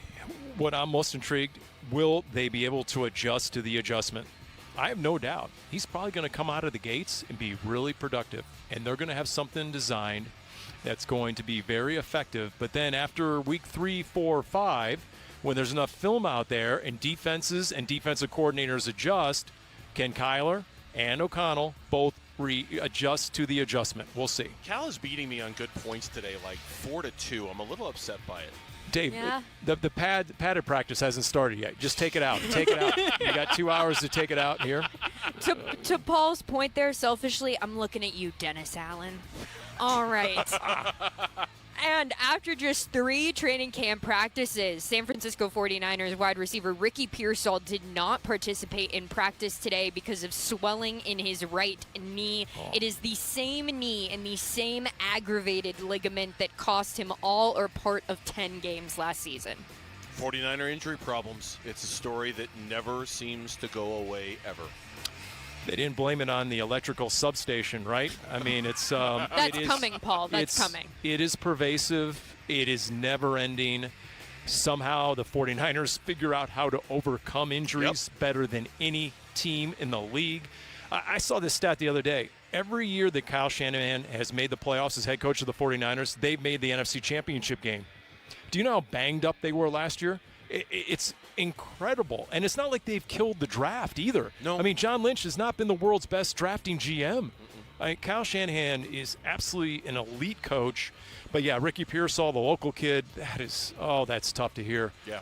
And in a personal matter, Kyle Shanahan yesterday pulling a small group of reporters into his office to discuss the fact that there had been misinformation published about his car accident. They had blamed the 21-year-old driver for crossing over the middle lane and hitting him. He cleared that up and said, no, I'm the one that looked down to fish for my phone in between my car seats. It's my fault. I caused it. It wasn't on his phone. It was just sitting on his lap, and it slips between the car seat, and he went to go reach for it. He went digging. Said he almost lost his eye. In that accident. 40 stitches above his right eye. And what's crazy about that to me, and I guess it's not when I think about it, he said he was only going like 20 miles per hour, right? So it just even goes to show, even at a low speed like that, assuming it was a relatively head-to-head collision, the kind of damage that can do even with an airbag, even when you're only going 20 miles per hour. Lauren, file this away. If Dave really starts boring the pants off the listeners a little bit later, I'll tell my story of how I was in a brutal car accident in Denver last year, Cardinals-Broncos joint practice. I was a passenger, and we got T-boned out of nowhere in downtown Denver. I'll tell that story. Otherwise, I'll save it for tomorrow because Wolf will be boring when I fill in with him. That's for sure. One or the other. There it is. I got that in the holster. Fantastic. Yes. Yeah. All right, we'll move on to baseball because the D-backs, they won the series over the Pirates with a win last night. It did take extra innings and a win earlier today. But the big news coming out of D-backs, Paul Sewald is out as the D-backs closer. Brandon Garcia took over the closer duties today, but Torey Love saying that it will be closer by committee moving forward. Had to be done. He was just leaking too much oil. There was too much damage that was being spread out, and as satisfying as the Paul Sewald investment has been this year, that the fact that they got what they got out of $1.5 million and how good he was at times, they just couldn't afford to have another uncertain moment in the ninth inning after the way he's been performing for the last 3 weeks. This had to happen. To save your own credibility in your own clubhouse as a manager, it has to happen. There has to be a certain standard that everyone has to meet, and you can't have one guy blowing big leads, and it wasn't even close last night. Double homer, both on the second pitch of every at-bat. And so it's progressively getting worse, and to the point where they had no choice. I agree with you, Dave. Our first agreement here in 2+ hours, they really had no if they wanted to keep their own credibility in their own clubhouse. Well, we got the under on the first agreement. I had the first agreement coming at 2 hours and 45 minutes into the show. So I should have bet the under on that one. It's nice that you guys could go under expectations there. All right. So always go low on the expectations when Calvisi is generally speaking. No doubt. When it's Burns and Calvisi in the same room, always set your expectations really, really low. Oh, no. All right. Well, MLB trade deadline, that comes Monday, and we've got some injury updates ahead of that trade deadline. Byron Buxton returns to the 10-day IL with a hip injury. Harrison Bader re-aggravated a foot injury in a scooter crash. Yep, a scooter crash. And Shohei Ohtani's return to the mound is even more up in the air than originally thought because Ohtani says his knee's improving, but his biceps continue to be an issue. So the Cubs fan over here, what she's not telling you is that she's now online ordering her Pete Crow Armstrong MVP T-shirt because she thinks that by Shohei not pitching the rest of the season, this eliminates him from the MVP conversation, and that PCA will win the MVP for the Chicago Cubs. That's what she's not adding. She showed me the T-shirt. She's like, I have to get this one, don't I? I'm like, yeah, I think you do. Are we not getting an opinion on the scooter injury?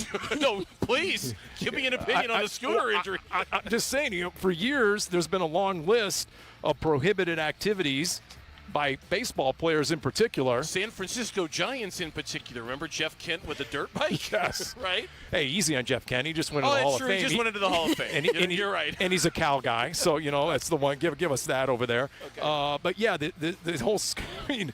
Oh, my goodness, right? I mean, snow skiing, snowmobiles, and now scooters, and then put e-bikes on there. Mm-hmm. Those are dangerous. Those are very dangerous. You can't cross the street without some young punk pulling a wheelie on an e-bike. This is the first time I've agreed with Paul today. Wow. I got no time for the e-bikes. No, none whatsoever. All right, and we'll end this reset with one update on another trade deadline candidate. And that would be Tarik Skubal made what could be his final start for the Tigers today. He took a 7-0 shutout into the 7th inning against the Orioles. But the Orioles rallied from a 7-0 deficit to beat the Tigers 10-9 in 12 innings. Where do you think Tarik Skubal's going to go? Is it the Dodgers?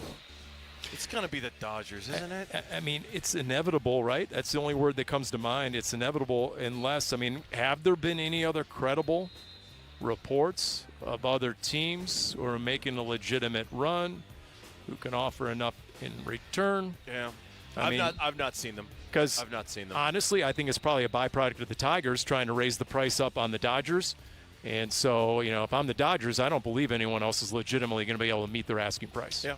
And with that, that's 4 o'clock reset. All right, Lauren, thank you very much. That has a lot in common with wolfing down your lunch. And they do have, the one thing they do have in common is neither one offers lunch. So even though one bills itself as having lunch, there isn't lunch served in either segment. I got a half of a chicken pesto sandwich from Sprouts. You looks want it? pretty good over You there. want it? You can have the other half. I got to focus here, Want. Dave. We can't have one of these fruit breaks like we had during camp a few years ago. No food. No Let's fruit go. break. No fruit We're break. locked in. When we come back on the Burns and Gambo show, The starting pitching dominance we saw the last 3 games out of the Diamondbacks, is that going to carry over into the postseason if the Diamondbacks are fortunate enough to get there? That's next on Burns and Gamble. Calvisi filling in. Arizona Sports. Countdown to Canton. The Arizona Cardinals franchise in the entire world will witness the induction of one of the NFL's greatest. It's a dream come true. Into the Pro Football Hall of Fame on August 8th. First and goal on the 2. Floyd to the right, 2 receivers to the left, including Fitz. Palmer in shotgun, flanked to his left by David Johnson. Cardinals looking to tie the game. Snap to Palmer, gonna throw. Lobs it left side of the end zone for Fitz. He's on the ground, and he still caught it! The century mark for Larry Fitzgerald. Career touchdown number 100. And the Cardinals tie the game at 20. More memories of number 11 coming your way on YouTube, the Arizona Sports app, and 98.7 FM as we continue our countdown to Canton.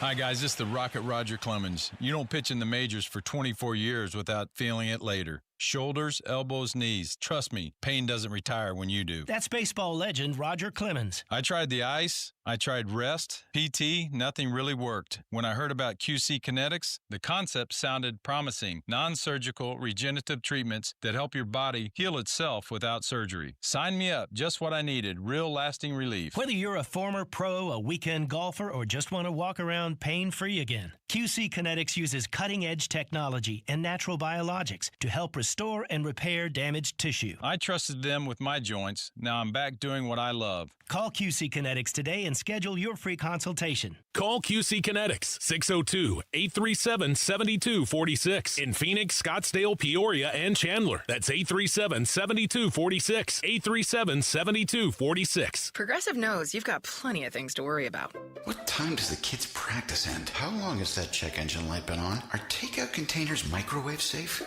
So the last thing you should have to worry about is what to do if something unexpected happens on the road. That's why if you're ever in a major accident, Progressive's accident response can detect it and send help. It's just one less thing to worry about. How long does chicken last in the fridge?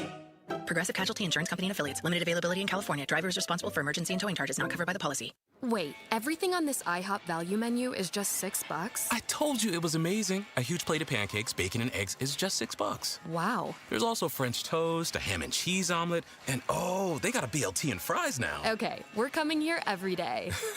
You don't have to tell me twice. Feast for just $6 with the IHOP value menu.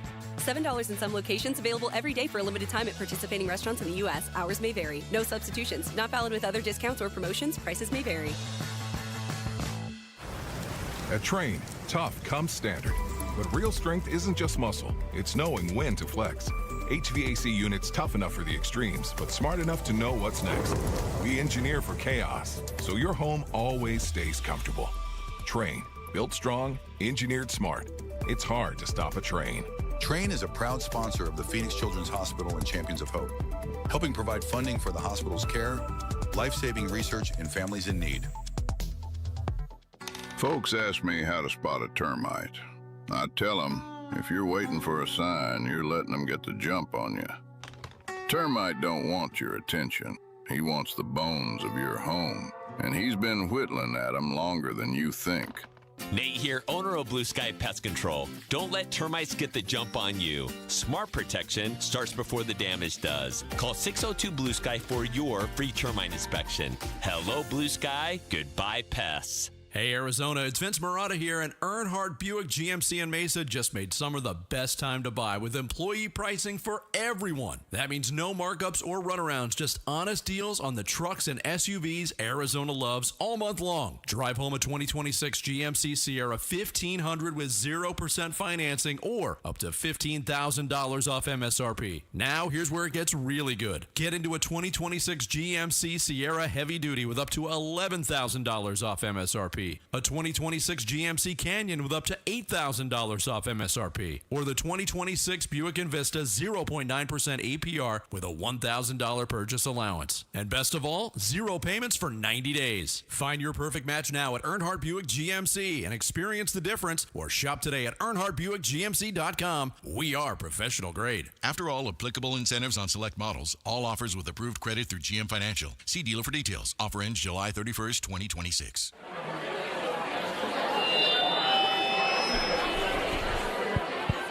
We got some really groovy tunes coming through for you and your lady on Burns and Gambo's Fat Rock.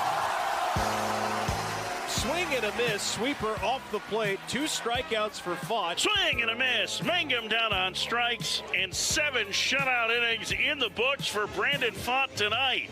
I guess you wonder where I've been. I searched to find a love. Turn it up a little, Mitch. Give me a little volume on this. Just to, I don't know if Calvisi's familiar with Fott Rock. Let me clarify. That's Dave Burns. Burns with a B, asking for you to turn up the yacht rock. Although I'm not going to let you sit here and blaspheme against Steely Dan or the Doobie Brothers, okay? Like, come on now. Come on. Steely Dan, they're awesome. Thank you. They're fantastic. Thank you. Steely Dan on a Sunday morning. Come on now. Steely Dan, Miles Davis. I mean, those are both top 3 on a Sunday morning. See, Come on now. Here I thought you'd mock the yacht rock, Fott rock segment that we do, and instead you've turned your sails into the storm, man. You are embracing. You're embracing yacht rock. Yeah. You're all we need are a pair of like really short corduroy OP shorts, and a pair of like Ray-Ban aviator sunglasses, and Calvisi's on the yacht rocking out on a Sunday afternoon. Dave, when in Rome, I got to sort of kind of, try and conform, to the Burns and Gambo show here. I don't want to be a complete outlier or rude guest. You guys rolled out the welcome mat. I got to pretend to like what you're serving for the hors d'oeuvres. I got you. Yeah. Yes or no, true or false? You did, when you were younger, own a pair of corduroy OP shorts. Yes, Okay, I hesitate. Good. So I went to the same. We all did. Anybody who was born in the 70s had a pair of those shorts. You want a Pat Tillman quote? So Yeah. I went to the same high school as Pat Tillman. Right. I was 6-7 years ahead of Pat. Rest in peace, American hero. And when he was at ASU and starting to get all the fame, and he had the long hair and he used the word dude every other word, okay, I had to overcome using the word dude. Just like a New Yorker has to overcome the accent. You know what I'm talking about? And so some of them haven't, Cal. They thought he was a surfer. I let that hang on purpose. So they thought he was a surfer, and he turned to me and he said, "Tell the media, Paul, that at our high school, surfers were dorks." That's a direct quote from Pat Tillman. So I'll leave it there. All right, we'll go. leave it. Yeah. We'll leave it at that. We played Fott Rock in celebration of Brandon Fott's work last night. It was a shame, an absolute shame, he was not rewarded with a win last night for going as deep as he did in that game, for being as dominant as he was in that game. And then Erod said, "Yeah, I'll see your great performance and I'll raise you an inning." And he went out and he delivered 8 innings of his own. And while 3 days ago there was a lot of hand-wringing about the state of the rotation, and maybe there will be again after Mitch Bratt and Cole Drake go against the Cleveland Guardians, we talked about this a little earlier. With the Diamondbacks winning the series, and with obviously the big news is what happened with the closer position in Paul Sewald, the other tale that needs to be told here is that the Diamondback starters were dominant in this series. 20 2/3 innings, 0 earned runs. This is a graphic they put up on the broadcast today. 0 earned runs, 3 walks, 12 strikeouts in 20 2/3 innings by Merrill Kelly, Brandon Fott, and Eduardo Rodriguez. And then you add Soroka maybe back in the mix in the next couple of weeks, maybe longer. Corbin Burns, we talked about this earlier in the show. I really honestly don't know what to expect out of him. But on any given moment, Diamondback starting pitching can either be a tremendous strength or a great weakness. I guess it just depends on the moment and when you're asking the question, right? What's amazing is you said earlier, basically Merrill Kelly went 5+ shutout innings. And then Brandon Fott said, "Hold my rosin bag," and he went 7. And then Rodriguez comes out and he goes 8. There's nothing like that internal competition. Yeah. Burnsy, weren't you at the forefront, right? The epicenter of all that 2001 D-backs coverage, and it was Randy Johnson and Curt Schilling pushing each other. that internal competition. And if you can get some of that going right now in the rotation, and one guy picks up the ball and he feels that urgency, no, not the urgency index, but just the urgency, and shall I say, an obligation to the team to uphold the standard that was put out there before him, the game before, that's the best case scenario. And if you're looking at the ability to count on those guys for the next 2 months, not only are you a playoff team, but you can do a lot of damage in the postseason. That's where my brain goes when I look at what the starters have done, and in particular the month of July that Merrill has had, the work that Brandon Pfaadt has done since he came back from Reno. You made the joke earlier, whoever down in Reno taught Brandon Pfaadt to throw strikes, man, give that guy a raise right now. Actually, upon further review, I take it back. It wasn't a joke. They should give that guy a review. Raise, I mean, right? Yeah. Brandon Pfaadt has given up 1 home run in his last 6 starts. He should be 6-0. It's been a miracle, almost, what they've done with him. How is he not giving up the long ball all of a sudden? And then you look at what Erod has done all season long, and the Diamondbacks might be that classic case of if they can just get there, if they can just get to the postseason with the bullpen the way it's performed most of the year, right? It's mostly been a strength. Then the last 3 games, it's gotten a little wonky, but for the most part, it's been the strength of the team. With the way the bullpen has performed, with the starting rotation the way it is, and the idea of adding to it Michael Soroka, or adding to it Corbin Burns, or who knows, maybe even Zach Gallen. Maybe even Zach Gallen has a little, like a break like Brandon Pfaadt got and comes back and looks like the Zach Gallen we're more accustomed to. I don't know. Maybe that's hopeful thinking. Suddenly you start thinking about the damage this team can do in October if they can just get there, because you know as well as I do, as well as everybody else out there listening knows, October success is predicated on pitching, and the Diamondbacks might actually have enough of it to do some damage if they could just get there. And I would say this, if you want to do a power poll of the most mentally tough teams in baseball, D-backs got to be up there. Wow. There's no way if they get to October, there's no way the moment is too big for them. This is a mentally tough team. This is a team that, I mean, because of the injuries and other circumstances and losing leads, but then overcoming it in the error in the 11th and then still winning in the 12th, it is a mentally tough team. They don't fear the stinking Dodgers. Yeah. They do not sweat the Dodgers. They have played, to your point about mental toughness, and I'm stealing this directly from Wolf and Luke, so I tip my cap to them. They've played 4 series since the All-Star break was over. In 3 of the 4 series, they lost the opener to the series, but won the series. Wow. There you go. They lost to St. Louis, they won the series. They lost to the A's, they won the series. They lost to Pittsburgh, they won the series. Say what you want about the quality of competition, but St. Louis and Pittsburgh in particular, direct competitors for the wild card race, to lose the first one and still come back and win the series does say something about resiliency and toughness and the ability to kind of overcome. Look at the Pirates today. You can't tell me they didn't have some sort of mental hangover off the loss last night. They came out DOA. D-backs aren't like that. They usually respond. After a brutal, gut-wrenching loss, or maybe they lose a series, they almost always respond. And to me, I think that just carries over real well into October. When we come back here on the Burns and Gambo show with Paul Calvisi sitting in, can Mike LaFleur be the one to cool Monty Austin-Fort's hot seat? We'll explain how next. Arizona Sports, the local sports leader. Diamondbacks baseball. Lefty Garcia set the pitch. Bouncer over the mound, charging Perdomo, gloves it, waits, steps on second, and the Arizona Diamondbacks beat the Pittsburgh Pirates this afternoon, 3-0. They take 2 out of 3 in the series. Chopping up the Pirate series and talking D-backs and the MLB trade deadline on the Arizona Sports YouTube channel, the app, and 98.7 FM.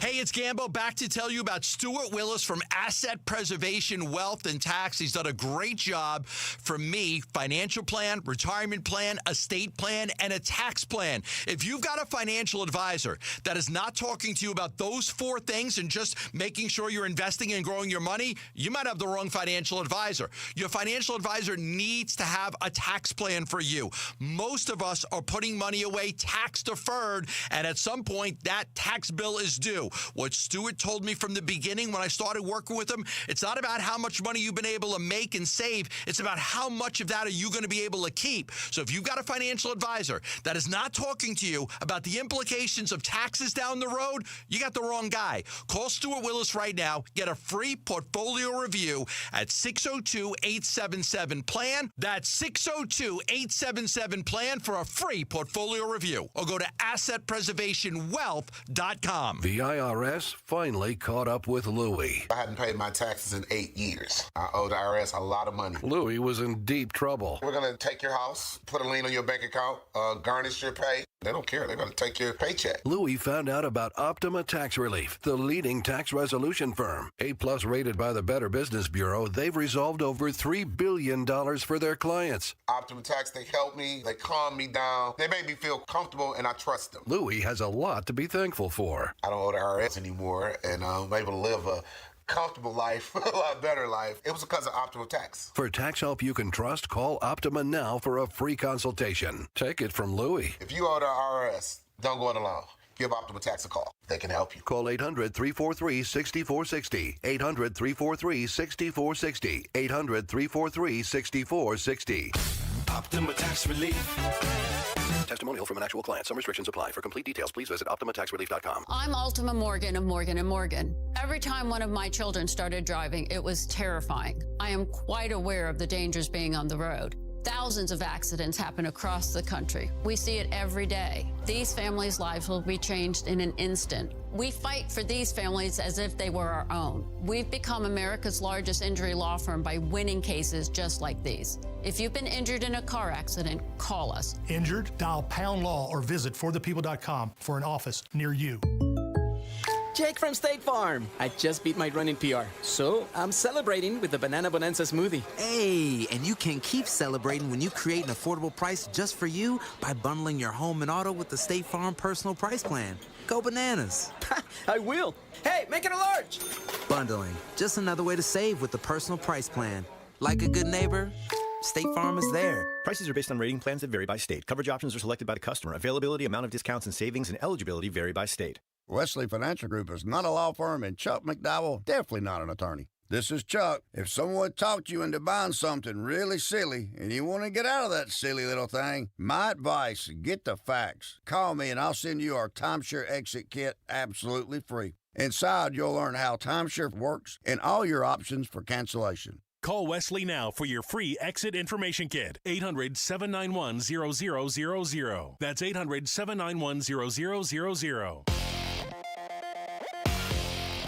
I'm Mitch Vareldis, and here is what's trending now. Diamondbacks picked up the series victory today, and things are looking pretty good in the standings. We'll talk about that in just a second, but a 3-0 victory today to close out their series with the Pirates. Eduardo Rodriguez, spectacular on the mound. 8 innings of shutout baseball, allowed just 5 hits and struck out 2. Brandon Garcia came on to secure his second save of the season.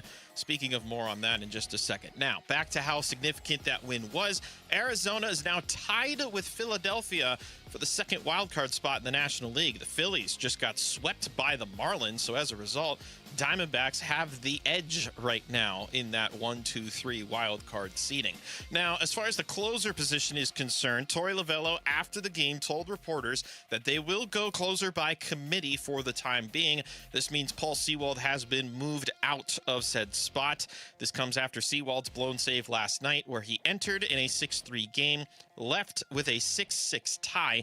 The Diamondbacks would go into extra innings and eventually win the game last night. And the Phoenix Mercury back from the break and back at Mortgage Matchup Center. They host the Golden State Valkyries, and tip-off is at 7. And that is what's trending now. The home of Arizona Cardinals football. Arizona Sports on YouTube. The app, 98.7 FM. Cardinals Camp 2026. Back to football. With Burns and Gambo. Training camp coverage presented by Bud Light. If you're watching on YouTube, yeah, that's Paul Calvisi filling in for Gambo today. An emergency fill-in. Gambo's fine. Everything's fine. Gambo's got a very good reason for not being here, and Calvisi was very kind enough at the very almost last minute to fill in today. He's also got the binoculars because he's working Yeah, Dave. While we're doing this show, Cal's up here. He's scouting the Cardinals as they're going through training. Dave, how dare you? Can you keep it down? I'm busy over here. I got the binoculars. We got the O-line, D-line drill going on right now. Chase Basanis, the second-round rookie, going against L.J. Collier. That was moments after Andrew Billings, the big nose tackle. If you haven't seen him, you can't miss him. He's listed as 340. He went against one of the backup centers. No, I want to see your see your binoculars because this is what it looked like Cal's doing the radio show and he's talking. He's like, yeah, just checking out practice, doing whatever. What do you think? This is bird watching? You think this is like the Audubon Society? I see a red sparrow out there. Exactly. Yeah, so you better. This better be good, Dave. If you're interrupting O-line, D-line drills, so you better bring it. Sorry, I'm going to make sure that I bring my A game this segment because you clearly have better things to do over there. Darn like tootin'. watching O-line versus D-line through the magnifying glass. All right. So Albert Breer, you're here every day. I wasn't. I don't know if you saw Albert here or not. I did see him yesterday. Did you see him yesterday? Yep, okay. I did. He wrote his 5 biggest Cardinal training camp takeaways. Okay, and I always like looking at this just for kind of like an inspiring a conversation and sure. And I thought what he wrote as his number 1 biggest Cardinal training camp takeaway, I thought was fascinating because I think it speaks almost right to the decision why this team made a coaching change, to some a surprising coaching change, when the season ended. Number 1 on his 5 biggest Cardinal training camp takeaways. By the way, B.J. Ojolari, nice burst against Christian Jones. Go ahead. Between 2023 and 2025, before Mike LaFleur and his staff arrives, he writes, Giovanni Ossenfort amassed a war chest of 29 draft picks, 14 in the first 3 rounds. Their progress will be a huge key. It's going to take a bunch of all of them, and not just Paris Johnson Jr., not just Walter Nolan, not just Darius Robinson, but guys like Dante Stills, Jordan Birch, Cody Simon, bunch of them taking big steps together to kind of Mike LaFleur getting Monty Ossenfort off the hot seat, because those players developing, whether they're going into year 2, year 3, or year 4, Cal, I'm convinced that's probably the number 1 reason why this organization made a coaching change the way they did in January. By the way, this just in, Walter Nolan just bent back a backup offensive lineman. I didn't even catch the number, but it was dominant, just to let you know.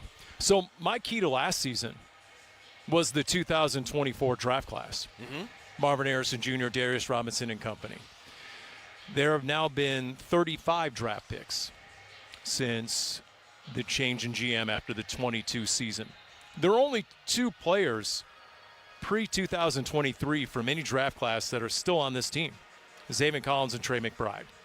So we talked about, and we won't get into this, how it's been the Big Red Purge. It's been the 6th Purge movie. Okay, there's 5 Purge movies. You're a movie guy. I know you can name them. Don't do it. And so they've done it with this roster. Now, what sort of return on investment have you received on some of the picks? And in particular, what has player development been like? Yep. Which was a reason cited in making the change at head coach, to your point. So there's no doubt that is most definitely a box that needs to be checked by Mike LaFleur and this staff. They need to get more out of some really high draft picks. And by the way, the entire team has been called to the 40-yard line for some sort of instruction from the head coach himself, almost on cue, and now everyone is going to either sideline except for the ones, offense, defense. Okay. 11 on 11. Okay, so now we've reached the 11 on 11 portion of the program today. Okay, cool. Look, if you tell me the Marvin Harrison Jr. develops and delivers as the number 4 pick to go along with Michael Wilson and Trey McBride and Jeremiah Love, Algier and James Conner, you do have the best set of weapons in the NFC West, period. Yeah. If you're telling me Walter Nolan and Darius Robinson actually develop, and you know what, Darius Robinson, his last 3 games of last year, he filled the stat sheet. Mm-hmm. He filled the box score. He really did, something he had yet to do as a professional. Walter Nolan was dominant. His first game without playing padded football in a year at Dallas, don't forget, and his second play as a pro against Dallas's interior elite offensive line, he had a TFL, he had another TFL, he had a sack by the time that game was done. And if Josh Sweat is going to be back, and let's pray that Josh Sweat will be back and will be a 12-sack guy like he was a year ago, all of a sudden, guess what? Your defensive front is something to reckon with. Mack Wilson Sr. is back, and the defense took a massive nosedive after he got hurt in that Dallas game, which was the last win of the season. You like the secondary and the development of Will Johnson. You talked to him earlier. Check it out on YouTube. I mean, I do believe in the defense if healthy. And so that combined with the talent, which is now hopefully pushing each other, because guess what? For the first time in the Monty Ossenfort tenure, a lot of these draft picks are going to get cut this year. Mm-hmm. Most of them have been retained, most of them. But that's not the case this year. Some of these picks are going to hit the cutting room floor. And so the urgency index that you cited in baseball is present here in this camp. It's why I'm always, you've got the benefit of being out here every day. I haven't been.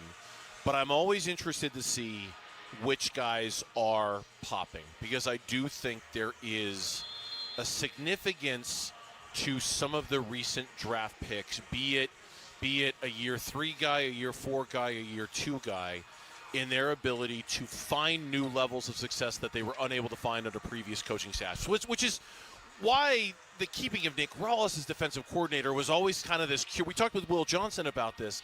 And he said, yeah, Nick is back, but a lot of his staff around him is very different, so it does kind of have a different vibe attached to it. It's so important for Darius Robinson to pop.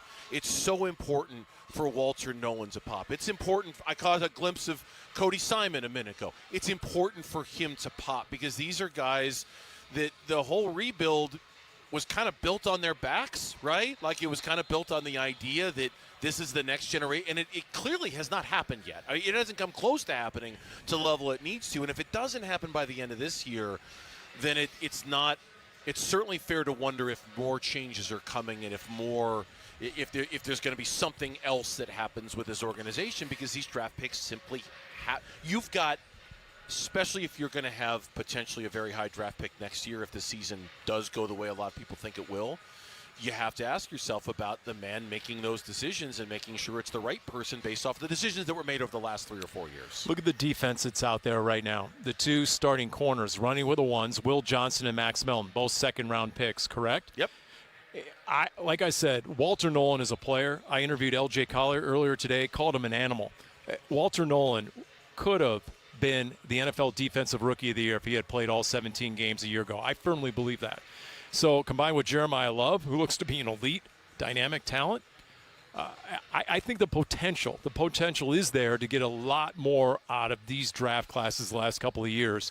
And if they do, then guess what? I think the Cardinals will exceed expectations. When we come back here on the Burns and Gambo Show with Paul Calvisi filling in, we take a look around the NFL, including a quarterback who's saying that it might be it for him in his current home. A year from now, is he going to be available to quarterback-needy teams?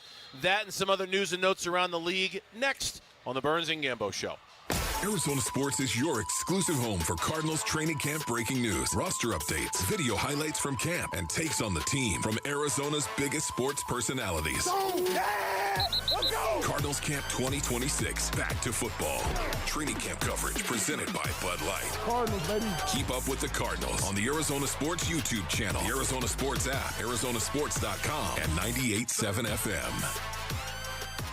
Hi, folks. Jody Jackson here. My friends at Y-Refi are humbled to be this year's co-presenting sponsor of the Phoenix Children's Hospital Give-a-thon.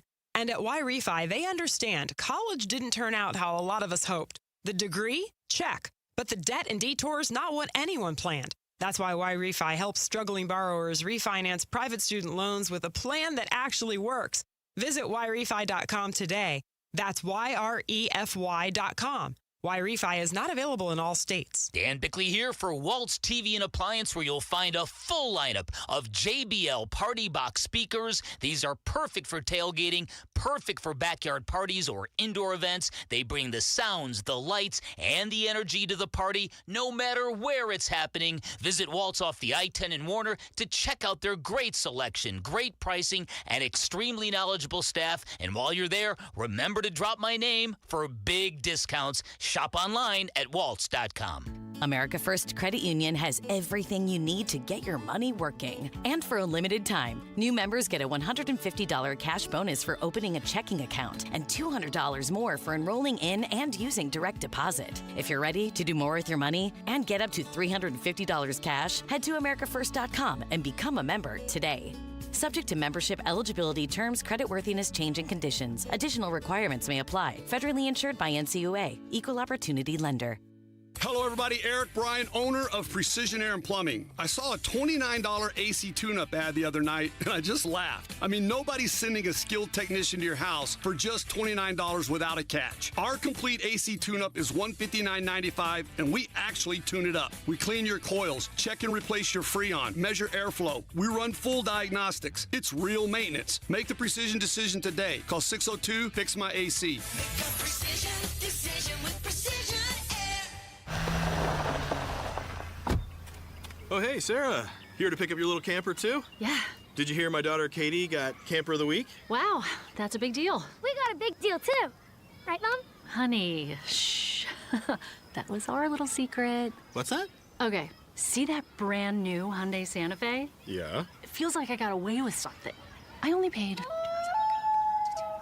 Whoa, nice. Yeah. Deal so right, it almost feels wrong. Get the Hyundai you've always wanted, plus America's best warranty at the Hyundai Getaway Sales Event. Come on, Katie. We're taking the scenic route to the dealership. It's a great day for a new Hyundai at the Hyundai Getaway Sales Event, going on now. Get 0% APR plus 0 payments for 90 days or $3,000 customer cash on the Santa Fe or Santa Fe Hybrid. See your Valley Hyundai dealer. Offers end August 3rd. Call 714-568-7676 for details. I'm U.S. Transportation Secretary Sean Duffy. We all seem to be in a rush these days, from work to driving our kids around. But when you're behind the wheel, please do not speed. A few minutes saved by going faster is never worth the risk. So follow the speed limit, enjoy the drive, maybe bring some snacks for the kids, and know that along the way, you're getting quality time with your family. Paid for by NHTSA. You're still glowing, flirting, grooving. You've still got it. But your immune system weakens as you age, making it harder to fight illnesses like pneumococcal pneumonia and RSV. Vaccines are a key part of any health routine and can help protect you from getting really sick. Ask your doctor or pharmacist which vaccines you need. See more at PfizerForAll.com. Sponsored by Pfizer.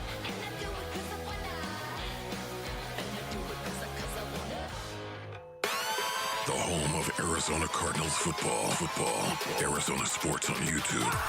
The app, 98.7 FM. Cardinals Camp 2026. Back to football. With Burns and Gambo. Training camp coverage presented by Bud Light. Before we talk about Baker Mayfield and recklessly speculate about his availability next offseason, can I get a judge's ruling on Michael Wilson returning punts? I'm allowed to say that. Yeah. We are during the open portion of practice here. There are fans here. Everybody saw it. Can I get a judge's ruling on Michael Wilson returning punts, Paul Calvisi? Okay, so I might have asked about that a little bit, and because I was intrigued by that as well, and that definitely made some waves online, video clips thereof. I would consider it more of an emergency consideration. Okay. Not unlike what happened in the end of last year, Dave, when Cardinals had about 40 guys in IR, and then Greg Dortch went down, and who was actually returning punts the last 2 or 3 games. Michael Wilson was part of that rotation. Two words for him: fair catch. Okay, fair catch. Signal fair catch. A lot of this. Yeah, exactly. So, but yes, it is interesting to see number 14 in the punt return drills. Yeah, it was, and a little thanks, but no thanks. I'll take a pass. I'm not super interested in Jeremiah Love doing it. I'm not super interested in Michael Wilson doing it, but hey, that's just. Remember, Devin Duvernay has gone to a Pro Bowl as a return man. So, if he could handle both kickoffs and punts, that would be ideal. Yeah. In the meantime, let's talk about the NFL here for a minute while we give you the play-by-play. Calvisi continues to look through the binoculars so he can check out what's going on in practice. We are in the midst of 11-on-11s right now. And so any observations that you want to chime in with what you're seeing because practice is unfolding in front of us, please do so. In the meantime, reports are now surfacing that Tampa Bay Buccaneers quarterback Baker Mayfield is going to go into the last year of his deal and fully plans on becoming an unrestricted free agent next offseason. He hasn't gotten the contract extension he wants from the Bucs. He took him to the playoffs a couple times a couple of years ago, and now he's letting it know through sources that he has every intention of just seeing this contract out and being an unrestricted free agent a year from now. Is it a ploy, or do you think there is some world in which Baker Mayfield is actually available for teams to bid on a year from right now? Well, in terms of Baker himself, we talked about the DNA of the D-backs. I mean, this is what Baker Mayfield does. He bets on himself. He did it when he transferred to Oklahoma. Yep. In fact, he transferred from Cliff Kingsbury because here was a guy named Patrick Mahomes who had come into Texas Tech. And guess what? He held off Kyler Murray, one of the most celebrated recruits in the country, and transferred from A&M. And Kyler had to sit behind Baker Mayfield as he won the Heisman and then ended up being the number one pick in the draft, et cetera. So he has no problem doing this. He's done it before. He's proven himself to others who don't believe. And so I'm not surprised. I'm not shocked. He's a convicted athlete who believes in himself and believes in certain levels of compensation that he's deserving of. Yeah, and of course, that doesn't mean he wouldn't get franchise tag. He could. It might not mean he's going anywhere or playing for anybody else. But for a team, and I'll bring it on home to the Arizona Cardinals, the quarterback position is uncertain. We've spent a lot of time already talking about the quarterbacks who are available in the draft next year. I'm sure we haven't even reached the tip of the iceberg when it comes to that. There's a lot more of that to come. I saw that story, and the first thing I thought was, wow, could Baker Mayfield actually be available in March when the new league year rolls around and become a free agent? And if he is, does that move the needle for Cardinal fans? It kind of moves the needle for me a little bit. I've always liked Baker Mayfield as a quarterback. I think he brings, you talk about DNA, I think he brings a level of competitiveness and toughness and has a vibe about that position that I really, really like. And there's some success there, too. It's not like he's an empty quarterback in this league with no track record of success. He took the Bucs to the playoffs a couple of times. I like him. I don't think he's ever going to see the light of day when it comes to free agency, but if he were, I would fully endorse my team going after him. All right, so I'm asking AI right now, was Mike LaFleur on the Rams coaching staff when Baker Mayfield played for the Rams? No. They missed each other by a few weeks, it says here. Wow.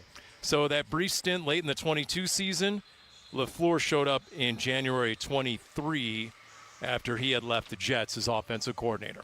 Well done, Cal. So I took a quick flyer on that, and but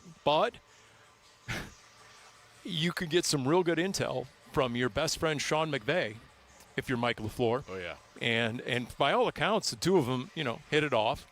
It wasn't a fit at the time, but look. McVay's highly competitive. No one's more competitive than Baker Mayfield. I mean, even when you were getting trounced, you want a quick story from the sideline? It was the COVID season 2020, Cardinals at the Browns. Cliff Kingsbury couldn't make it. He had tested positive. Chandler Jones couldn't make it. He tested positive. I remember that because after the game, I remember talking to Chandler Jones. He said, I couldn't believe how long Baker Mayfield was holding on to the ball. I would have had 4 sacks. So he was mad, Chandler. But it was halftime, and the Cardinals are killing the Browns, and Baker Mayfield launches a length of the field Hail Mary that actually connected for a score right at the halftime buzzer. I remember that. And Vance Joseph turned and said, I didn't know he could throw the ball that far. It was a great sideline moment. Great sideline moment. But that's Baker Mayfield. He never stops competing. Yeah. He's just that dude. He's that dude. He's that dude. And he's obviously got limitations, and he's not perfect, but I like him. A couple other news and notes around the NFL. 2 very, very high-profile players are sitting out of their training camps right now. Jahmyr Gibbs of the Detroit Lions is a hold-in. Bijan Robinson of the Atlanta Falcons is a hold-in. The Falcons themselves little bit of a mess at their quarterback situation with Tua dealing with an injury. Michael Penix is being very, very careful with him dealing with an injury. That quarterback room is in shambles right now at this point in camp. Okay, as far as the running backs go, can I throw out a theory? You ready for this one? Hit me. You see Jeremiah Love down on the field? Yeah. Do you think that Jahmyr Gibbs and Bijan Robinson saw the $53 million guaranteed that the number 3 pick in the draft received, the most for a running back in NFL history?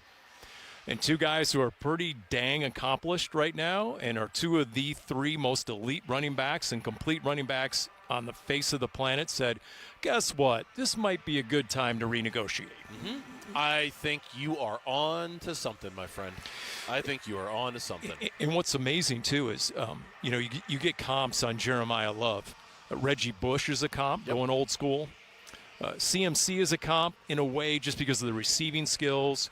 But you hear a lot of Bijan Robinson and Jahmyr Gibbs thrown out. Yeah, I've heard a lot of Jahmyr Gibbs, a lot of Jahmyr Gibbs. So, yeah, I do think that's a possibility. As far as the quarterback room in Atlanta, I mean, at this point it might be the worst in the NFL, and that's saying something given what the Cardinals are going through at their position. Tua is out with a flare-up in his back. Michael Penix Jr. is out as well as he's recovering from the ACL surgery he had in November. Trevor Siemian was released. They signed Cooper Rush to bolster the quarterback room because for a moment in time, Jack Strand was the only quarterback fully cleared for practice for the Atlanta Falcons. Oh, my goodness. I couldn't tell you the first thing about Jack Strand. Wow. Jack Strand could walk up to us right now and say, hi, I'm Jack Strand. And I'd say, who? He was the only quarterback that was able to do anything for a brief moment in time for the Falcons. All right, I might have missed it. You might have said it, but Jacoby Brissett just launched a deep ball for Michael Wilson. It was a little over his head, and he was in double coverage. See, now all of a sudden Michael Wilson, even in practice, is getting double covered. All right, deep downfield. What is the projection? How long are those starting quarterbacks, the premier quarterbacks for the Falcons, expected to be out? Because I'm just thinking out loud again. Calvisi consulting the Paulie Pigskin division. If Carson Beck can make a showing in these first couple of preseason games and you feel comfortable with him as the backup to Jacoby Brissett, could you make Gardner Minshew available in trade? Tua is thought to be not very long at all, could be back sooner than later, according to Stefanski. Penix seems to be the one they're really, really slow playing it with him. So to answer your question, it might not be that much longer for Tua, but for Penix, it could. He's had, 3 ACL surgeries in his football career? Going back to college, which then speaks to the whole fragility of why you took him in the first place. If you're Atlanta, given the, that awkward situation with Kirk Cousins and what they did a couple years ago. So, yeah, look, I'd tell you right now, when it comes to that preseason game a week from now, when the Cards play the Panthers in Canton, to be able to watch what I presume is going to be a lot of Carson Beck is the number one reason to watch or listen to that game. It is the reason to watch or listen to that game. Well, I'm glad you said that because we'll be making the trip out to Canton, Ohio. So, by the way, Elijah Higgins just had a nice catch. And the Paulie Pigskin breakout player of camp on offense is 84. Really? Just saying that. Coming into camp. Really? Love the way Elijah Higgins looked in the OTAs and the mini camp. And I was not surprised that he got into it with Buda Baker, a little rootin' and a tootin', no whomping and a stomping on the first play of camp in full pads yesterday. He looks really good. I mean, he's a former receiver. 3 years into his conversion as a tight end, as Jeremiah Love ripped off. Forget what was I saying? Because Jeremiah Love. Go ahead. The part of my brain that listens, oh my gosh, it just shut off. It was like, oh my God! You just see what Jeremiah Love did? It just completely shut you out. I was like, what? Were you talking? That acceleration. Woo! I mean, he zips. It's a combination of he has the patience, he hesitates, but then when he sees the hole, he gone. When we come back on Burns and Gambo, as we're live from Arizona Cardinals training camp, can the Arizona Cardinals truly break out this season in ways that virtually nobody expects them to? The players think so. Trey McBride thinks so. We'll talk about it next. Calvisi in for Gambo here on Burns and Gambo. Weekly at Marana Mornings. You got a brand new head coach. You've got a new offensive line. You've got a new skill player in Jeremiah Love. You should have some level of optimism going into the season, which you wouldn't have had you not done this with Jacoby Brissett. Now, we all think that at some point in time, if the Cardinals do not catch lightning in a bottle, they're going to unplug Jacoby Brissett and start playing Carson Beck. What if they don't catch lightning in a bottle? But what if they catch like a lightning bug in a bottle? That's a great point. Like, all right, so they don't go 8-2 to start the season, but what if they're a 4-6? I would argue, Jarrett, that 4-6 would the be way a it success. seems would be Yep. catching lightning in a bottle. Bickley and Murata, mornings on Arizona Sports, the local sports leader. The spotlight is on Talking Stick Resort for Arizona's biggest showdown. The 20th annual Arizona State Poker Championship runs from August 13th to the 19th, celebrating 20 years of high-stakes action. This year's tournament boasts an estimated $3 million prize pool. It's a monumental week of poker right here in the Valley. Get all the championship details at TalkingStickResort.com. Must be 21 or older. Problem gambling? Call 1-800-NEXT-STEP.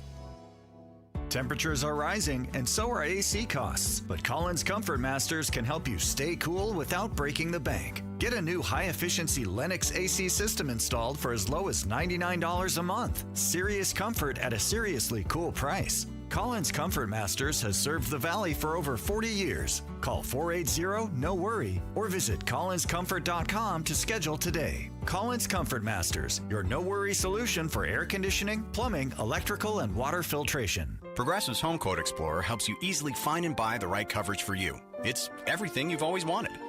Well, I mean, as far as a website that lets you shop, quote, and buy insurance in one place. But hey, maybe that is everything you've always wanted. Yeah, people have different types of dreams. And if all you've ever been searching for is a website that helps you choose home insurance rates and coverage, boy, do we have great news about Progressive's Home Quote Explorer. Progressive Casualty Insurance Company, affiliates, and third-party insurers. Comparison rates not available in all states or situations. Prices vary based on how you buy. When you see this in your kitchen, the stainless steel fridge is covered in fingerprints. you hear this. Leslie, people are going to think you were raised in a barn or by wolves, or raised in a barn by wolves. Fortunately, Wyman Stainless Steel 3-in-1 cleans, shines, and protects to give you the best shine. A spray and a wipe will have your fridge shining like a mirror. Wow, my fridge looks brand new. Your fridge looks amazing, Leslie. Sorry, I was being a little dramatic earlier. Your kitchen says a lot about you. Let it brag with Wyman. In baseball, every decision matters. One pitch can change the game. I'm Jeff Jr., founder of Trajan Wealth. And like a good manager, building a strong financial plan takes strategy and the right team. Torey Lavello here. Jeff's right. In baseball, you can't just watch one part of the field. You have to see the whole game. And that's how we think about financial planning. Most advisors just manage investments and refer you somewhere else for taxes or estate planning. But the best teams work together. Exactly. At Trajan Wealth, we built a family office model that brings everything together. Wealth, tax, estate. One team making sure every part of your plan plays well together. That's why I trust Trajan Wealth. With my family's plan, they see the whole field. Call Trajan today. 855-TRAJAN-1. That's 855-TRAJAN-1. Advisory services through Trajan Wealth, LLC, an SEC registered investment advisor. Paid advertisement. Other services through Trajan Estate and Trajan Tax. Additional disclosures at TrajanWealth.com. And Doug. Limu and I created a trick to help you remember that you can customize your car insurance and save with Liberty Mutual. You see, the shirts Limu and I wear are yellow, and yellow is the color of lemons. And lemons grow on trees, and trees provide oxygen, and oxygen helps us breathe, and breathing is how you live, and you can live more life when you save money by customizing your car insurance. I agree, Limu. It's really quite simple. Only pay for what you need at LibertyMutual.com. Liberty, liberty, liberty, liberty. Wait, everything on this IHOP value menu is just $6? I told you it was amazing. A huge plate of pancakes, bacon, and eggs is just $6. Wow. There's also French toast, a ham and cheese omelet, and oh, they got a BLT and fries now. Okay, we're coming here every day. You don't have to tell me twice. Feast for just $6 with the IHOP value menu. $7 in some locations, available every day for a limited time at participating restaurants in the U.S. Hours may vary. No substitutions. Not valid with other discounts or promotions. Prices may vary. KMVP FM Phoenix. Live from the Casino Arizona and Talking Stick Resort Studio. Arizona Sports, the local sports leader. I'm Mitch Vareldis, and here is what's trending now. Diamondbacks wrapped up their series in Pittsburgh with a series win, claimed the finale today, 3-0 the final, behind Eduardo Rodriguez's spectacular start on the mound. 8 innings of shutout ball, only allowed 5 hits and struck out 2. Diamondbacks are off tomorrow, then they'll start a 3-game set with the Guardians in Cleveland on Friday.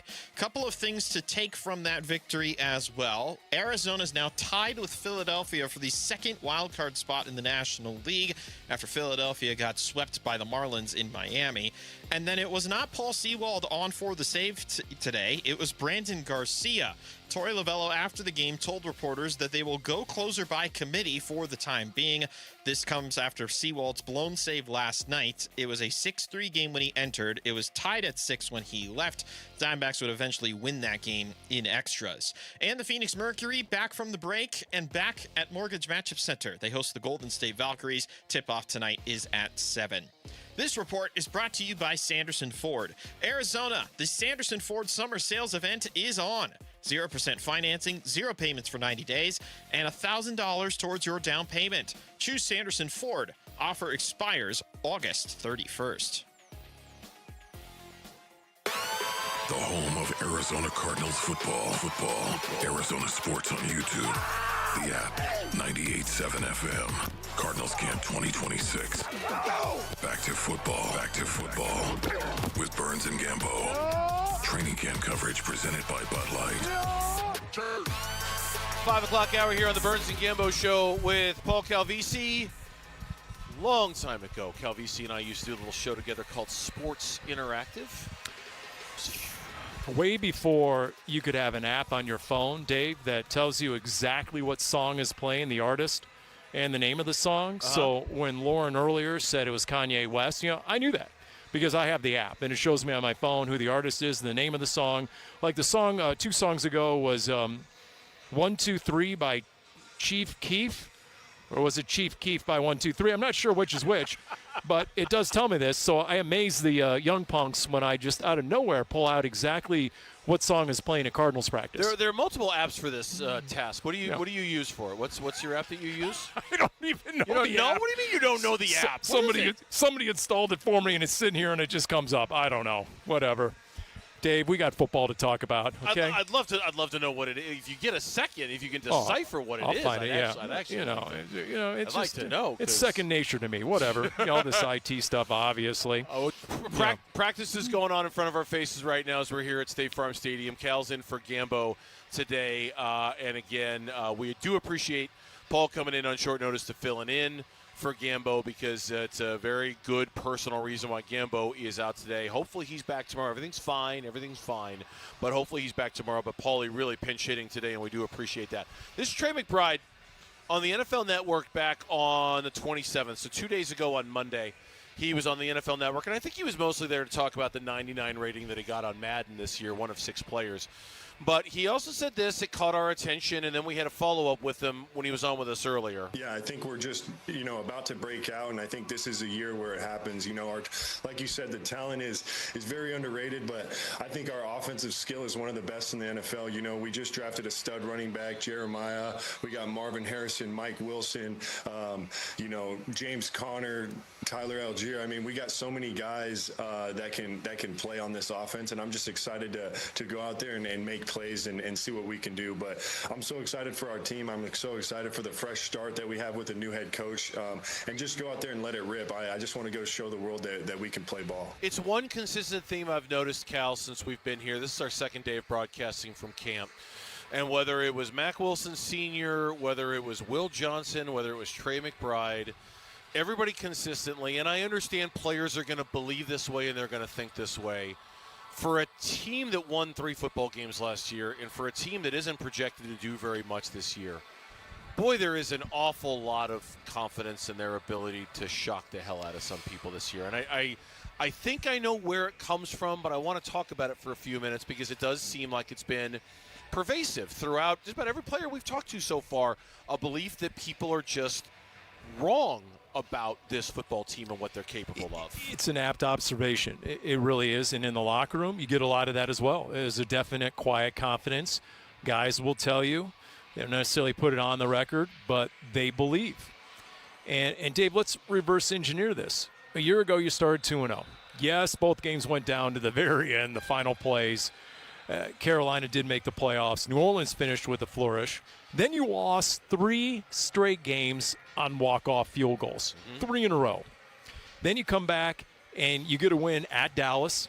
If you go back and examine that win, because I did recently, Dallas's offense, one of the better scoring offenses in the league, did not even crack the scoreboard until the fourth quarter. They scored on a block punt.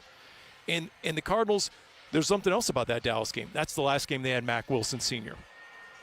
So you had Jacoby Brissett, who was dealing in that game, and you had a quarterback at the defense of Mack Wilson Sr. And then after you lost him for the rest of the season, just something wasn't right with the Cardinals defense. Forget the injuries. The fit wasn't there. It's like what the Bengals offense looks like without Joe Burrow. A hot mess. Yes, hot mess. Hot mess. And so I think that's one of the reasons that this team believes that if healthy, unlike a 49ers team that somehow gets away with injuries and has enough depth to keep winning, that's not this Cardinals roster, not yet. But once again, I think they saw enough with their own eyes a year ago, and they believe in the guys getting healthy, that they do feel like they can compete because they lost 8 games by a single score or less. Yeah. This time of year, it's easy to find optimism for any football team. I mean, it really is. It's not self-belief, especially with a new coach and a new set of ideas and things like that. I think more than – I'll say this about it, because I'm the idiot who predicted them to win 11 football games last year. I thought they were destined for a breakout season, and it obviously never happened.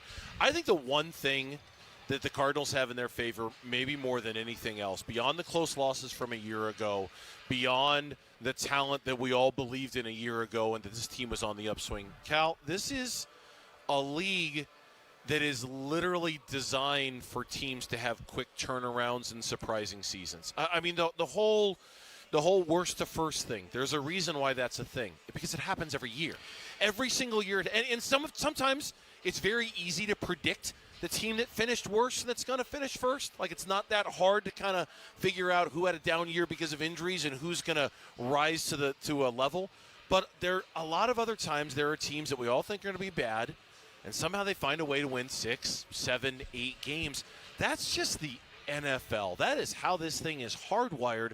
I think they have that on their side more than anything else about the roster or the close losses from a year ago. That's just how the NFL works. To your point, look at the Bears a year ago. From worst to first.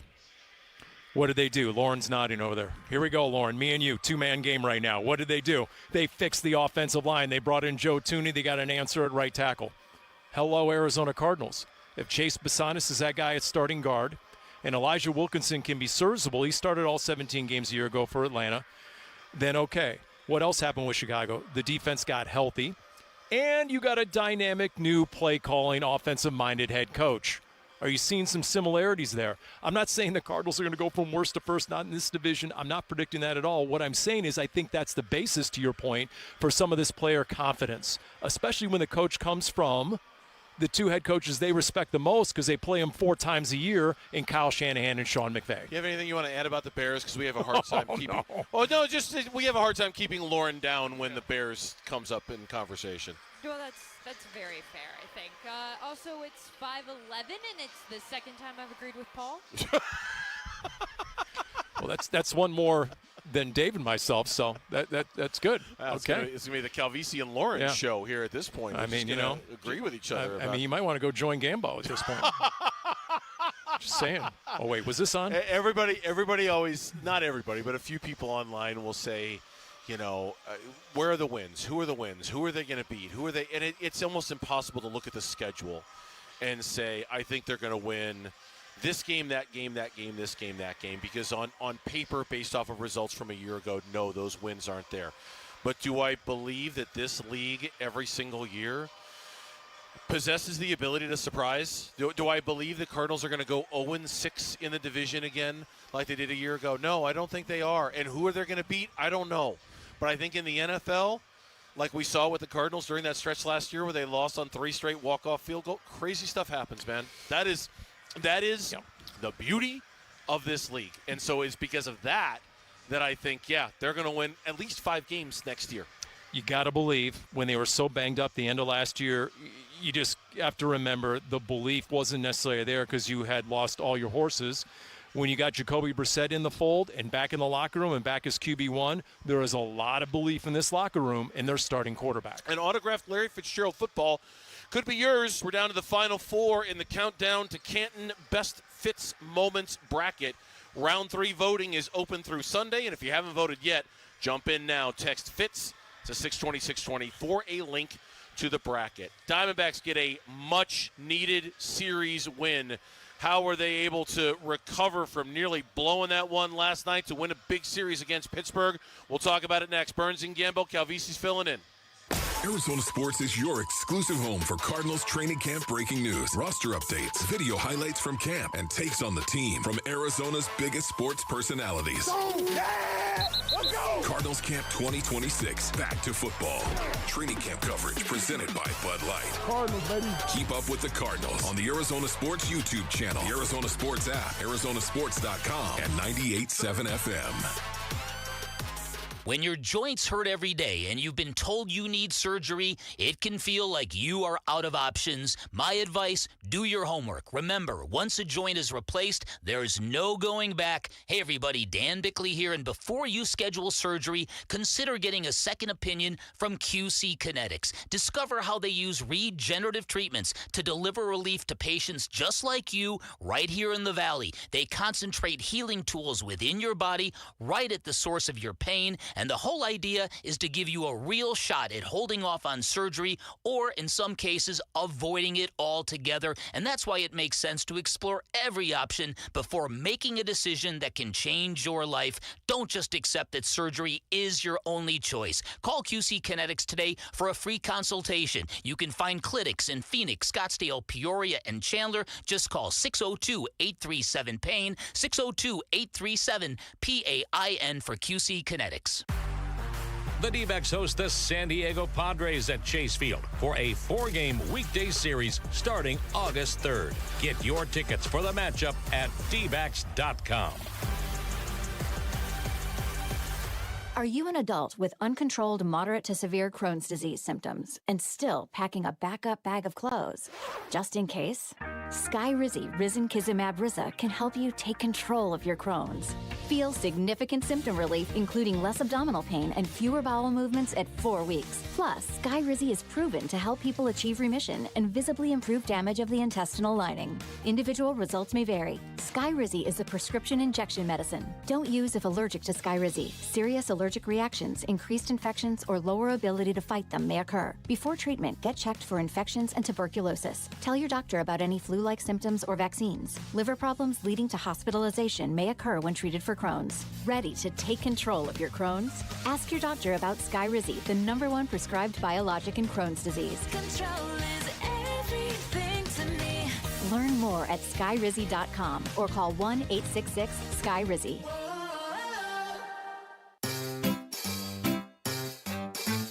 1-877 Cars for Kids. KARS Cars for Kids. 1-877 Cars for Kids. Donate your car today. Call 877 Cars for Kids to reach a friendly live agent. Donation is super easy, and your car can be picked up as soon as tomorrow. Call us now or go to carsforkids.org. 7 Cars for Kids.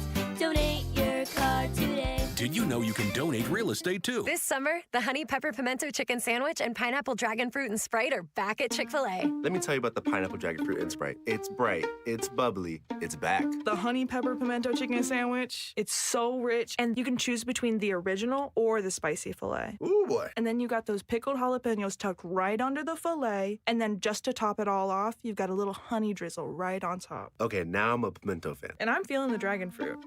Which fan favorite will you choose? Real customers paid for their testimonials. If the world were like a Sleep Number mattress, everything would adapt for your comfort. Your coffee would never get cold. Your flight would always be on time. And your mattress would always respond to you and your unique sleep needs. Sleep Number mattresses are designed to respond to your body and shift with your changing life, helping you fall asleep faster and stay asleep longer. To experience a whole new world of comfort, visit a Sleep Number store or go to sleepnumber.com. Sleep Number. To a good life sleep. And now, a no-frills ad brought to you by Progressive Insurance. Here it is. You can save big when you bundle your home and auto with Progressive. That's it.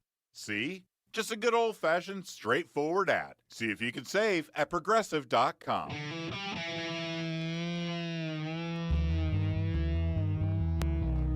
Hey, it's Wolf. When will we start to see the freaky Mike Hazen wheeling and dealing?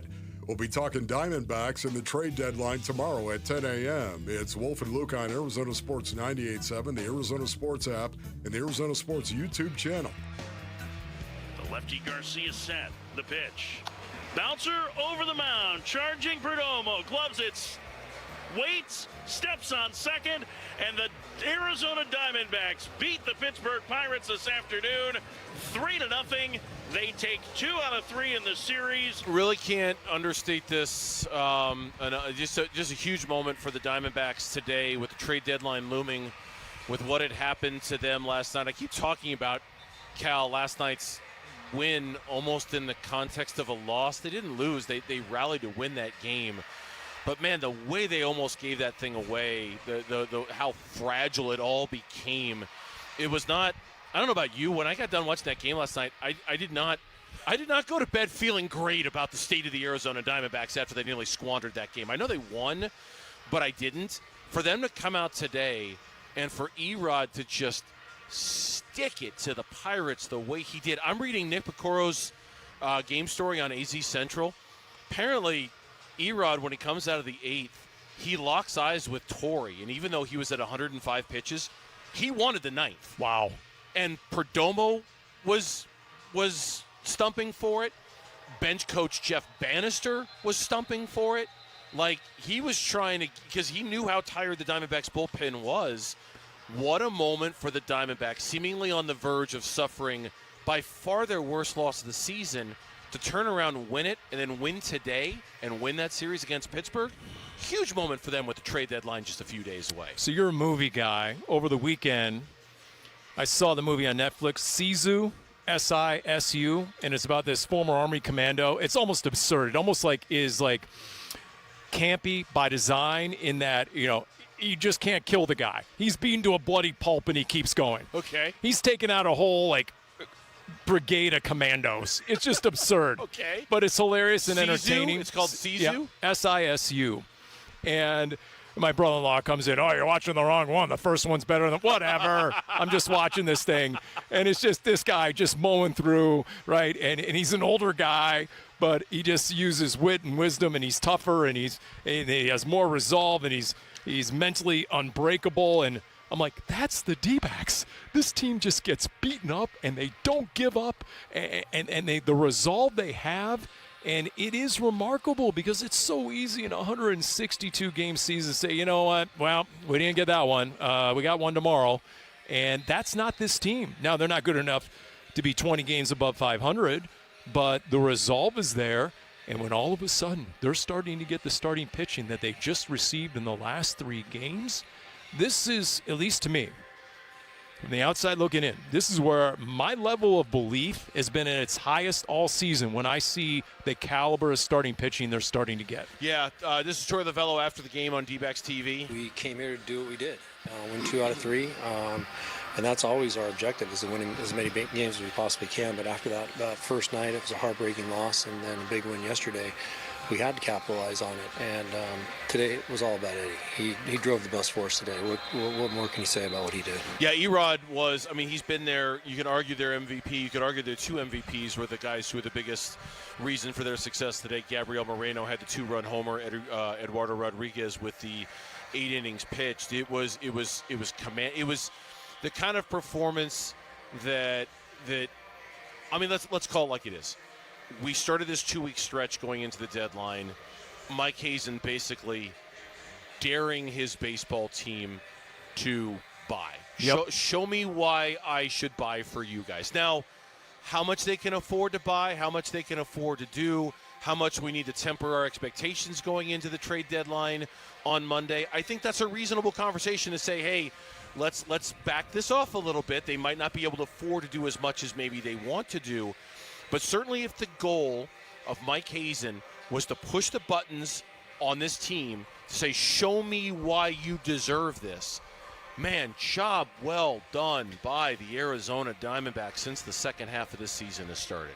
I don't know why I'm taking a page out of your playbook and throwing another movie reference out there. Go for it. It's almost the Jerry Maguire. Help me, help you.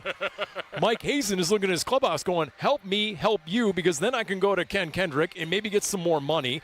I can get authorization from the owner to swing some deals, and boom, just like that. You talk about instant reaction. They won 9 out of 11. Then they lost on Saturday to the Nats. Now they come back. All of a sudden, they're tied for the second wild card. And if they can just all of a sudden get this closer thing resolved and maybe pick up a bat, because quite honestly, I don't care what the urgency index says that the D-backs are back to the urgency index, top 5 in all 3 categories of starter, reliever, and needing a bat as well. If you can somehow get a different answer at first base, both a glove and a bat, then all of a sudden, once again, it just bolsters that belief. And I just think they've played now so well recently for at least 2 weeks that if you're the GM, I think they've responded with their own question to Mike Hazen, and that is, okay, what's going to happen if you don't invest in this team? Yeah. They've sort of reversed it, and now the onus is on the GM. Yeah. You almost have to invest in this team. You do. And I think because you have to prove it to the clubhouse, Dave, right? You covered baseball for so long. They want to know if the organization believes in the clubhouse. Mm-hmm. And there's only one way. It's the dollars or the assets. You got to invest in that roster. Yeah, and there's a history there of them doing exactly that. I know we all remember what happened last year when they were sell, and that team fell apart, and that's the reason why. 2024, they played well right before the trade deadline. They went out and got A.J. Puck. They went out and made some additions. 2023, they got Paul Sewald, solidified the back end of their bullpen. The J.D. Martinez acquisition was one of the best anybody made in baseball year at the deadline. There is a history here. Now, again, we personally, if we're applying this conversation to the deadline, I really do believe rotationally, as long as they have a little bit more patience, I think they'll be okay.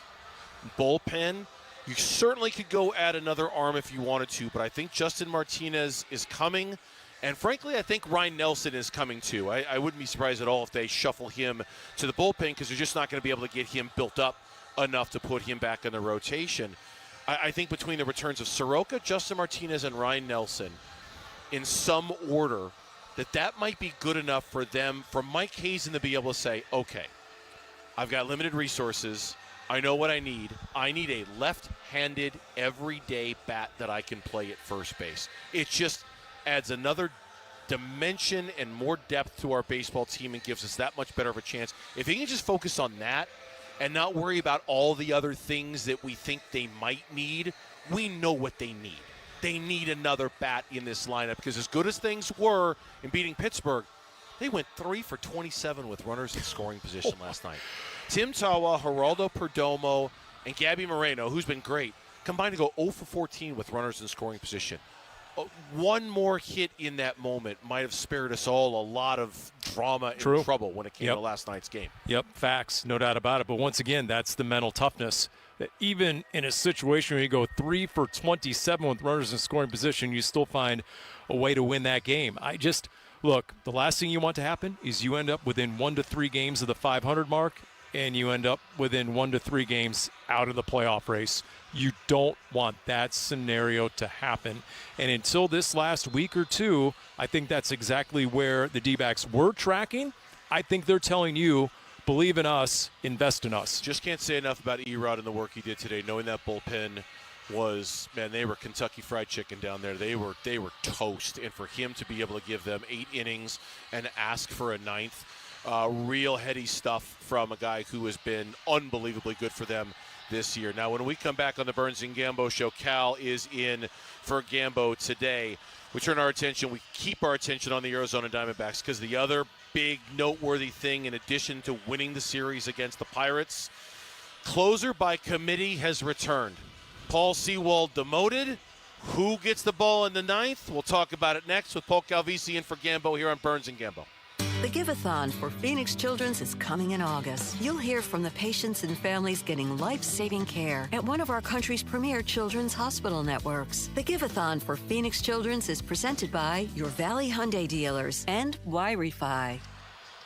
All right, back here for Global Credit Union checking accounts, savings accounts, loans. I actually have all three with Global Credit Union. I'm a very, very happy member with Global Credit Union because membership is what it's all about. Membership is what they work every single day to bring them better fees, lower fees, no fees, better rates on the loans. It's all about saving you money. It's all about saving me money as a member, and I encourage you, highly encourage you, if saving money ultimately is your goal, you're saving for a house, you're saving for a vacation, you're saving for a kid, you're saving for a grandkid, whatever the case may be, Global Credit Union is dedicated to you saving as much of your money as you possibly can. They talk about it every single day as to how they can do it. They also devote themselves to next level customer service, 24/7, 365, live U.S.-based customer service. I needed that customer service a couple weekends ago.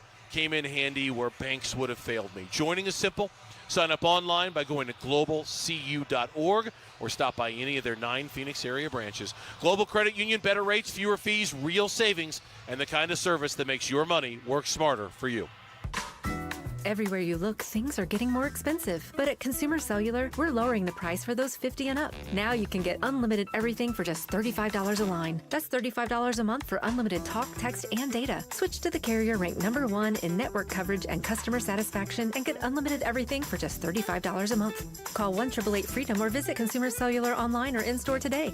Price includes $5 credit for autopay and e-billing. Taxes and fees apply. Data speeds reduced after 35 gigabytes. Rankings done by 2025 ACSI survey. Liberty Mutual customizes your car and home insurance. And now we're customizing this rush hour ad to keep you calm, which could help your driving. And science says therapy is great for a healthy mindset. So enjoy this 14-second session on us. I think you've done everything right and absolutely nothing wrong. In fact, anything that hasn't gone your way could probably be blamed on your father not being emotionally available because his father wasn't emotionally available, and so on. And now that you're calm and healing, you're probably driving better too. Liberty, liberty, liberty, liberty. Hey, it's Austin with Moxie Pest Control. When I was about 13, I started mowing lawns to make a few bucks. Looking back, I don't know how I survived those Arizona summers. What I didn't realize then was how much I was learning, showing up, doing the job right, and taking pride in it. That's what guides us today at Moxie Pest Control. Because reliability isn't something you say, it's something you demonstrate. Call 888-MOXIE-10. Make the move to Moxie. Call Moxie Pest Control. What do we get with a built Ford Tough truck? Easy, more capability, durability, more confidence for whatever the road or job throws our way. Paul Calvese here. Quality, that means America's best-selling line of trucks, the Ford F-150 and Super Duty. Work truck or versatile SUV for the family, our Desert Ford dealers have us covered. And right now, on the best-selling truck brand in Arizona, get a 2026 Ford F-150 with 2.9% APR financing for 72 months. Plus $1,000 matching down payment, plus 2-year premium maintenance plan, and 90 days deferred payments. What's more, on a 2026 Ford Explorer, get 3.9% APR financing for 72 months, plus $1,000 matching down payment, that 2-year premium maintenance plan, and 90 days deferred payments at our Desert Ford dealers. Just click buyfordnow.com. Based on S&P Global Mobility Retail U.S. new vehicle registrations for the truck vehicle type CYTD October 2025. I'm Mitch Vareldis, and here is what's trending now. Diamondbacks wrap up their series in Pittsburgh with a win and series win. Final score today, 3-0. As a result of the win, Arizona is now tied with Philadelphia for the second wild card spot in the National League. So how about that? Second now. Looking good. Eduardo Rodriguez was masterful today. 8 innings of shutout baseball, 5 hits allowed, and 2 strikeouts. Brandon Garcia, not Paul Sewald, came on to secure his second save of the season. We'll get into the closer situation in just a second. Diamondbacks, they're off tomorrow. Then they'll start a 3-game set against the Guardians in Cleveland on Friday. Now, about the closer position. Manager Torey Lovullo told reporters after the game that they will go closer by committee for the time being. This moves Paul Sewald out of the designated spot. This is after Sewald's blown save last night, where he entered the game with a 6-3 lead. It was 6-6 when he left. The Diamondbacks would eventually go on to win the game in extra innings. And the Phoenix Mercury back from the break and back at Mortgage Matchup Center. They host the Golden State Valkyries. Tip-off tonight is at 7.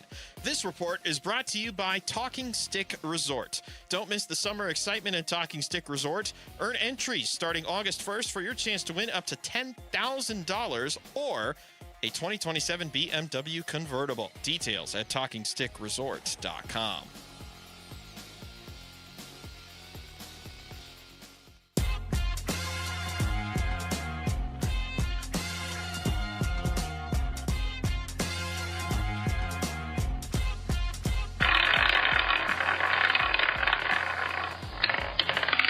We go to the bottom of the ninth. Gutierrez on. Our batter is Carlos Lee. Right-handed batter, hasn't gotten the ball out of the infield all night. Pitch. Deep drive to left. This one's over. Lee's first of the year, and it's a game winner for the Astros out of the stadium. Oh, my gosh. Mitch Ferreldis is the MVP of today's Burns and Gambo show for digging deep into the archives and finding an edition of Reliever Roulette when Paul Calvisi and I used to host Sports Interactive together. Well done. Mitch, where'd you find that? Props to our great program director, Aaron Maloney, for telling me where they were hidden in the lovely News Boss app. They still live on, Paulie. They still live on. Yeah, well, it's funny, not funny. It was funny now looking back 20 years ago or whatever it was. Not funny that it's relevant today. It's relevant today on two fronts. Number one, Cal's filling in for Gambo. Cal and I used to do a show together called Sports Interactive many years ago, and we had on that show a segment we lovingly called Reliever Roulette because the Diamondbacks bullpen was so bad. Yeah. You never knew. We likened it to a roulette game where you just didn't know. Like it was the white ball spinning, and you just didn't know what number it was going to land on and what reliever was going to blow the game that night. And so Cal's filling in. The Sewald thing happens last night. Mitch finds the audio thanks to Aaron Maloney. Bravo all around. Reliever Roulette makes its return because on the day Calvisi's filling in for Gambo, not only did we have a closer controversy to talk about, we had a closer decision to talk about. Here's Torey Lovullo after today's 3-0 win against the Pirates, which clinched them the series, on what he's doing with the closer situation. No, we're going to have roles, matchups just to get it done. But, clearly this is something that affects Paul. He had a great teammate moment. He is willing to step aside to help this team win games. The question he was asked at the outset was, is Brandon Garcia your closer? And he said no. And that's when he kind of said, we're going to do this by a committee thing. Paul was a great teammate. Paul did everything that we asked him to do. He went on to say, Calvisi, that Sewald understood the decision to remove him from the closer's role. Absolutely. Great teammate. So as of right now, Paul Sewald's not the closer. It's closer by committee. Torey specifically mentioned guys like Jonathan Loaisiga, Juan Murillo, Kevin Ginkel, and Brandon Garcia as guys who might get that role depending on the circumstance. But after last night's meltdown by Sewald in the ninth, it almost cost them the game. It didn't, but it almost did. The organization decided they just couldn't take anymore, and they had to make a change. And we added Gerardo Carrillo. Golly, how many times am I going to butcher that name? I'm doing his name what he did to the Pirates lineup. 17 pitches. Carved it up. In 2 innings, and he was phenomenal. That splitter, oh my goodness, that thing looked unhittable. So you do have options if you're Torey Lovullo. Now, the 9th inning is unlike any other inning in baseball. Yep. And too many teams, too many times have learned that the hard way, going all the way back to the days of reliever roulette. But in that instance, Paul Sewald, for the last 5 starts, he's given up at least 1 run. He's given up 5 home runs in that span. And you gave up a couple of no-doubters last night to go double, homer. And I believe every single extra base hit was on the second pitch of each at bat. Yeah. It was resounding. It was decisive. And sort of like we talk about in football, like a quarterback question, Kenny Dillingham today saying you want the decision made for you. In a lot of ways, last night was making the decision for Torey Lovello and Mike Hazen. Yeah, and I just think if you were watching last night's game, and I was watching the post-game show with Todd Walsh, and he was conducting the Q&A. Initially, it was support for Paul Sewald, and then when he was asked a follow-up question about is Paul Sewald still the closer, I think Torey's answer told you everything you needed to know in the moment last night. Look, before I even make a decision like that, there are a lot of people I have to talk to, and so I need to go talk to those people before I say anything about that. And I think in that moment, it was very clear it was not a, oh, hell yeah, he's still our closer and I'm sticking with him moment. It was very much a, we are in full wait-and-see territory with Paul Sewald. And look, I want to give Paul Sewald major credit. What he's been, he truly has been, and I'm not kidding when I say this, he's been one of the best stories this year for the Arizona Diamondbacks. No doubt. Signed off the scrap heap for $1.5 million, with the lowest of expectations from the fan base, right? Yes. Like everyone's like, oh God, Paul Sewald, for him to come on and convert saves at a very 90% clip, right? Huge success story for the Diamondbacks this Nobody saw this coming. Maybe Lovello did, but I mean, think of how pessimistic everyone was back in March. Oh, my goodness, the bullpen is going to be such a liability. Why didn't you do more in the offseason? Where is a bona fide closer? Well, the bullpen has been a strength for most of the season.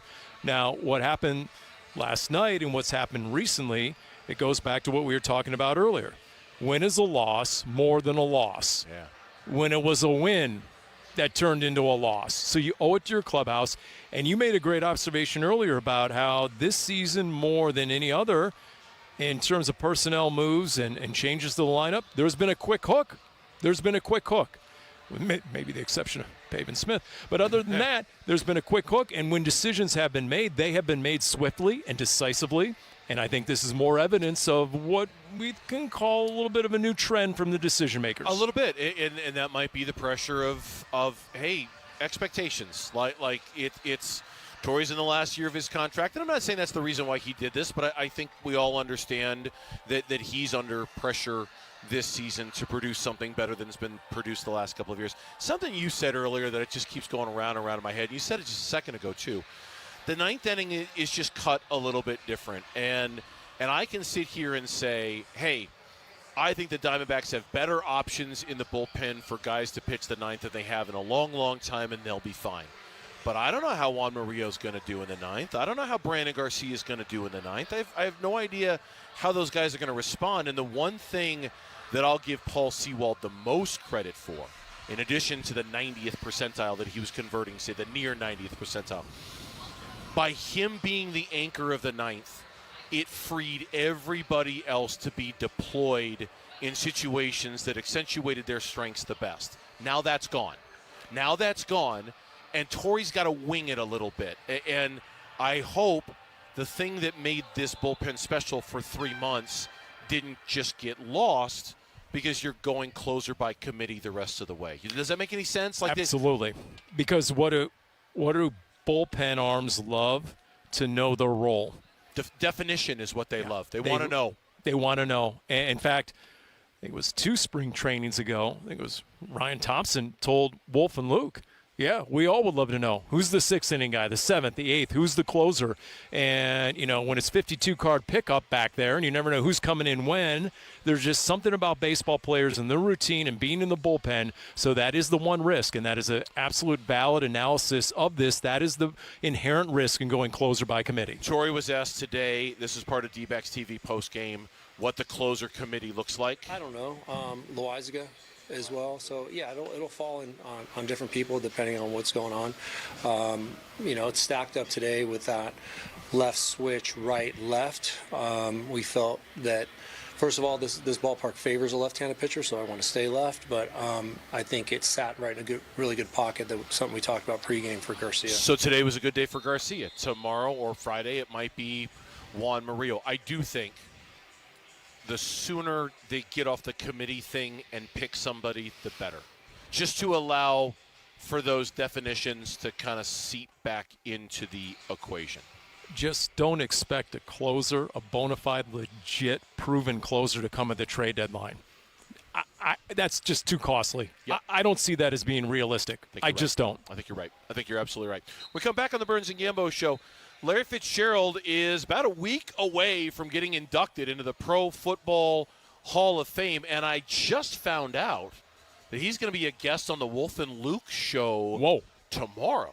So we got some Fitz talk, and we got to get the expert opinion of one Paul Calvisi when it comes to the career of Larry Fitzgerald. That is next. I better not screw this up. No, there's a lot of eyes, a lot of pressure. It's kind of like the ninth inning for the Diamondbacks. Are you up to the task? That's right. Can you handle the pressure, That's Paul? Right. Bring it. Or are you going to crumble? Bring it, poll question. I don't fear no stinking poll question. That, and maybe we can hear a little more reliever roulette. Just remember what that used to sound like. Next on the Burns and Gambo show. Arizona Sports. Countdown to Canton. The Arizona Cardinals franchise in the entire world will witness the induction of one of the NFL's greatest. It's a dream come true. Into the Pro Football Hall of Fame on August 8th. 2nd and 9 to the 29. Two receivers right, Fitzgerald to the left. Warner barking out the call, play clock at 3. Kurt got the play away. Back to throw. Warner with ton of time, throwing right side. Fitz open, caught at the 5, heading for the pylon, and he is going to be ruled in touchdown Cardinals! Larry Fitzgerald! Do you believe it? Larry Fitzgerald, you are absolutely ridiculous. Oh, my goodness. More memories of number 11 coming your way on YouTube, the Arizona Sports app, and 98.7 FM as we continue our countdown to Canton. Hey, renters, it's Gambo, and I'm going to do some math for you really quick. If you're paying $2,200 a month in rent, that's $26,400 a year going straight to your landlord. 5 years of that, and you've handed somebody else $132,000, and you own nothing. A mortgage payment in that same range builds equity every single month. That's your money in your house working for you. So here's what I want you to do. Call the Lund Mortgage team today at 623-889-0130. Tell them you want to get a house, you want to get out of renting, and within a few hours, they'll give you a yes or a no and all the information you need. And here's why Lund. Great pricing you can trust. Lund Mortgage is not a company looking to mark you up. They're a company that genuinely wants you to win. They're in your corner from day one. Right now, they're also covering the appraisal on every purchase loan they close. So give them a call today at 623-889-0130. That's 623-889-0130, or go to lundmortgage.com. At the UPS store, we get it. Being a small biz owner requires grit and hustle, but you don't have to do it alone. We've got your back. You put your heart and soul into your biz, we put ours into packing and shipping. While you're keeping track of your custom-made orders, our mailboxes are keeping your packages safe. Because we're here to help you be unstoppable with shredding, printing, notary, and more. Most locations are independently owned. Product, services, pricing, and hours of operation may vary. See Center for details. The UPS store. Be unstoppable. Come into your local store today. QC Kinetics helps active people stay active. People like David Boardman, police officer, competitive athlete, and gym owner who trains hard almost every day. My body's taken a lot of abuse over the years. I've had multiple knee surgeries on both of my knees. I could barely run a mile prior to going to QC Kinetics. Doctors have all told me, hey, you are going to need knee replacements. But QC Kinetics gave David great news. We're going to give you the opportunity to have not one, but 2 healthy knees, and we don't have to cut you open. And after David's regenerative treatments at QC Kinetics? Since I've gone to them, I run 20, 30 miles a week. I really wouldn't be able to do that if it wasn't for QC Kinetics. From knee pain to Ironman training. It's a no-brainer. Now it's your turn. Call QC Kinetics to book your free consultation today. Call QC Kinetics, 602-837-7246. In Phoenix, Scottsdale, Peoria, and Chandler. That's 837-7246. 837-7246. Hi, folks. Jody Jackson here. My friends at Y-Refi are humbled to be this year's co-presenting sponsor of the Phoenix Children's Hospital Give-a-thon. And at Y-Refi, they understand college didn't turn out how a lot of us hoped. The degree? Check. But the debt and detours, not what anyone planned. That's why Y-Refi helps struggling borrowers refinance private student loans with a plan that actually works. Visit yrefy.com today. That's YREFY.com. YRefy is not available in all states. Hey, it's Bodie and Victoria, owners of NewACUnit.com. In Arizona, it hits 100 degrees and suddenly AC prices magically go up. We don't play that game at NewACUnit.com. Even with manufacturers raising prices this year, we've used our buying power to keep your costs down. And the price you see online, that includes everything. Unit, install, delivery, no surprises. Just a smarter, more affordable way to stay cool at NewACUnit.com. Save thousands, save time, buy online. Arizona Sports, the local sports leader. Burns and Gambo, what's on tonight? All right, what's on tonight? The games that we're going to watch this evening brought to you by Global Credit Union. Explore the benefits of becoming a member by going to globalcu.org. Your world of financial possibilities. Mercury basketball on tonight, 7 o'clock tip time. They're taking on the Valkyries. I'm sure there's also MLB action tonight that could relate to the NL wild card race. You streaming anything fun these days, Calvisi? Watching anything good on the tube? I was just watching Jeremiah Love in the red zone with a little check down pass from Jacoby Brissett over there. So, no. The answer on that is no. Not when we got 11 on 11 going on here at Cardinals camp, and there's Trey McBride. You're going to be watching tape is what you're going to be watching tonight. That's what Paul Calvisi's going to be watching. I do need to learn the last 40 names on the roster and numbers. Okay, so just a side note. That's what you'll be doing tonight. I also want to remind everybody, today is Miracle Treat Day. Grab a Blizzard at your local DQ.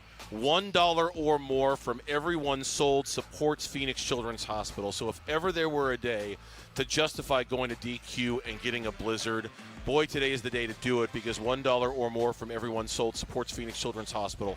Treat yourself and make a difference. We certainly would appreciate it. So, programming note, this is not the last of Paul Calvisi you'll hear anytime in the next 12 hours or so on this radio station. You are filling in tomorrow on the Wolf and Luke Show. Am I correct? That is correct. Sources close to me are telling me you're going to have Anquan Bolden as a guest at 10:30, and you're going to have Larry Fitzgerald as a guest on 11:30. Wow. What deal with what devil did you make to just backwards fall into that one? So the Dairy Queen with the charity is a double ding, and then Q plus Fitz, that's a double ding as well. Wow, that is really well done. I'd love to take credit for that, but it turns out maybe Wolf actually got off his butt and did something. My good, he's had all these short shows and he's had all these days off, and so okay, all right, here we go. Yeah. So that's a big get tomorrow. Also, there's the ding. Oh, look at that. We found the file. Kellen and Mitch, by the way, are also on tonight. A full edition of Arizona Sports Tonight is coming up with Kellen and Mitch as soon as we're done here. So speaking of Fitz, right now we've got our Fitz to Canton contest going on, in which we're asking our audience to vote on the very best play-by-play calls for Larry Fitzgerald. We're down to our final 4.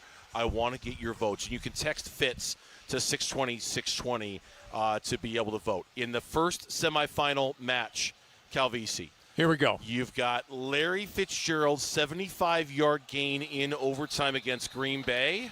First down on the Cardinal 20. Fitz wide to the right. 2 receivers to the left. David Johnson the back. Palmer under center. Palmer takes the snap. Play action pass. Palmer setting up. He's in trouble. He's hit. Gets out of there. Rolls right. Throws back to the left. Fitz is wide open. Caught at the 35. Nobody's there. He's at the 40. At the 50. Turns upfield at the 45. At the 40. 35. Stiff arms 30. 25. 20. Fitz to the near side 10. To the 5 and tackled there. Carson Palmer somehow got out of trouble and found a wide open Fitz. 75 yards. All right. Versus, you ready for this? Gotta love the no-look stiff arm. Boom! Larry Fitzgerald's 64-yard touchdown in the Super Bowl. Cardinals moving left to right. Warner to pass with time. Fires over the middle to Fitz. Caught at the 45, 50. Fitz is loose 40, 30. Goodbye! 10-5. Cardinals lead. Touchdown. Larry Fitzgerald. You gotta be kidding me. All right, which one are you voting for there? I'll tell you what, the Super Bowl is hard to deny, but that no-look stiff arm and the 75-yarder and the twirly bird by Carson Palmer to get out, and the play call itself is so phenomenal from Dave Pasch to keep up with every inch, every moment of that call. I'm going with the 75-yarder. Okay. Then in the other bracket, we've got Fitz's overtime touchdown catch against the Green Bay Packers. Call a good play, Brucey. 2nd down and goal at the 5. They put Palmer in the gun. They can win it with a touchdown. They motion John Brown to the near side. Snap to Palmer, rolls out, and it's a pitch to Fitz, running straight ahead into the end zone. The shovel pass for the touchdown and the win. The Cardinals advance to the NFC Championship game on a shovel pass, of all things, in one of the craziest games ever. Fitz on the shovel pass scores, and the Cardinals win it in overtime, 26-20. Versus Fitz's 3-touchdown demolition of the Eagles in the NFC Championship game. Warner under center on 2nd down from the Philadelphia 9. Warner takes, short set, has time, looks left, throws over the middle to Fitz, caught inside the 5, breaks a tackle, and Fitz is in. Touchdown Cardinals on the opening drive. They take it the length of the field. Warner takes, it's a pitch to Arrington. He's going to throw it back to Kurt. Far side of the 25. Now Warner going deep, airing it out, middle of the field. Fitz is there, he caught it at the 10, at the 5. Touchdown, Larry Fitzgerald. The trickery of the Arizona Cardinals. Warner takes, back to throw, fade, left side Fitzgerald. He got it. Touchdown, his 3rd of the day. It's 20-6 Arizona.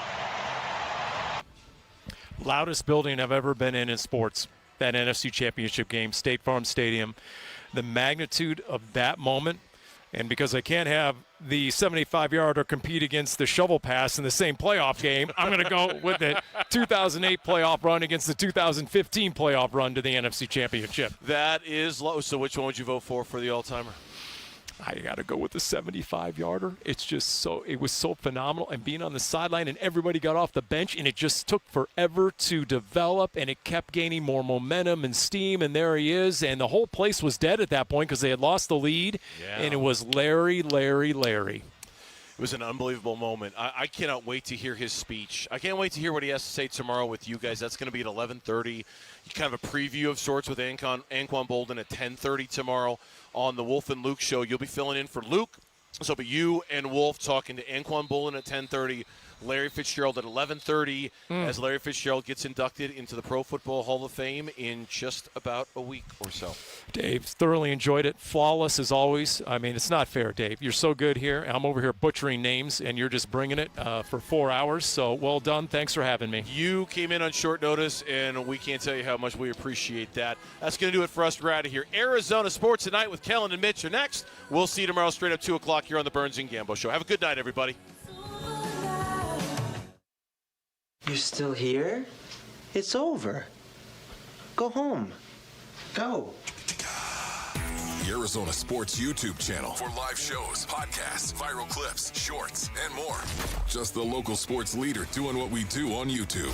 Serve yourself some Arizona sports. Subscribe to the Arizona Sports YouTube channel. If your windows can't keep up with the heat, it's time for an upgrade. At the Window Depot, windows are what we do. Biggest inventory, best prices, guaranteed. Found a lower price? We'll beat it. Shop in stock or custom vinyl windows, built for efficiency and style. From one window to full home replacement, we help you get the right windows for less. Lower your energy bills and stay comfortable year-round. Visit a location near you or order online at thewindowdepot.com. I'm Ken Goodrich with Gettle. We once got a call from 2 neighbors yelling at each other over a shared wall. We got there fast, isolated the leak, repaired the pipe, and calmed down a suburban standoff before it turned into full-blown neighborhood warfare. At Gettle, we do things the right way, not the easy way. So we don't just fix the pipes, we keep the peace. Because burst pipes bring stress, and we bring solutions. Gettle, G-O-E-T-T-L. We'll fix your pipes, but it's hard to spell. I'm John Morgan of Morgan & Morgan. My best advice to you when hiring a lawyer for your injury case is simple. If you know court personnel, ask them who they'd hire. They know. If you know an insurance adjuster, ask them. They know. And then ask them about us. Ask them about Morgan & Morgan. they know. I look forward to talking to you soon. There's only one Morgan & Morgan, America's largest injury law firm for the people. Injured? Dial pound law. Morgan & Morgan, forthepeople.com. Arizona lawyer will handle Arizona cases. Prior results do not guarantee a similar outcome. Dan Bickley here for Walt's TV and Appliance, where you'll find everything you need to take your viewing experience to the next level. Great selection, inventory you won't find anywhere else, super knowledgeable staff, and great pricing just like you'd get from the big box stores, but with 10 times the service. And if you really want the hookup, head on down to Walt's off the I-10 in Warner and ask for my guy Bear. You will not be disappointed. Online at waltz.com. Shop local, shop Waltz. Scorpions don't hate you. Ain't got the brains for hate. What they got is a tail full of bad intentions. Been living in this desert since the dirt was new. Think they got squatters' rights to your laundry basket. Nate here, owner of Blue Sky Pest Control. Scorpions may have squatters' rights to the desert, but not to your property. Call 602 Blue Sky today. Real pest science, real protection. Hello, Blue Sky. Goodbye, Scorpions. Oh, hey, Sarah. Here to pick up your little camper, too? Yeah. Did you hear my daughter Katie got Camper of the Week? Wow, that's a big deal. We got a big deal, too.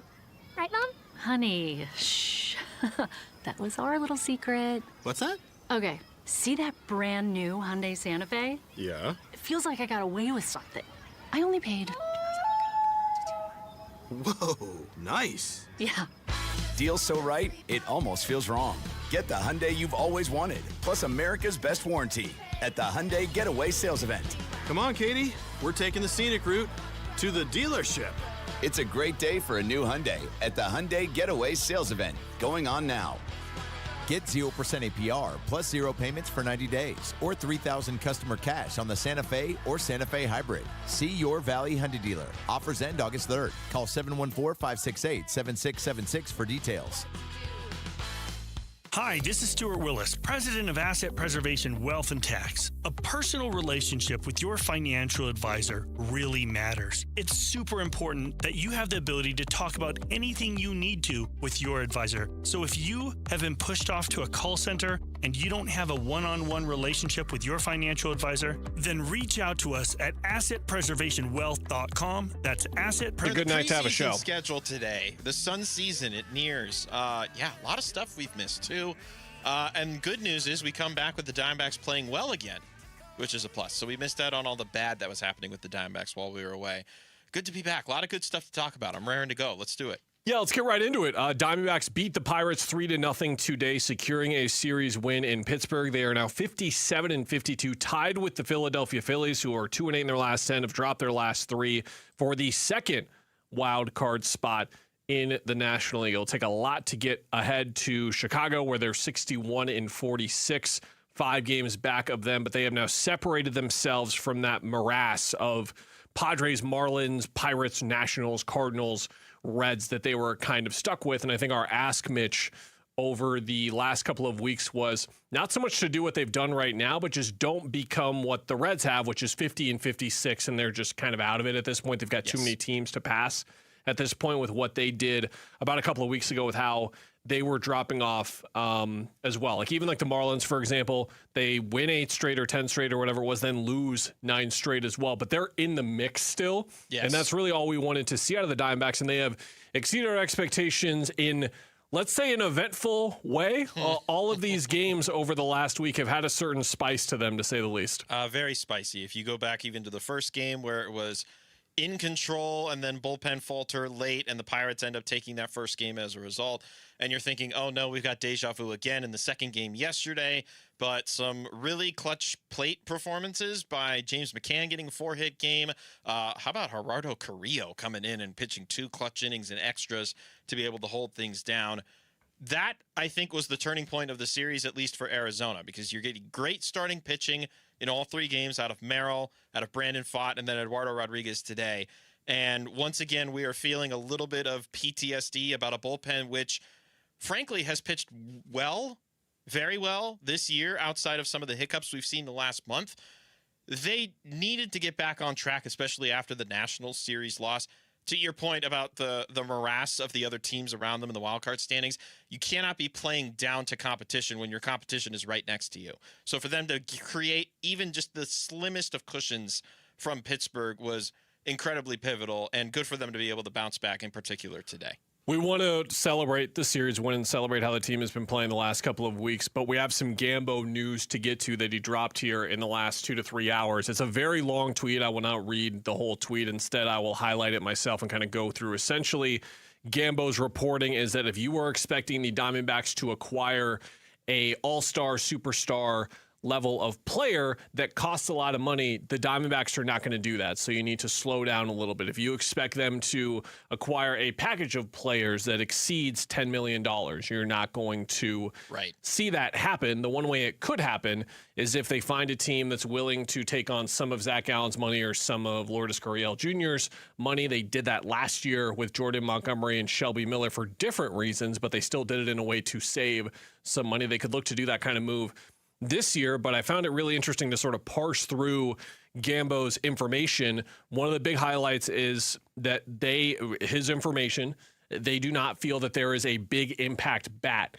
out there that is going to solve the Diamondbacks lineup. I think that kind of supersedes the point. The point is, if you just get a league average first baseman, it will be so much better than what you have now. If you got Luis Garcia Jr., who is the latest rumored reported acquisition target of the Diamondbacks, that would improve the team greatly, and that they are going to be doing like our trade acquisitions are Corbin Burns and Jordan Lawler and Justin Martinez and Michael Soroka. They're a lot closer to the luxury tax than I thought they were. It's about $6 to $7 million that they're going to have to play with between that line, and you can look at it like Kendrick isn't willing to spend on this team. He just spent incorrectly in the past, and now it's coming back to bite them a little bit in a series, in a timeline here over the next week or two, where they're going to have to really squeeze through some tight windows and navigate this correctly. You know, it's funny. I was about to quibble with the way that you phrased it as spending incorrectly, and I think the first names that would have come to mind for me in that regard would have been Erod, who, for what it's worth, is in year 3 of this contract and is now looking like the pitcher who was essentially promised. Corbin Burns, who's missing time for the first time in his career due to a significant injury. But really, I think the money that you're referring to, and just correct me if I'm wrong, is Carlos Santana coming in, trying to skim the line between what would have been the luxury tax line and staying under, as opposed to offering a little bit more to Paul Goldschmidt, for example. I'm talking about Gallen. Okay.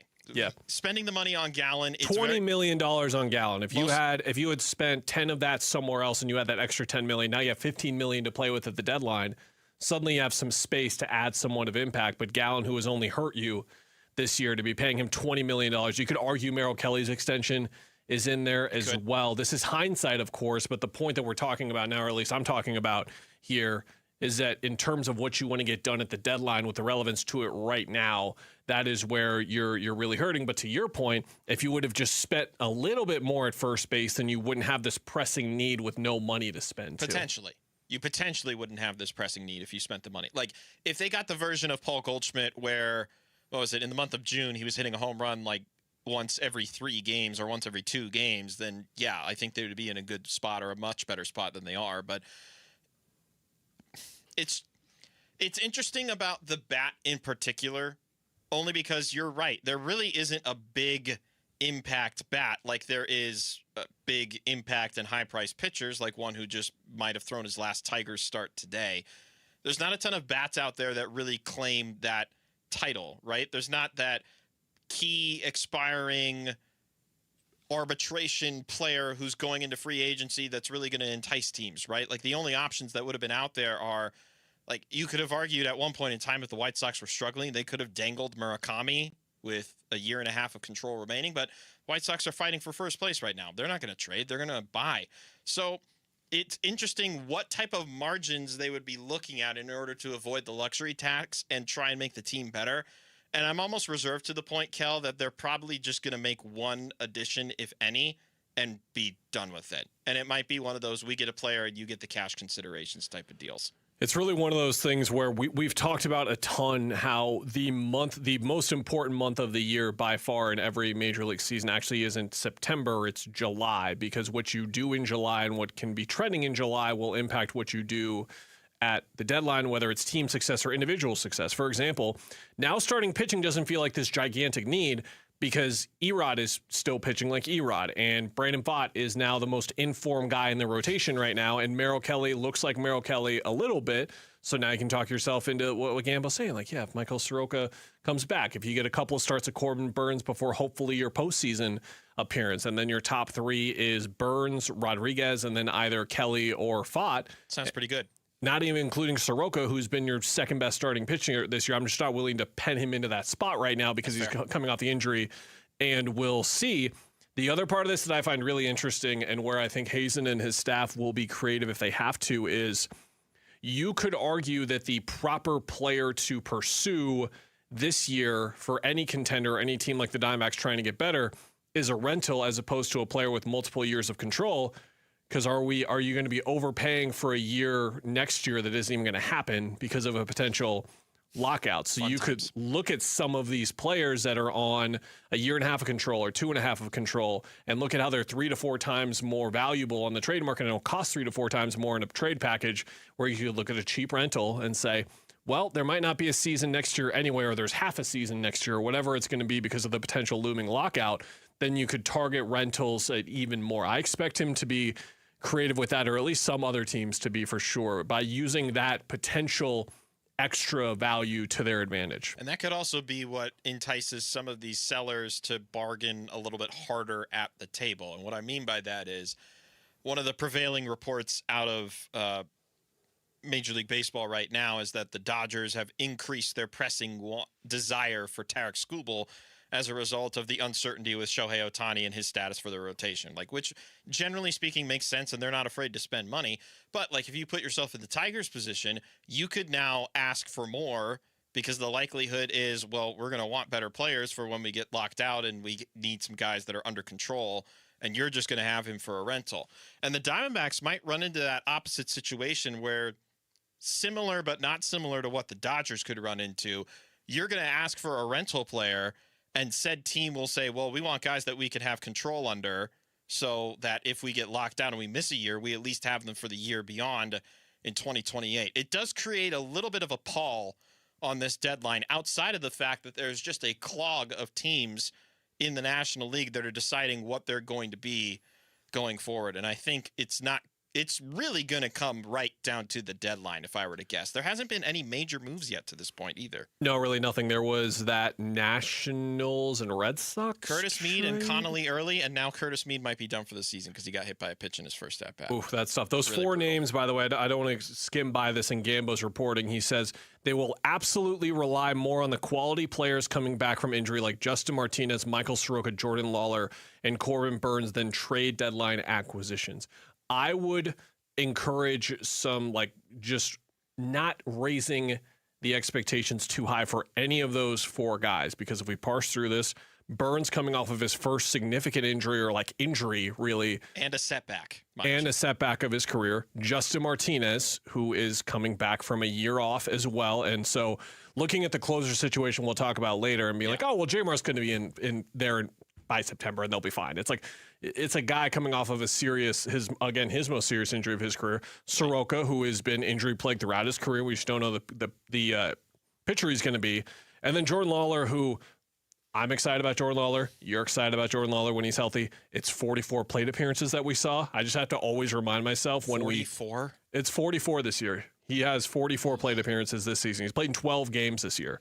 So for as much as this felt like a turning of a corner and a young player starting to establish himself and build up the hype, we saw 12 games of him. So in terms of what we're talking about right now, which is the additions to the roster in the last 4 to 6 weeks of the year that will push them over the top, including any of those 4 guys, you have to be hesitant here to put too much in, which is another reason why I think that they should absolutely buy an impact first baseman or DH. Alex Weiner has a story up on ArizonaSports.com going into Gambo's reporting, and he includes a handful of starting pitchers, Mitch, that make $3 million or $4 million. A handful of first basemen or DH targets who make $5 million or $6 million. So there are trades out there that they can make that can still get them under the luxury tax. They're just going to have to do some dancing there. It's something that the Suns have been really good at over the years of playing like those hundreds of thousands of dollars perfectly, and the Diamondbacks are going to have to do it now too.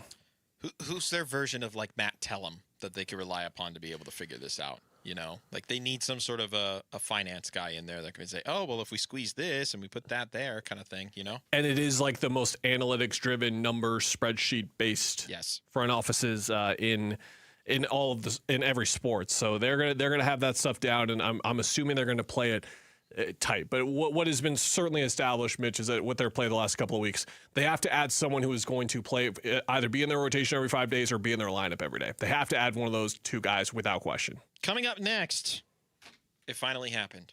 Jacoby Brissett got his payday. What does it mean going forward? And can he catch up in time for the start of the season? That's next on Arizona Sports at Night.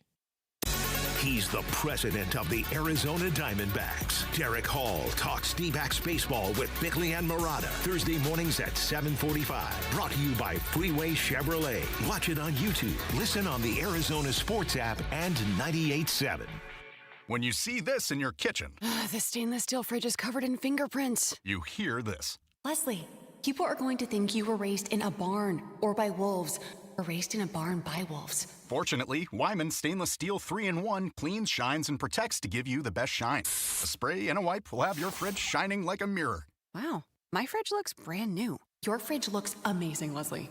Sorry, I was being a little dramatic earlier. Your kitchen says a lot about you. Let it brag with Wyman. Everywhere you look, things are getting more expensive. But at Consumer Cellular, we're lowering the price for those 50 and up. Now you can get unlimited everything for just $35 a line. That's $35 a month for unlimited talk, text, and data. Switch to the carrier ranked #1 in network coverage and customer satisfaction and get unlimited everything for just $35 a month. Call 1-888-FREEDOM or visit Consumer Cellular online or in-store today. Price includes $5 credit for auto pay and e-billing. Taxes and fees apply. Data speeds reduced after 35 gigabytes. Rankings done by 2025 ACSI survey. Luke Lipinski back to tell you about Orchard. Most home sellers get one offer, and it's somewhere between lowball and not good enough. But Orchard changes that. With Orchard's new Orchard offers, you don't just get one offer. You get multiple cash offers from serious investors who are all competing for your home. That's right. Make those investors compete with Orchard's cash offer marketplace. Here's how it works. You work with an Orchard agent who submits your home to their exclusive network of hundreds of local cash buyers. They come to you with offers, you review them all, and you pick the best one on your terms. That way, you don't have to worry about settling on one offer or maybe leaving money on the table without even realizing it. You see every offer side by side. That's how you know you're getting top dollar. Orchard offers means no repairs, no showings, no drawn-out process. Before you accept any offer, see them all first. See, not only does Orchard give you the freedom to buy and move into your new home first and sell your old home later, you still get top dollar for your home. And this is how. If you're ready to find out how much your home is worth, visit Orchard.com to get your free home valuation. That's Orchard.com, Orchard.com. When your air conditioner stops working or a plumbing problem cannot wait, you need a company that's focused on helping you, not finding ways to charge you more. Home and business owners have trusted Ready Services Plumbing and Air Conditioning since 1957. The home of the no-fee emergency. No trip fees, no overtime fees, no weekend fees. What matters most to Ready Services is saving customers money and doing the job right the first time. For plumbing or air conditioning service, are you ready? Go to nofeeemergency.com. Ready.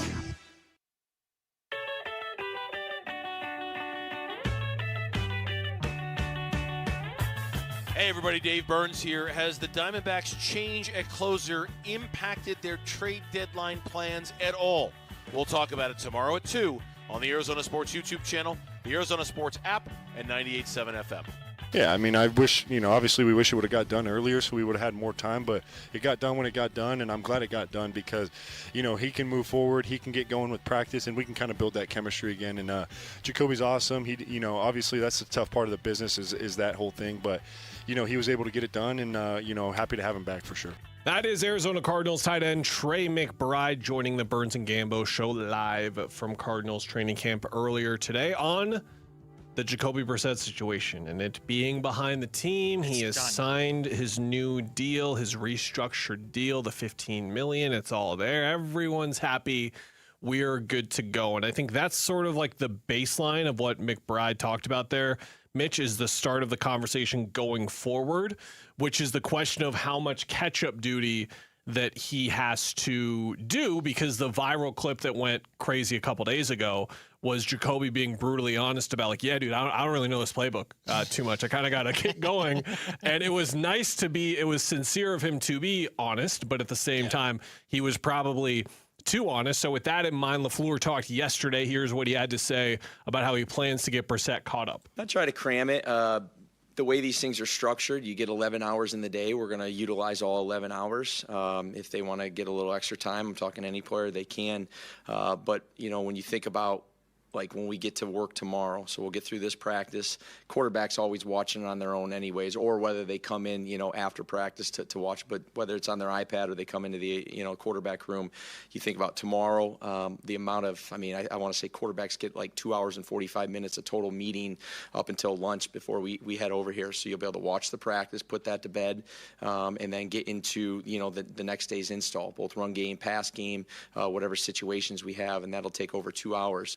I think if anything, Mitch, to him hyper detailing in a cool way, LaFleur, of all the scheduling that goes into a day-to-day for an NFL starting quarterback, I think it just more so heightens how important the next 3 weeks are. Like, I think that there was a situation here where we're going to talk about this a lot on our airwaves next week. How much of Carson Beck do we see in this Hall of Fame game? And then how much of Carson Beck do we see the rest of the preseason? Because we know what Jacoby Brissett is. We know what Gardner Minshew is. We don't know what this kid is. And if there was ever a time in the season to figure that out, this would be the time. Of course, mid to late season, we're going to have those conversations again. But for at least the next couple of months, this is the time to figure out what you have in Carson Beck. But that cannot supersede getting Jacoby caught up to speed. So how much practice time does he need? How important are these next 2 to 3 weeks for him to get every rep in that he needs to get in? This is the crunch time for him. Well, so I know the majority of our conversations when it comes to the Cardinals is very low expectations, very cynical about the season to come, right? Very tempered when it comes to expectations for this team. Like, how good do we need / want Jacoby Brissett to perform? And I don't mean that as a diss, and I don't mean I pictured someone hiding his playbook today. You know what I mean? Like that's how they're going to tank. I think the USB I sent you with all the plays, Jacoby, I don't know what happened. It didn't function. It didn't show up.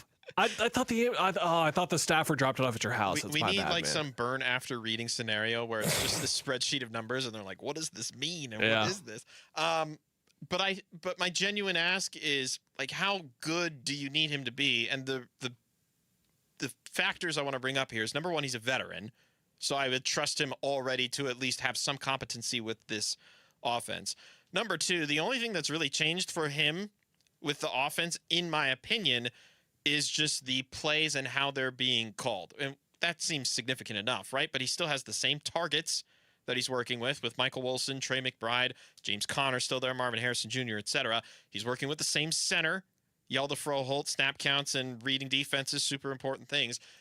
It just feels like there's a lot that already exists inherently for Jacoby to, whether you want him to succeed or not, but to succeed. Like, how much of this playbook does he actually need to know? So I guess I'm looking at the situation and wondering, like, do they need to be desperate about this? Does he really need to push to catch up? Because it seems like it's really just to make sure he's doing his job, which is fine, but I don't know. I think what you're hitting on is going to be a really key theme of the first 4 to 6 weeks of the season, assuming they're not like a catastrophe, right? Like they're just uncompetitive games, right? And it's going to be a thing that I'm going to grapple with as a Cardinals fan is when it is 17-13 Chargers in the fourth quarter with 13 minutes to go and the Cardinals have the ball. I'm kind of sitting, or with 6 minutes to go, I'm kind of sitting there like, do I want a game-winning drive right now? Like that's the type of thing that we're going to have to grapple with. I think the overwhelming majority of fans are not going to have those kinds of thoughts creep in as well, but it's just a level of success you want to see. To what you're talking about with its relevance to like right now, I think it's really important because he is going to be the best asset towards a clean year of development for Marvin Harrison Jr., Michael Wilson, Trey McBride, and Jeremiah Love. Like those four guys together, and to some extent Paris. Like we've talked around this before, but when you and I start to have more centralized conversations on who we want to see improve the most on the team in the preseason, not so much in the preseason specifically, but looking ahead to this year, like I want Paris to be one of the 5 or 6 best left tackles in football. We all agree he's good.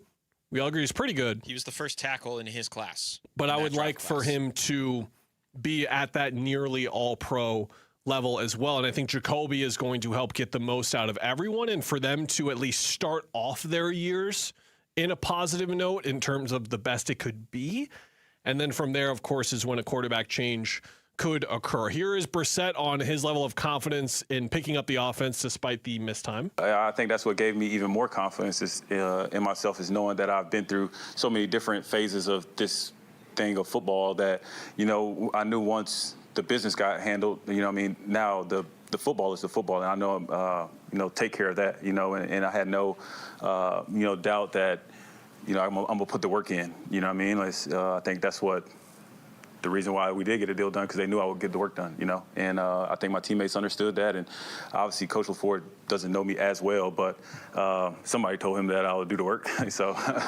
4 preseason games. The first one is a week from tomorrow, which is just insane. Always Surprise, comes up so quick. Yeah. How many does Brissett need, do you think?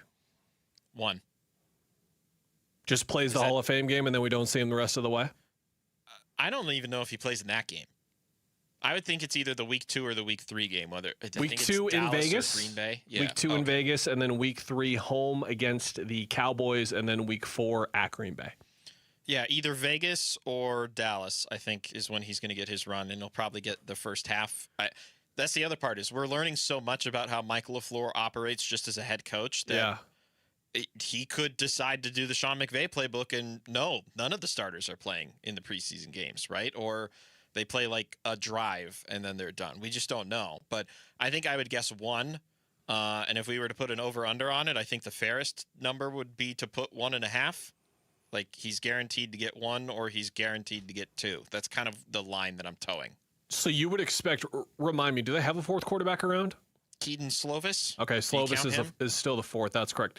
Would you predict that Beck throws more passes than the other quarterbacks combined? Like, if we combine the amount of passing attempts by Jacoby Brissett, Gardner Minshew, and Keaton Slovis, Beck throws more passes than any of those guys in the preseason. Do you think we see that much of him? I think you have to. I'm curious. Yeah, that's what I'm curious about. Like, how much do they lean into this being like his month to really dominate in terms of the development time that he's going to get? Which is funny because it contradicts what my argument was when they first drafted him, which was there's no pressure on the Cardinals for this to work, right? But at the same time, he's kind of the only one that you really need to throw out there and make sure he's good to go. Like, no disrespect to Brissett or Gardner Minshew or Slovis, Beck's the new guy. Beck's the one that if it works out, you have your succession plan, right? And if it doesn't work out, you're just kind of like, okay, whatever, we tried. But he's the one that has the most to gain from what is it called? Preseason. I almost called it spring training. He's the one that has the most to gain from the preseason games. I also think there's a really large misconception with this time of year for bad teams where, let's look at the Suns playoff run, and they're playing Oklahoma City, and everyone's like, why aren't we starting Rasheer Fleming? We know we're not going to win anyway. LaFleur is not going to do that in practice. He's not going to give Beck the reps with the 2s because he knows they're going to suck this year as a team. You know what I mean? Yeah. He is of the mindset of, can we win 11 games and sneak into a wild card spot? Like, that is going to be the mindset of every head coach in this kind of position. So to that point, Beck is going to get a lot of juice in the preseason, and then he's going to stand and watch. Not only during games, but during practices as well, because Minshew is going to get the time with the 2s as well. Now, that'll be the really interesting following Tyler Drake's Twitter account and saying, oh, is Beck starting to get sprinkled in with the 2s a little bit? Or is he just the guy with the 2s right away because he lights it up in the preseason, or they really like what they see from him as well? Like, that's going to be the development of this storyline that we watch through all year, and just how much time Jacoby needs to get caught up to speed could not so much get in the way of that, but take a chunk away from it we were expecting. That's a good point. Coming up next, we'll switch back to the Diamondbacks. There's a lot to discuss, and so we're going to go in-house, bring in our lead Diamondbacks writer, Alex Weiner. He's going to join us next here on Arizona Sports at Night. Arizona Sports is your exclusive home for Cardinals training camp breaking news, roster updates, video highlights from camp, and takes on the team from Arizona's biggest sports personalities. Let's go! Cardinals Camp 2026, back to football. Training camp coverage presented by Bud Light. Cardinals, baby. Keep up with the Cardinals on the Arizona Sports YouTube channel, the Arizona Sports app, arizonasports.com, and 98.7 FM. What do we get with a built Ford tough truck? Easy, more capability, durability, more confidence for whatever the road or job throws our way. Paul Calvisi here. Quality, that means America's best-selling line of trucks, the Ford F-150 and Super Duty. Work truck or versatile SUV for the family, our Desert Ford dealers have us covered. And right now, on the best-selling truck brand in Arizona, get a 2026 Ford F-150 with 2.9% APR financing for 72 months, plus $1,000 matching down payment, plus 2-year premium maintenance plan and 90 days deferred payments. What's more, on a 2026 Ford Explorer, get 3.9% APR financing for 72 months, plus $1,000 matching down payment, that 2-year premium maintenance plan and 90 days deferred payments at our Desert Ford dealers. Just click buyfordnow.com. Based on S&P Global Mobility Retail U.S. new vehicle registrations for the truck vehicle type CYTD October 2025. Orthopedic care. At Abrazo Health, we believe these two words are better together. When joint pain postpones a walk with friends or halts a weekend hike, recruit our orthopedic physicians, surgeons, and physical therapists to join your team. From our minimally invasive advanced technology designed to improve patient outcome to our comprehensive rehabilitation program, start your journey to a pain-free life. Find your partner in care at abrazohealth.com/orthopedics.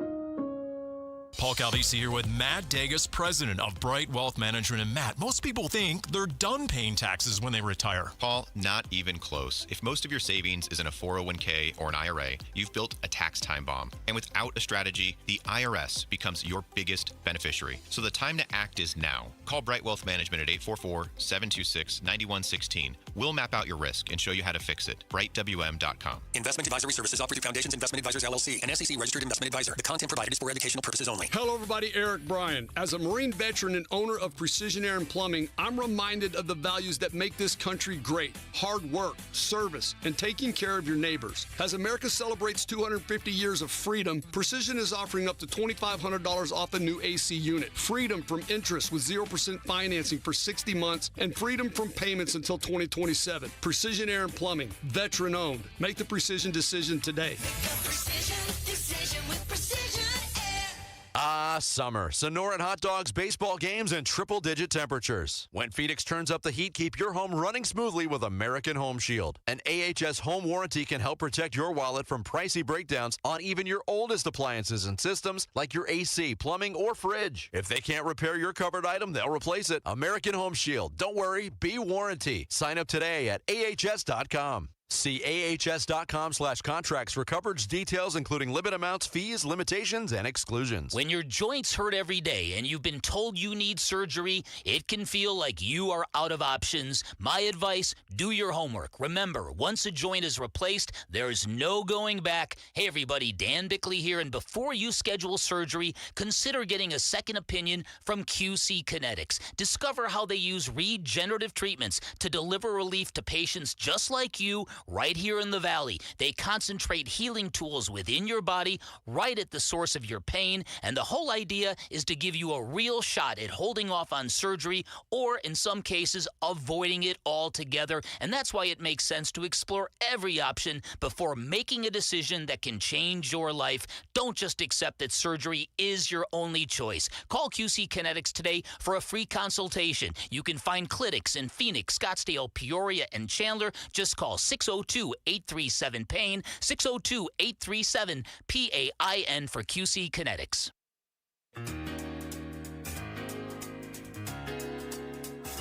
Hey, it's Wolf. When will we start to see the freaky Mike Hazen wheeling and dealing? We'll be talking Diamondbacks and the trade deadline tomorrow at 10 a.m. It's Wolf and Luke on Arizona Sports 98.7, the Arizona Sports app, and the Arizona Sports YouTube channel.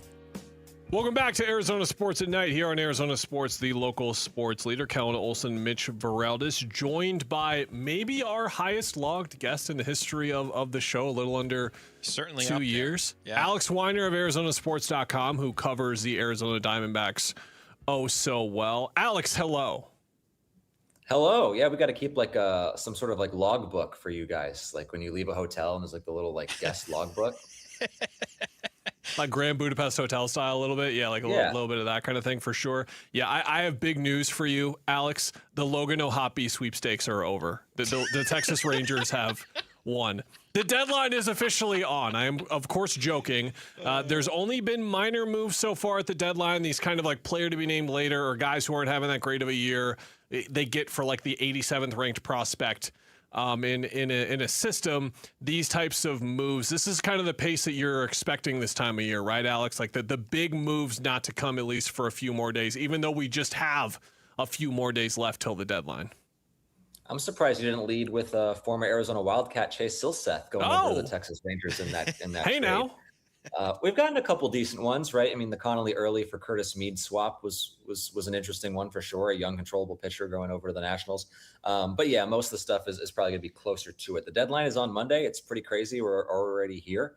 But yeah, especially with so many teams like on the border of what they should do, because it's just very few teams that are like definitively out of a playoff race. Yeah, this might get, pushed up until closer to the deadline before teams make those final decisions. Is it more so the National League, do you think, is trying to figure out who are the ones that are in and who are the ones that are out? Or do you think there's some American League teams that are trying to figure out their positioning and whether or not they can contend and still buy before the deadline?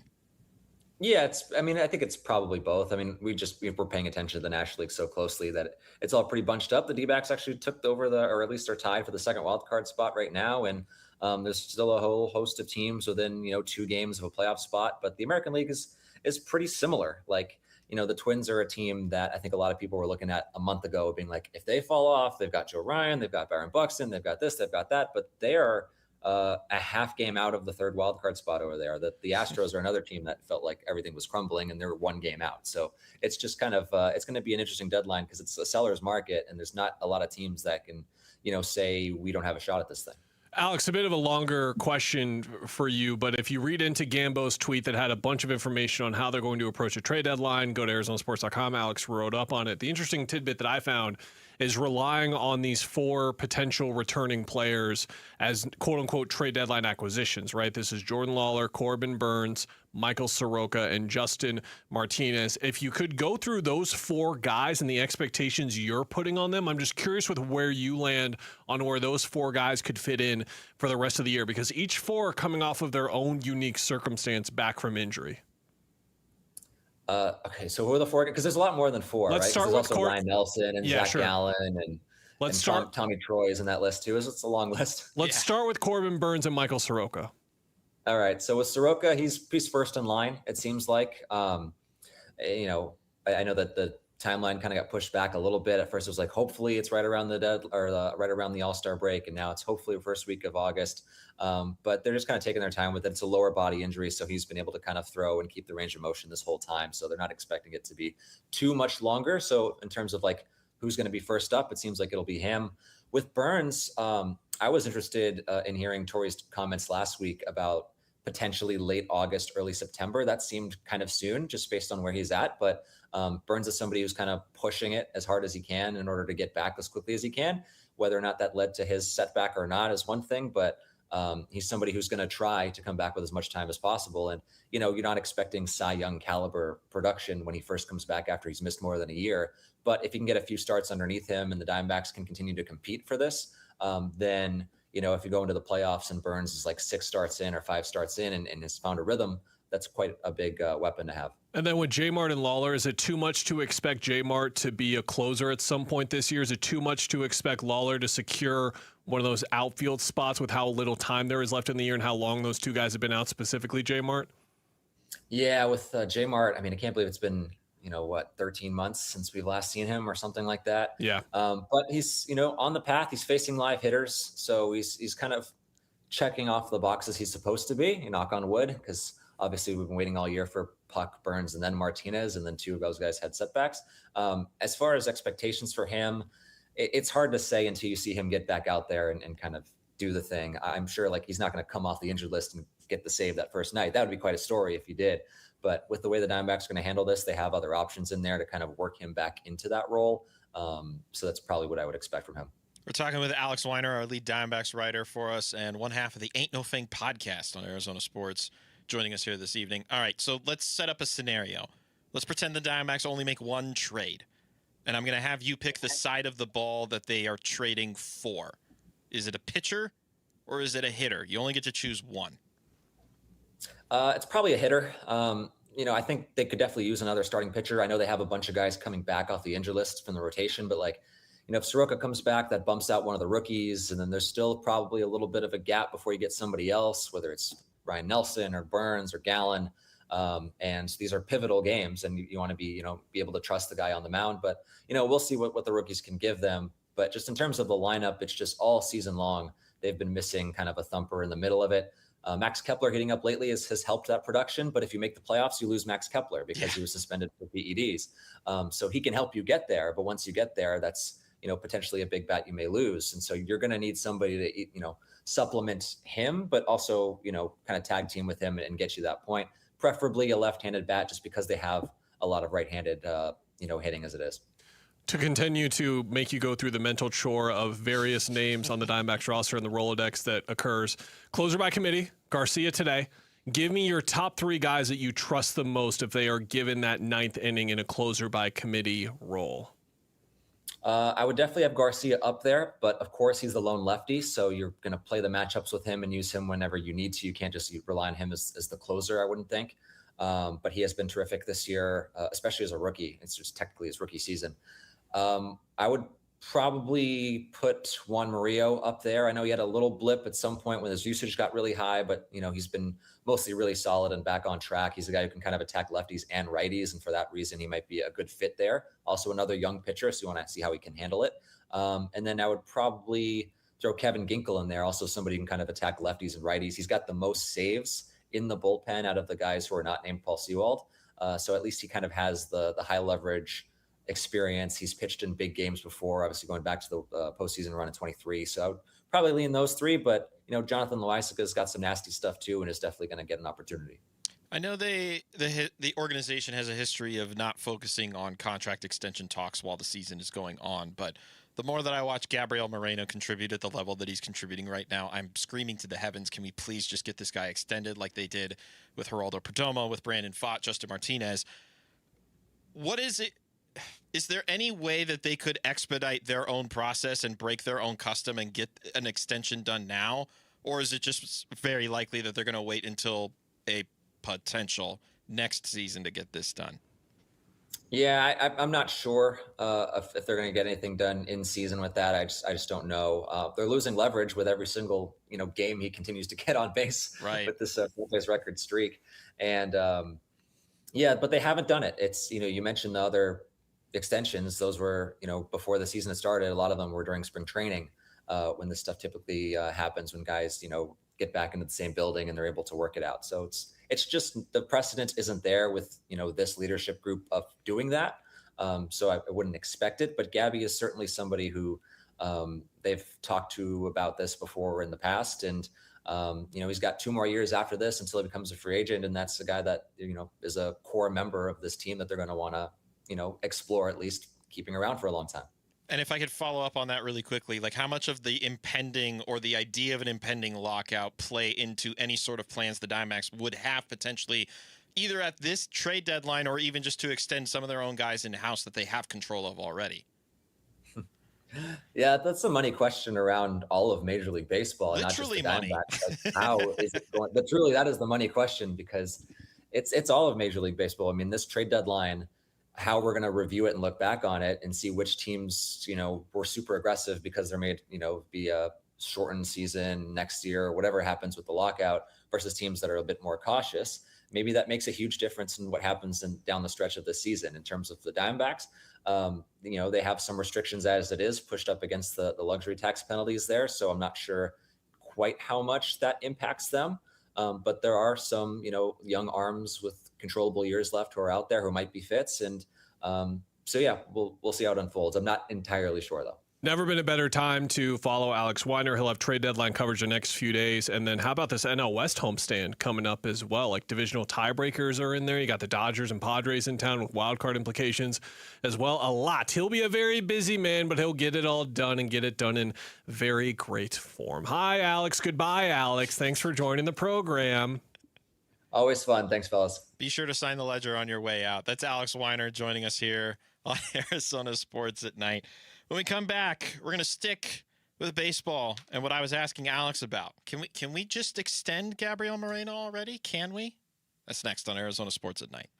Win one of 3 signed Larry Fitzgerald footballs from Arizona Sports as we celebrate first ballot Fitz. Larry Legend does it again! We've picked 16 of Fitz's greatest plays, and you get to decide which one is the best. And it's a pitch to Fitz, running straight ahead into the end zone. The shovel pass for the touchdown of the win! Head to the Arizona Sports contest page to cast your vote. When you vote, you're automatically entered for a chance to win one of 3 signed Larry Fitzgerald footballs. Fitz is loose 40, 30, goodbye!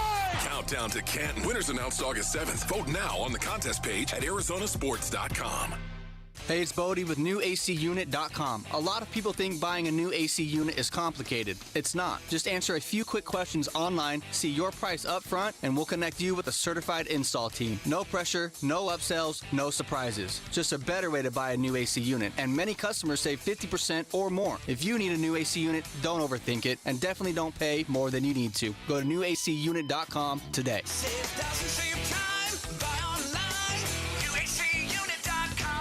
This summer, there are 250 reasons to join T-Mobile. Girls trip? Booked. And switching to T-Mobile helped make it happen. With Experience Beyond, switch and get $100 back. Plus, $650 in value in built-in plan benefits. That's $750 in your first year, guaranteed. And honestly, that $100 back, I'm putting it towards the zip line. Now that's how you do summer. Exactly. Best switch I ever made. This is just one reason to join T-Mobile this summer. There are 250 reasons. Find yours.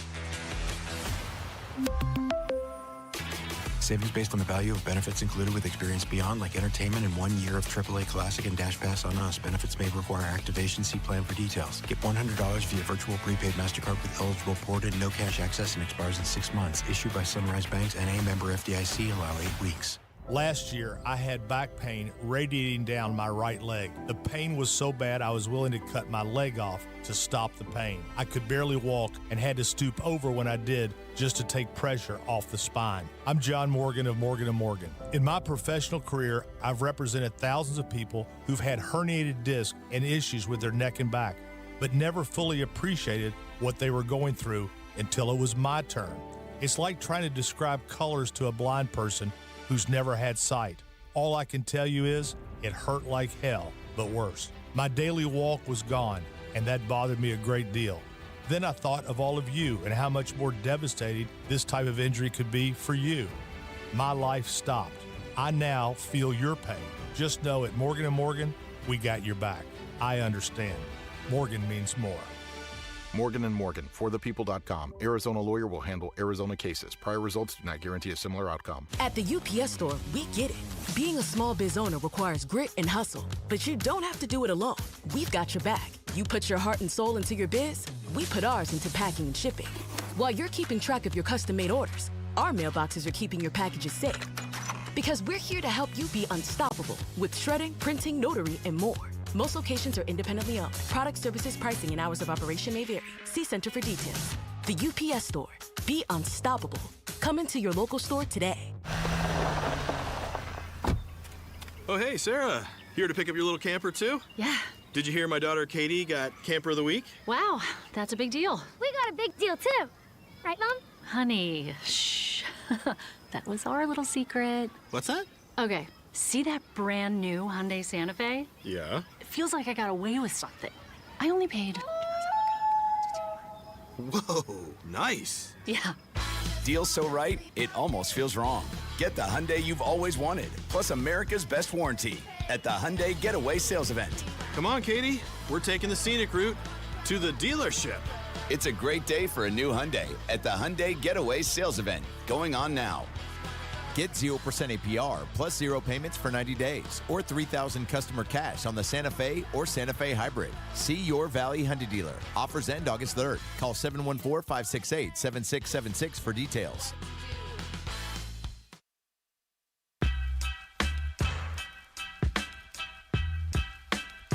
Hey everybody, Dan Bickley here. Join us on Thursday morning as we discuss the Diamondbacks series finale in Pittsburgh. Fun begins 6 a.m. on Arizona Sports, the Arizona Sports app, the Arizona Sports YouTube channel. The 0-1. Moreno in the air to center field, going back on it is Garcia. Still going back. He's to the fence. That ball is gone. Number 8 on the year for Gabriel Moreno, and it's 2-0 Diamondbacks in the fourth. Hi, this is Arizona Sports at Night. So good to hear Mike Farron, by the way. Oh, passion. Love that man. That man just loves ball. Yes. He just truly loves ball like no one else. Kellen Olson, Mitch Veraldis here with you. We're here with you up until 8 o'clock. We're back at 7 o'clock tomorrow following Big Red Rage, and then we'll be back, I think, in 2 weeks' time when preseason football will have already occurred. It quickly catches up to us. We don't have a lot of shows to talk about this guy, but to reveal a little bit behind the curtain, if you will, if it worked this way, which it doesn't because we've got a baseball team and a trade deadline and pitching injuries and closer by committee stuff and all this kind of stuff. We've got a football team where the quarterback was holding out and this is happening and Trey McBride's saying that and Carson Beck's throwing it here and Marvin Harrison Jr. is not catching it there. We've got a Suns team that acquired a controversial like we got a lot going on. Yes. But if I could magically just decide what we're leading every show with on the station, I would say let's just keep leading with Gabriel Moreno. Like, I really do believe this is the biggest story in town right now. We're talking about it at 6:45 because that's kind of how sports radio talk works. But what has happened this year, by the way, with Gabby, longest active on-base streak in Major League Baseball right now, 26 games he reached with that homer. D-backs franchise record by reaching base in 45 straight starts. That's insane.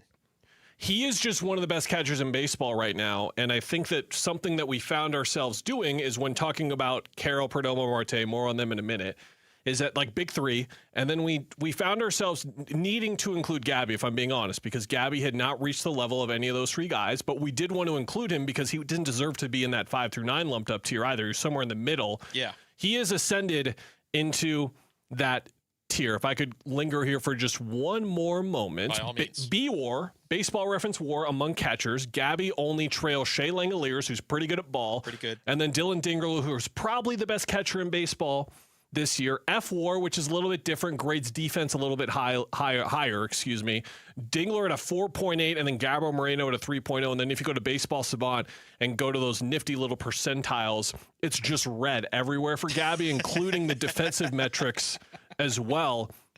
It's not that he's one of the best catchers in baseball. It's that by the end of the year, if Dingler regresses a little bit, if Gabby keeps doing this, he could be the best catcher in baseball by the end of the year. And that is incredibly significant at that position for a myriad of reasons that you know well, sir. You know what it's becoming to me?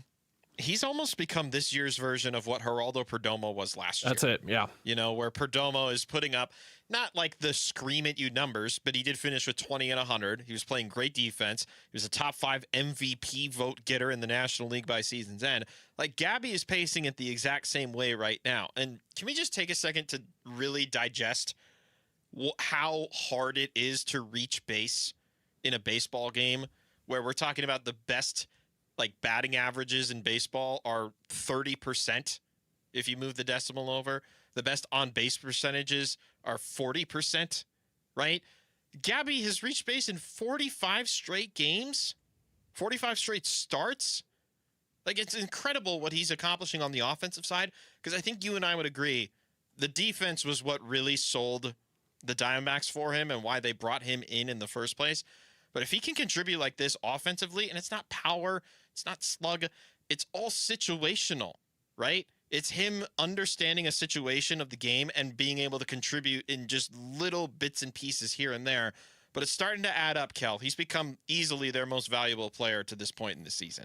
I think that's a great way of putting it, and what he is doing right now in terms of being a threat to get on. Like, we can use batting average, and yes, it's sexy to say that he's hitting 300 right now, but his on base right now is at 389.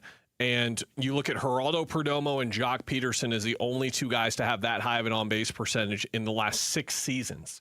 Ketel Marte has only done that once in his career. Luis Gonzalez did it 5 times because he's Gonzo. Paul Goldschmidt did it 6 times because he's Goldie. But, like, that is the level we're talking about, where there's a stray Miguel Montero season where he was awesome, a great Mark Grace season in 01 when he was awesome at that specific part of hitting where he was just able to get on base consistently. That's what Gabby is doing right now. And you alluded to this, in our conversation with Alex. There is this tool on Fangraphs called Dollars, and it is what you think it is. It takes the amount of WAR that a player has at their specific position, whatever, and equates it to monetary value. This Gabby season right now is, according to Fangraphs, worth $24 million a year. That's pretty good. And of all the extensions to get done, Justin Martinez and Brandon Pfaadt, we were talking more about a Gabby extension in the preseason and in training camp and that kind of way in the offseason than we were with Pfaadt or with Martinez. And instead, I think they were correct to wait on Gabby, but we've seen Hazen be a step ahead on a lot of these extensions. Right. Mitch, he missed this one. He was a step behind. He was a step behind on this one. I'm not going to say it's a bad miss, because I think if you look at the totality of what that trade was in retrospect, giving up Dalton Varsho, you get Gabby. That was kind of the golden goose of the trade, and then you accept the expiring contract of Lourdes Gurriel Jr. And what did that do? Oh, the guys were just key contributors on a team that went all the way to the World Series. You eventually sign Gurriel. You still got great control of Moreno. But yeah, if we're going to do the slight ding on the hindsight is 2020 board, not having an extension set up for Gabby in retrospect looks like a miss. And you can create the argument of, well, he's not been healthy enough. He's not been a consistent enough hitter in his time here. But his defense is among top 5, maybe even top 3 catchers in all of baseball. Cleveland just has the other 2. But it's going to look bad when they have to overpay him basically to hold on to him, because that's how it's trending right now. They still have 2 more arbitration years left, but this is an extension you want to get done sooner than later. One more thing to keep an eye on here. In July, we have a couple of days left here. Gabby, 930 OPS for him. The worst 3 OPSs on the team in terms of the consistent players in the lineup. Geraldo Perdomo, 644, Corbin Carroll, 643, Ketel Marte, 594. They have been able to somehow win a lot of games in July with their 3 best players playing extremely poorly and not up to their standard at all. It's not even that one of those guys has to bounce back next month for them to make the playoffs. All 3 have to, because it is not realistic to expect Gabby to play at this clip, by the way, which is, we've been dancing around a little bit. He doesn't hit for power. Like, you need slugs somewhere here. Arenado's hit 5 homers in July. That's really helping. All 3 of those guys got to get back, because the fact that all 3 of them had their worst month of the season together, that's just unacceptable and has to change next month immediately. Coming up next, hour number 2 of Arizona Sports at Night. There was a big change made by the Diamondbacks after today. We'll get into it next. One app gets you opinion, analysis, and inside information from Arizona's biggest sports personalities. Plus live streams, breaking sports news, and play-by-play. Payoff pitch to Beatty. Swung on and hit out to deep center. Waldschmidt moving back, makes an over-the-shoulder catch. Download the Arizona Sports app, presented by Ready Services Plumbing and Air Conditioning.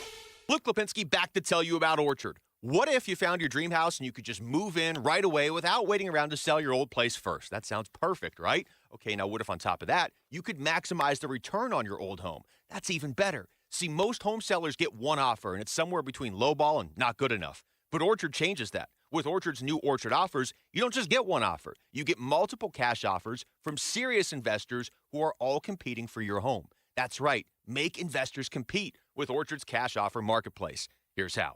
You work with an Orchard agent who submits your home to their exclusive network of hundreds of local cash buyers. They come to you with offers, you review them all, and you pick the best one on your terms. So you don't have to settle on one offer or worry about leaving money on the table. You see every offer side by side. That way you know you're getting top dollar. Orchard offers means no repairs, no showings, no drawn-out process. Before you accept any offer, see them all first. Get a free home valuation and see your offers today with Orchard Offers. Go to Orchard.com. That's Orchard.com.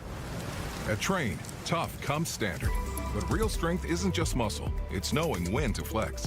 HVAC units tough enough for the extremes, but smart enough to know what's next. We engineer for chaos, so your home always stays comfortable.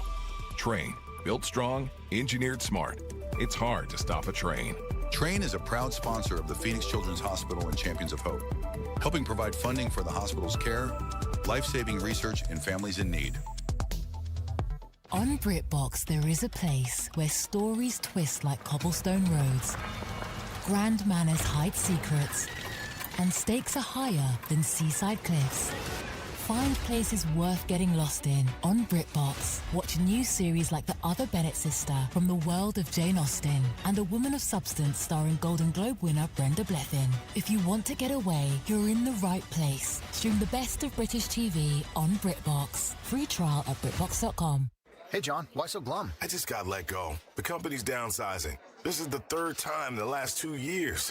I'm done with this. Have you thought about My Computer Career? I've heard they can train you for a career in IT in just a few months, including cybersecurity and the basics of AI. And you don't need prior training or experience. Now that's a recession-resistant career. Wow, thanks. I'll check them out. Go to mycomputercareer.edu and take the free career evaluation. mycomputercareer.edu, an Elite CompTIA certification partner. Financial aid is available to those who qualify, including VA benefits. Hey, it's Paul Calvisi with Matt Dagas, president of Bright Wealth Management. And Matt, most people think having a 401k and a CPA means they have a plan, but they don't, do they? Well, they have accounts and not a strategy. And there's a big difference. A real plan connects your income, taxes, investments, and estate planning all working together. All right, let's say they're not connected. Things start working against each other. You can do everything right and still make costly mistakes, especially in those first years of retirement. So what does Bright Wealth do differently? We build one coordinated plan, everything aligned, no gaps, no surprises, and right now we're offering a complimentary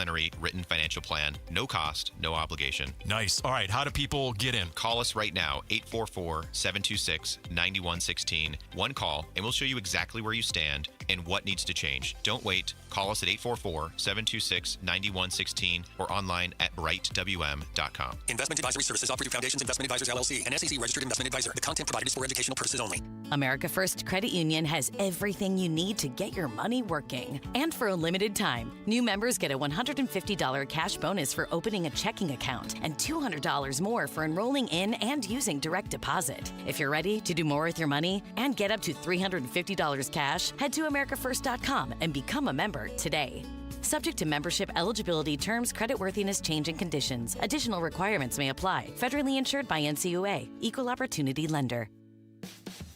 For windows and doors that combine style, performance, and efficiency, come to the Window Depot. We carry a large selection of Milgard windows and patio doors, with many options in stock and available today. Choose from a variety of colors, styles, and energy-efficient designs that can help improve comfort while adding value to your home. From new builds to window replacements, our team can help you find the right Milgard products for your unique project. Visit thewindowdepot.com to find a location near you. KMVP FM Phoenix.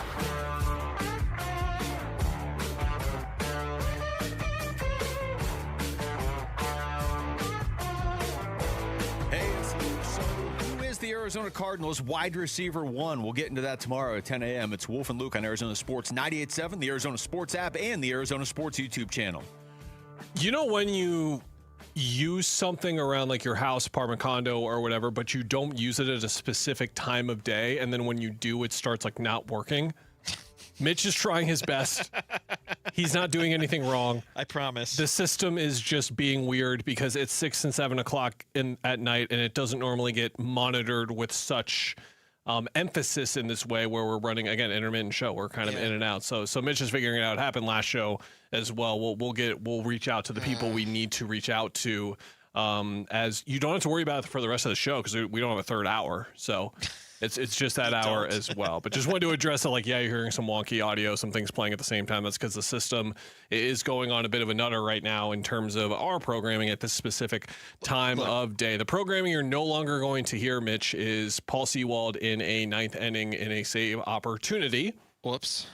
His time as closer is done. No longer closing time, so we could put Semisonic away? Put it away. Okay. 8 of the last 13 games, he is allowed a run. 7 of the last 13 an earned run. There was that stat correction that took it on. I was watching the game last night, 6-3, bottom of the ninth. Runner gets on. I go into the other room because I have to get something done for 2 minutes. Come back to 6-6. I'm like, oh, he gave up a 3-run homer. That sucks. And then I rewind. Nope, it's worse. He gave up 2 home runs. 2 home runs in about like 45 seconds. It felt like how quickly they were done in succession. Maybe the fact that it was a night game last night and a morning game today means if Paul Sewald would have done his job last night, maybe he would have been back in this morning in terms of the circumstances. But Brian Garcia gets in today for the save as well. And we are back to our beloved, our Torey Lovullo beloved, Mitch. The 3 words that drive a lot of Diamondbacks fans crazy. Closer by committee. Here we are.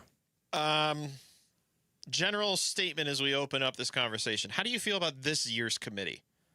The names that I'm going to throw at you that at least were discussed or asked about from Torey Lovullo post-game. The guy that closed today, Brandon Garcia. That's 1. Kevin Ginkel, that's 2. Mm-hmm. Juan Murillo, that's 3. And then he also mentioned Jonathan Loaizaga as 4.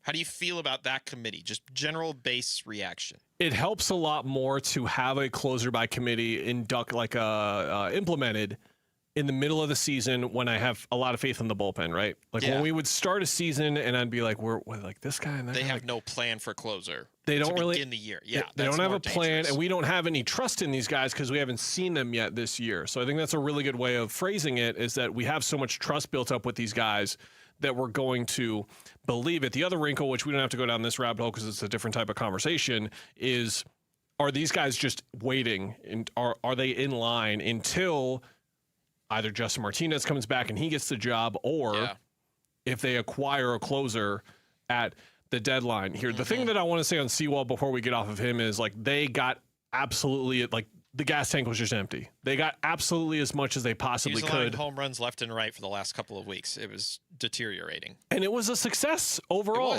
I know that the last run here was terrible, but remember how awful this bullpen was supposed to be. And let's face it, even with how good these other guys were, if it wasn't back-ended by a reliable closer who would only give up runs when it wasn't a save situation or when he had an extra run lead as opposed to a 1-run game, this would have been a whole lot different story for the bullpen. It is what it is. It's a success now, and now you move on, and now it's about how you bridge the gap for either the entire season and postseason, or if you just get it done right now. But I trust those guys for sure, but I would feel a lot better if there were 2 relievers coming back. So if we were on the original AJ Puck timeline, which we're not, and again, maybe intentional, unintentional with Gambo's reporting, didn't see Puck's name there, didn't love that.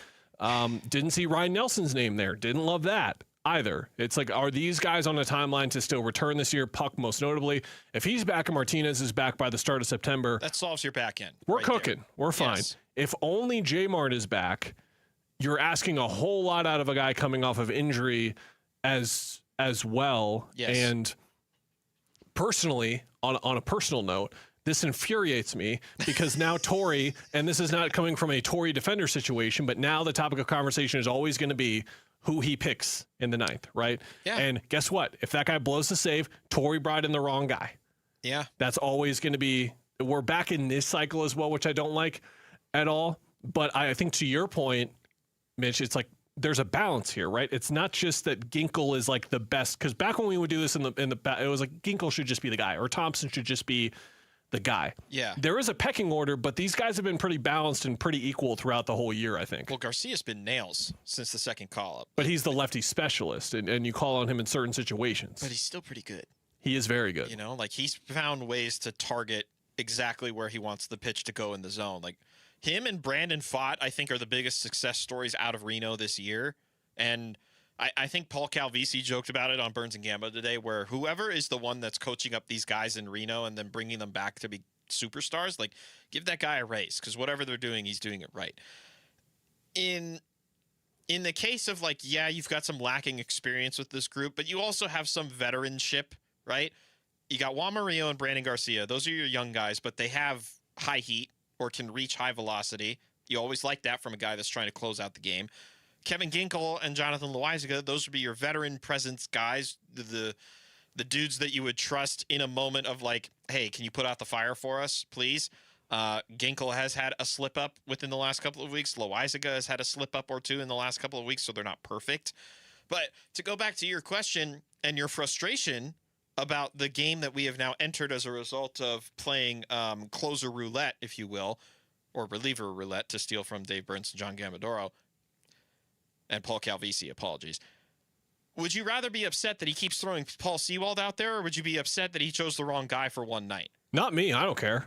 It's the people that criticize Torey with every move. I'm speaking in a very, like, meta kind of way, yeah, where Torrey sets himself up in some situations to be criticized, and in this way, he's going to get set up because, again, he's not going to get credit when he picks the right guy in 7 straight save opportunities. He's going to get blamed when it's one of the wrong ones as well. And it's just that part of the discourse I'm not looking forward to, but in terms of the more overall conversation as well, my faith is pretty strong in just about everyone outside of Thompson, who seems to be dropping off here a bit in the last couple of weeks. No consistency from him.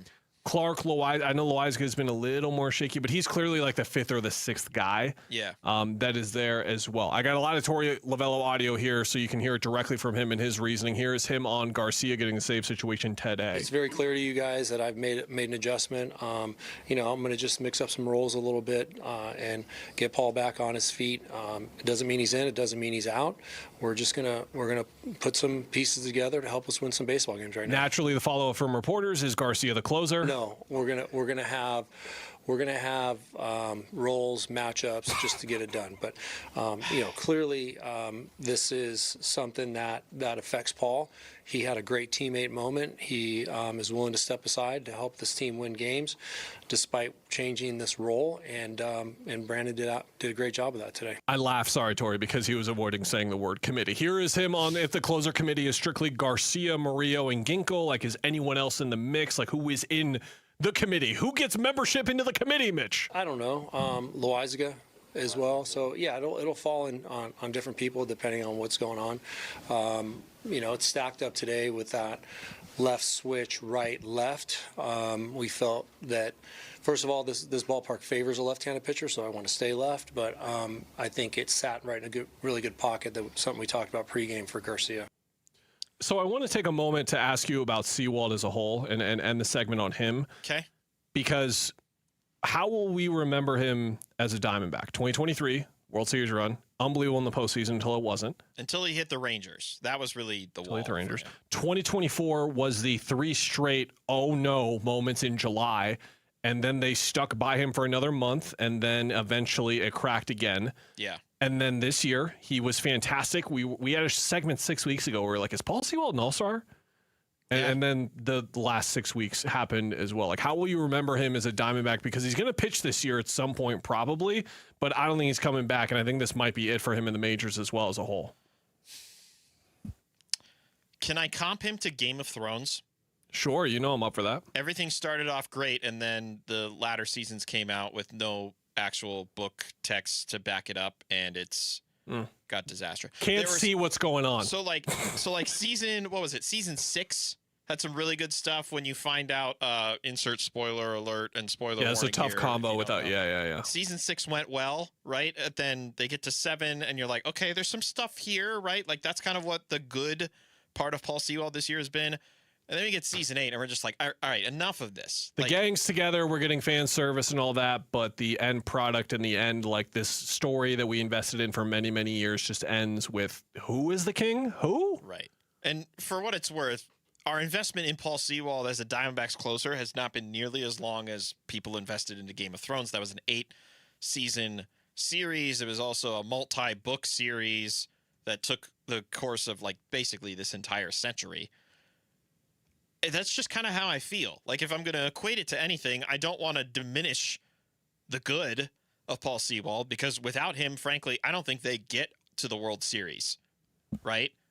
They solidified a bullpen that at the start of the year did not have a closer, if you recall. It was very much like, oh, we'll try him. And no, now we're going to try him. They got a solidified closer, and he got them all the way to the World Series because him and Thompson and Ginkel were just dominant in the playoffs.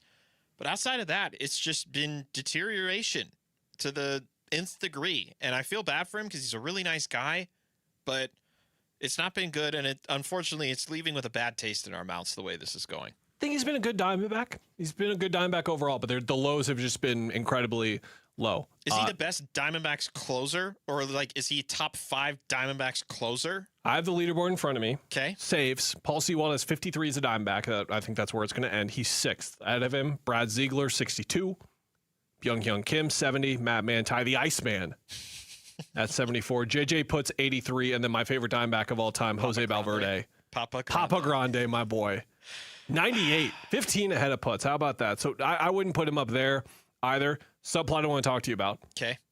This Carrillo kid, pretty impressive last 2 days. He had some flair to him in those, what was it, the 11th Loved and it. 12th inning? Loved it. All for it. Let's say he keeps this up, and he just keeps coming in a long relief role or whatever role and keeps giving up guys. Hey, when Jamar comes back, Sewald might be the guy that needs to go. Oh. Yeah. Sewald's not going to have a lot of time, man. He's not going to have a lot of time to like solidify a role in this. His next 3 appearances are going to be huge. They've not been shy to cut dudes either. Santana goes on the injured list, and they cut him before he even gets It's like a the chance to come Nick Ahmed back. example, Yeah. right? Like they've been brutal with a few of these. They did that with Pavin this year, too. Coming up next, a little game, because there's some training camp storylines, or are they not storylines, that we want to discuss, and we'll get into it next on Arizona Sports at Night.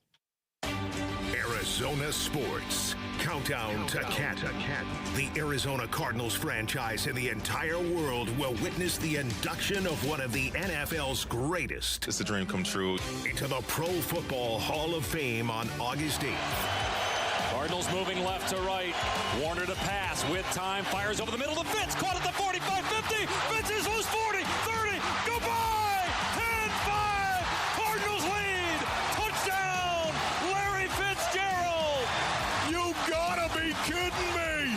Larry Fitzgerald running the post route. Kurt Warner saw him, put it on it. He turned upfield and ran it home. To the house, Larry Fitzgerald. 22-20. A 64-yard touchdown pass by Warner to Fitzgerald, and the Cardinals lead Super Bowl 43 with 2:37 to go. More memories of number 11 coming your way on YouTube, the Arizona Sports app, and 98.7 FM as we continue our countdown to Canton. This summer, there are 250 reasons to join T-Mobile. Girls trip? Booked. And switching to T-Mobile helped make it happen. With Experience Beyond, switch and get $100 back. Plus, $650 in value in built-in plan benefits. That's $750 in your first year, guaranteed. And honestly, that $100 back, I'm putting it towards the zip line. Now that's how you do summer. Exactly. Best switch I ever made. This is just one reason to join T-Mobile this summer. There are 250 reasons. Find yours.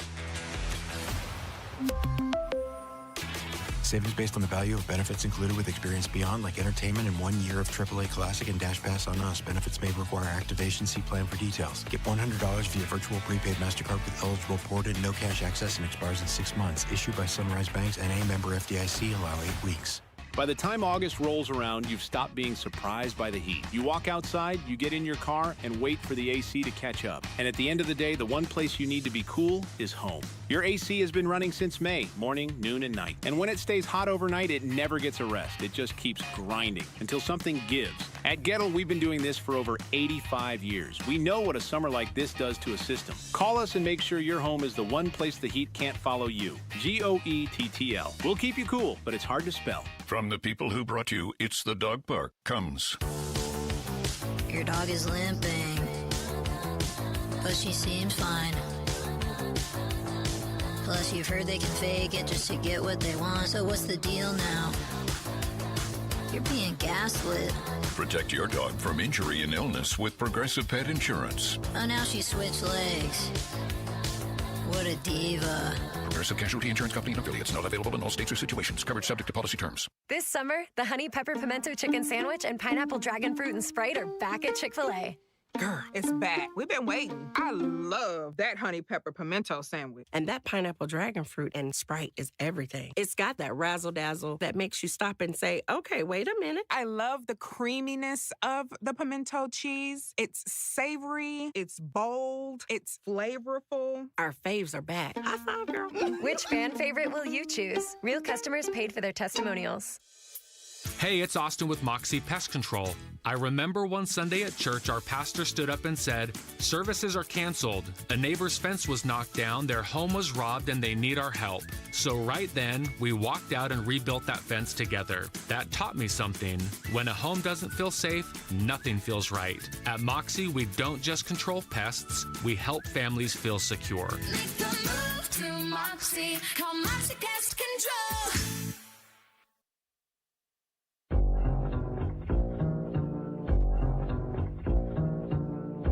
Hey, it's Vince Marotta. Join us Thursday. All the latest from Arizona Cardinals training camp, a week out from their preseason opener. That and a lot more starting at 6 on Arizona Sports 98.7, the Arizona Sports app, and the Arizona Sports YouTube channel.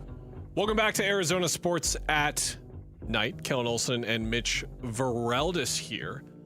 Again, Mitch is fantastic at his job, everyone. Everyone needs to consider that. So the track you hear going in the background, we're going to keep that rolling here a little bit. Do not demonetize us, YouTube. I'm sorry in advance. We're going to keep that rolling here because you had a really great idea for training camp, which I think sums up training camp entirely, which is like, is this really a thing or not? And the way that you phrased it even better is something or nothing. So we're going to go through a half dozen, maybe more, training camp storylines to pop up in just the last couple of days, to be clear. And there's going to be a whole lot more coming in the next week. So I'll start you off here. Something or nothing. Okay. Jacoby Brissett being like, I don't know the playbook at all. We talked about it a little bit earlier. I'm leaning the nothing route, and I lean experience and age and familiarity with the people that he's working with on the offense. Like, frankly, there's a lot that quarterbacks need to keep in mind when they're running an offense, but I think there are some veterans that can get away with just kind of ad-libbing if they have to because they're familiar with the personnel that they work with. So while it is a little jarring, him being like, I have no idea, I haven't read the book, I think it's fine. I think he'll have plenty of time. He's a vet. He knows what he's doing. He was also talked to like right at the time when he would start reading the playbook. So it's hey, not like you he just was. got paid. Did you read the book yet? We had homework 3 days ago. Like, no, we're good.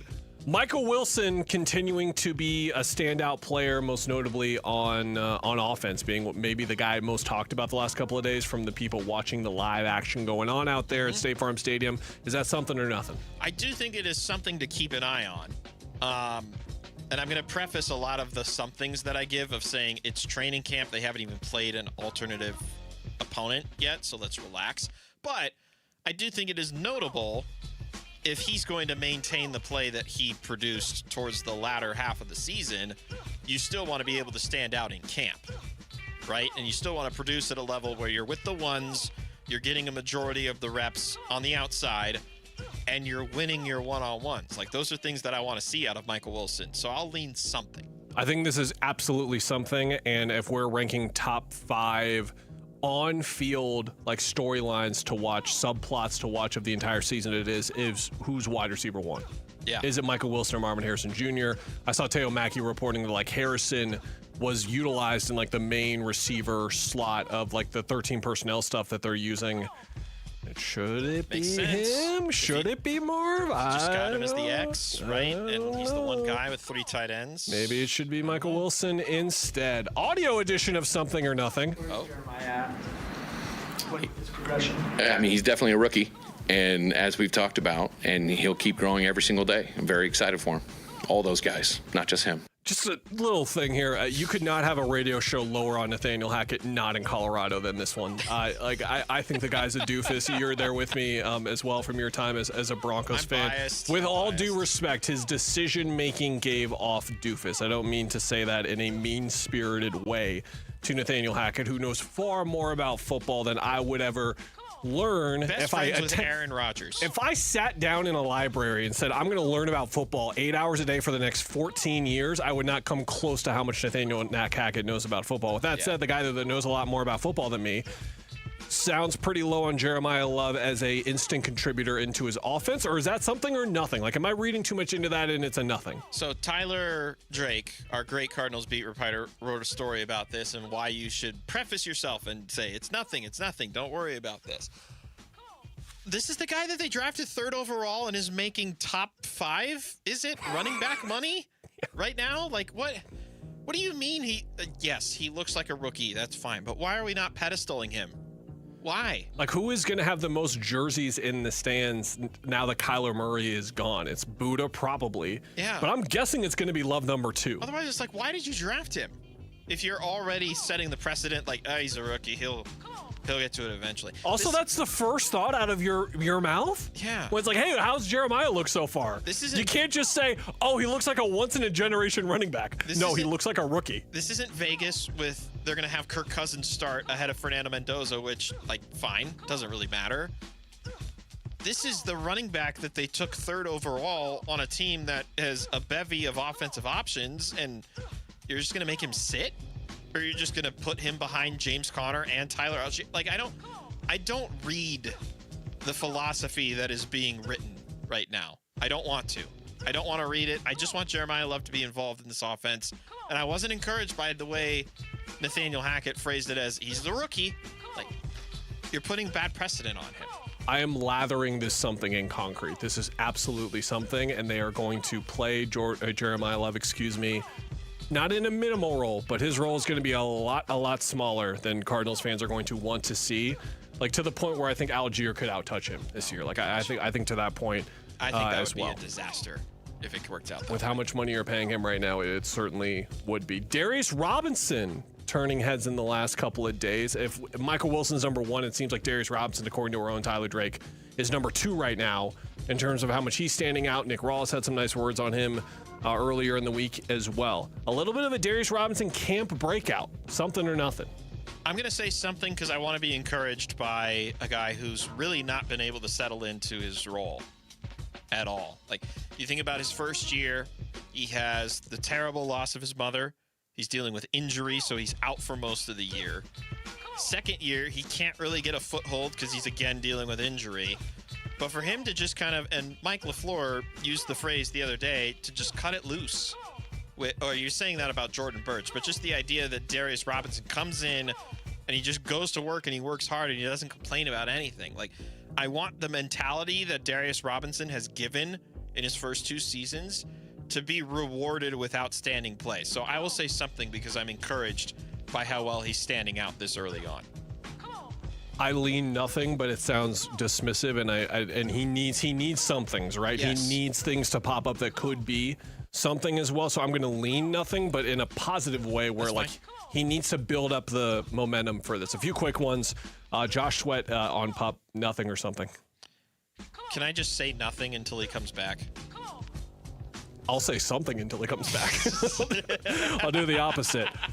Marvin Harrison Jr. is dropping footballs in open practice. Something or nothing. I don't like this at all.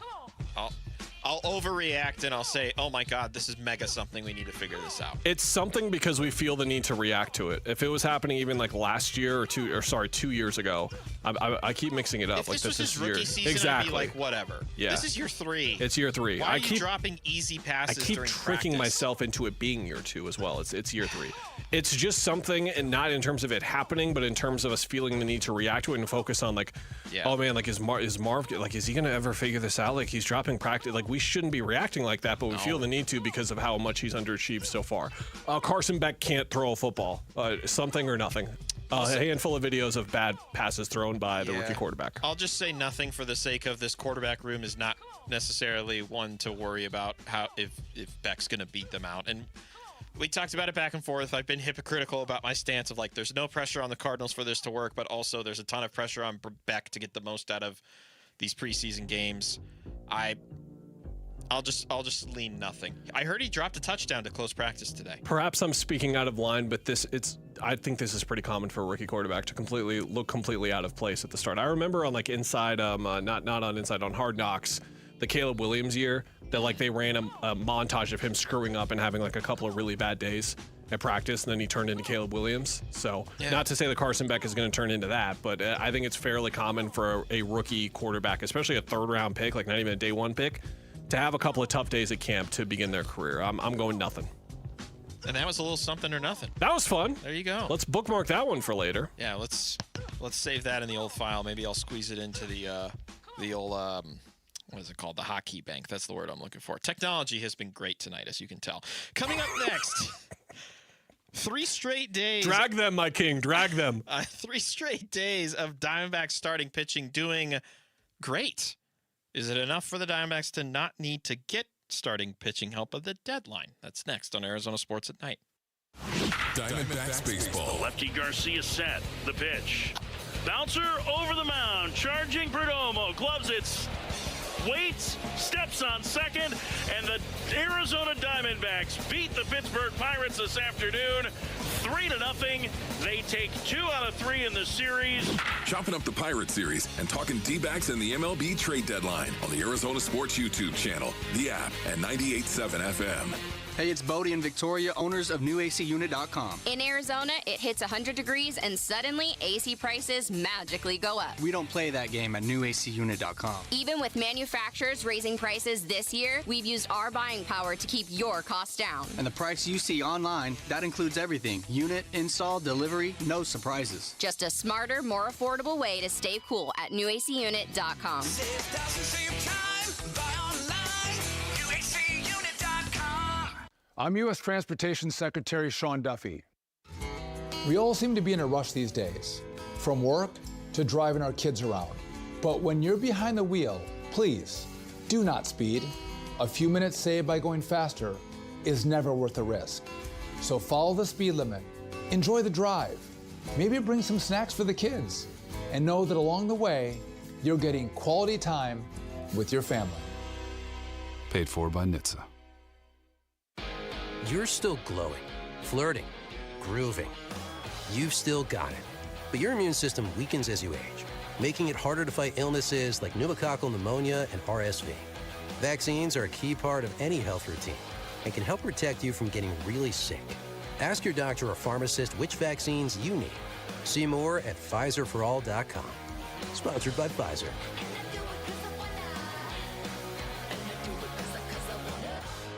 I've had a number of surgeries, and frankly, I don't have time to rehab a surgery and an operation at this point in my life. I didn't want to take time off my kids' activities. That's why former college and pro football player Bobby Carpenter turned to QC Kinetics. We couldn't be happier saving our patients like him from operating rooms and long recoveries. I've been able to resume like normal activity for me, which is a lot of running. It's a lot of workouts. I've been very, very blessed with how it's been able to hold up. For so long, patients have accepted surgery as the only solution. But with new technologies, the medical professionals at QC Kinetics use regenerative treatments, your body's own biologics, to help heal and restore knees, hips, shoulders, and backs. I actually ran into a friend of mine over at our golf course, and he had his knee done. It felt so well. He'd got his shoulder done. He goes, I can't thank you enough. He'd heard the commercial on the air, and so it's feeling great. Find out how you can avoid surgery and finally get relief. Call QC Kinetics now for your free consultation. Call QC Kinetics, 602-837-PAIN. That's 602-837-PAIN. 602-837-PAIN. Here's the deal. The government is over $38 trillion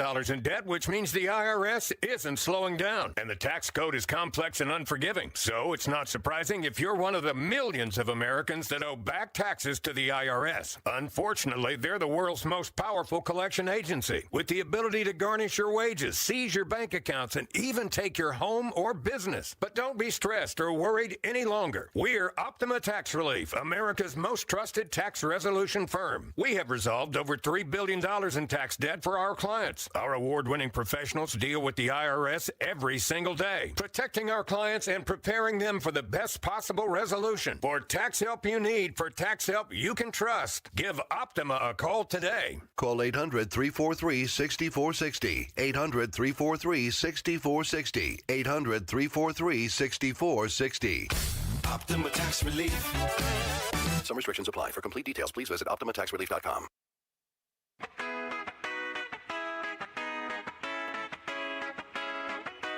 Hey, it's Wolf. When will we start to see the freaky Mike Hazen wheeling and dealing? We'll be talking Diamondbacks and the trade deadline tomorrow at 10 a.m. It's Wolf and Luke on Arizona Sports 98.7, the Arizona Sports app, and the Arizona Sports YouTube channel. Hey, it's Arizona Sports at Night. Kel Olson, Mitch Vareldis. We've been around for a little under 2 years, but if you haven't been around to hear the program, haven't heard about it, that's completely understandable because we're on intermittently, not a lot of promotion about our cute little radio show that could overhear But if you haven't heard us before and you want to keep sticking around, there are a couple of easy ways to do so. The number one thing we always say is you don't even have to follow our Twitter account, but if you're just wondering, are the guys on this week? Are they going to have a show? Go to @AZSportsNight on Twitter. You'll find a pinned tweet right now that tells you, yes, we're on today, 6 to 8 p.m. Hello, good to see you. And then tomorrow, 7 to 8 as well.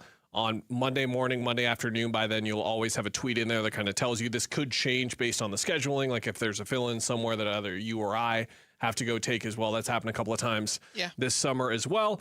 If you want to listen later on, we try to have a lot of these conversations with a age in mind in terms of the conversation, because all of these other shows, they get to have 5 shows a week. They talk for 20 hours a week a lot of the times. They get to come back tomorrow, and you get to hear their take on the up-to-date daily kind of thing. We don't really get that kind of situation presented to us, so instead we want to have conversations that last a few days if possible, and that is the intent with the program. You can go to your podcast services, Spotify, Apple Music, wherever you get your stuff as well, Apple Podcasts, and you'll find us on there as well. Speaking of conversations that could hold up for the next few days, this is one to keep on your mind for the next couple of days going up to the trade deadline on Monday and then extending beyond that as well, which is with the best series the starting pitchers have had so far this year. Not really close. Merrill Kelly had like the slightest of slip-ups, but he was still great on Monday. Brandon Pfaadt was fantastic yesterday, and then Erod was absolutely tremendous today, maybe his best outing of the year. Pfaadt robbed of that 6th straight win, by the way, but that's more importantly 6 straight team wins with Pfaadt on the mound, and by far yesterday was his best, right? The 7 innings of shutout ball. No, he's not getting the strikeouts, but you know what he's doing? He's forcing bad contact by the Pirates, and as a result, it's really keeping the Diamondbacks in it. And he was the one that got the win, if I'm not mistaken, against the Nationals, too. So, like, he is really doing a good job of becoming, like, the stopper. Yeah. Almost. And we joked about it earlier that the guy who is coaching them up in Reno needs a sort of raise for how well Brandon Garcia and Pfaadt have pitched since they returned. But it's encouraging because I think we were at a point back in June where we're wondering, is this guy going to see the rotation again? Right? And, you know, injuries happen. It frees up an opportunity. And he has taken the opportunity and he has not loosened his grip on this spot. And it has now made things interesting again for in-house candidates to return. Like, do you just move Pfaadt back? Like, you can't. He's become your second best starter in July. You can't move off of him. He's in the rotation the rest of the year, no matter what. Like, Gallen can't take his spot.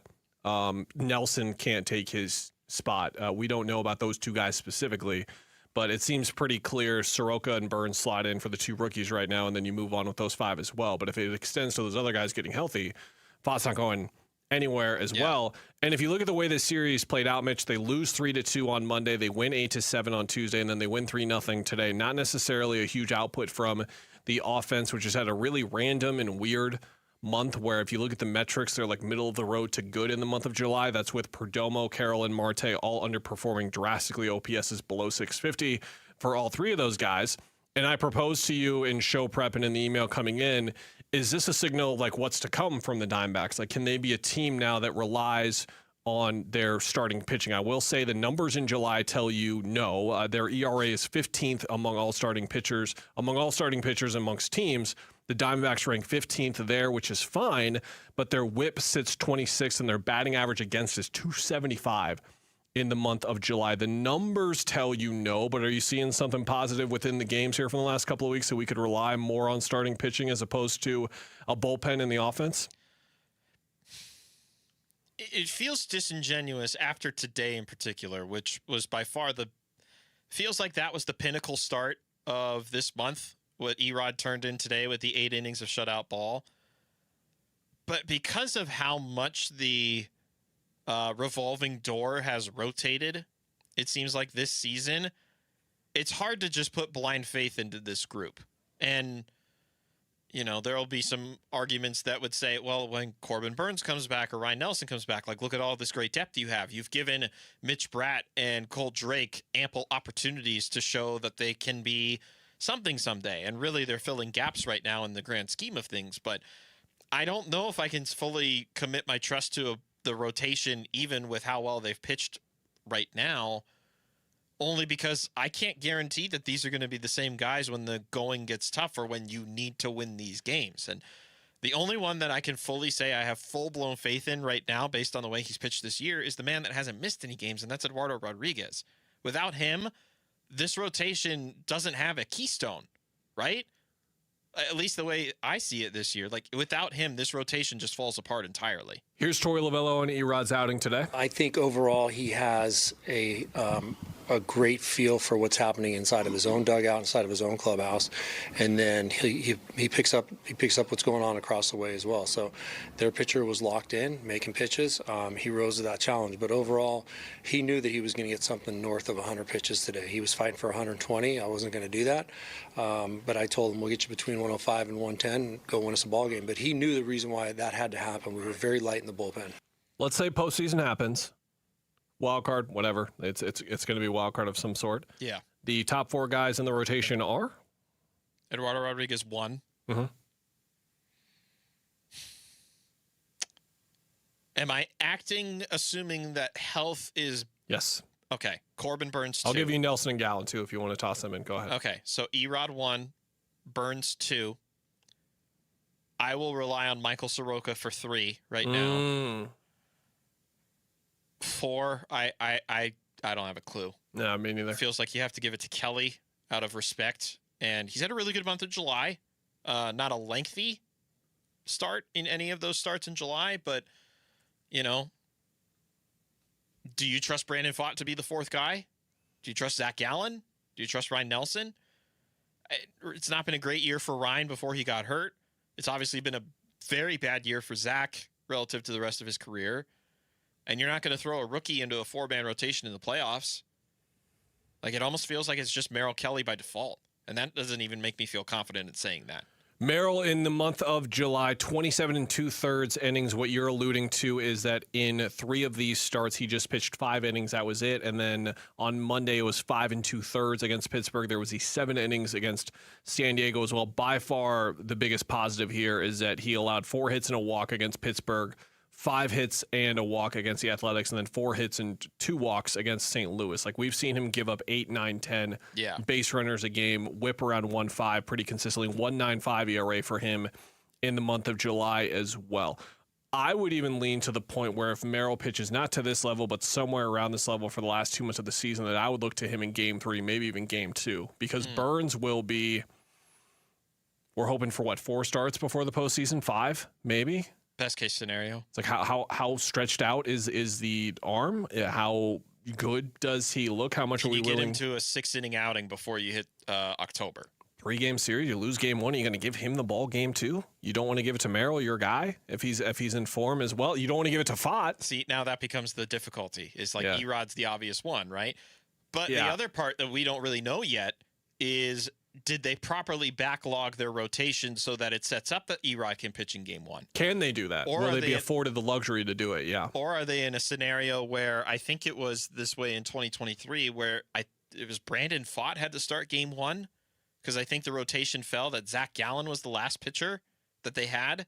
And Zach didn't end up pitching until really the next series because they won Game 1 and then they won Game 2. But you don't want to be in that kind of a scenario, I think, going into the postseason. I think their best case scenario is that Eduardo Rodriguez is your Game 1 because that's your guy. And if this team is a 2 wild card or a 6 is the second wild card or the third wild card, they need to be on the road.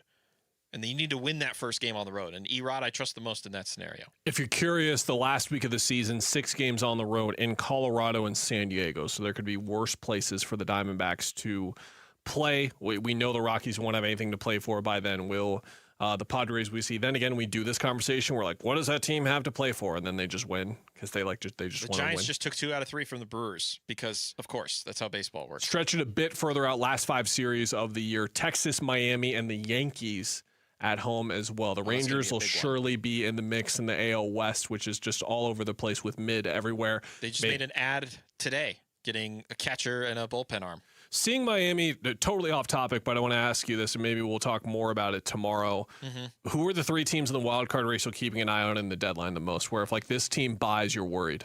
If this team buys, I'm worried. Yeah, who are the threats to the Diamondbacks where you're like, oh man, if they add that guy, that's awesome. Like if that team adds Luis Ariz, or if that team adds Joe Ryan, or if that team adds Reed Detmers. You mentioned Pittsburgh, okay?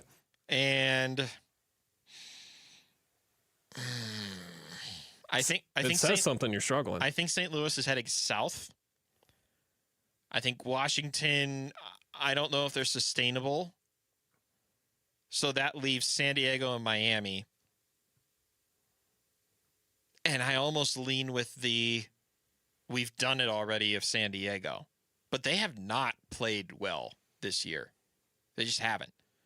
It's really hard to look at these 5 teams behind the Diamondbacks right now, Pittsburgh, Washington, San Diego, Miami, and St. Louis, and say that I have any utter confidence in them playing better or close to the Diamondbacks level outside of Pittsburgh. Like, that's the one team that I look at and say they've played very well from the start of the year to now, that they deserve at least my respect and my fair warning symbol on them. I'm going to add in the divisional winners as well, because I think the likelihood of the Diamondbacks making the playoffs it's almost 95% for me that it's going to be with that third spot, which means they would take on the worst divisional winner in the wild card round, which currently is Atlanta, That's who has team, yeah. been through a brutal last 6 weeks before looking like maybe the best team in the National League, like better than the Dodgers as well. But win totals right now, Dodgers 67, Brewers 67, and then the Braves at 63. So that's going to be like an interesting mini subplot to kind of look at as well.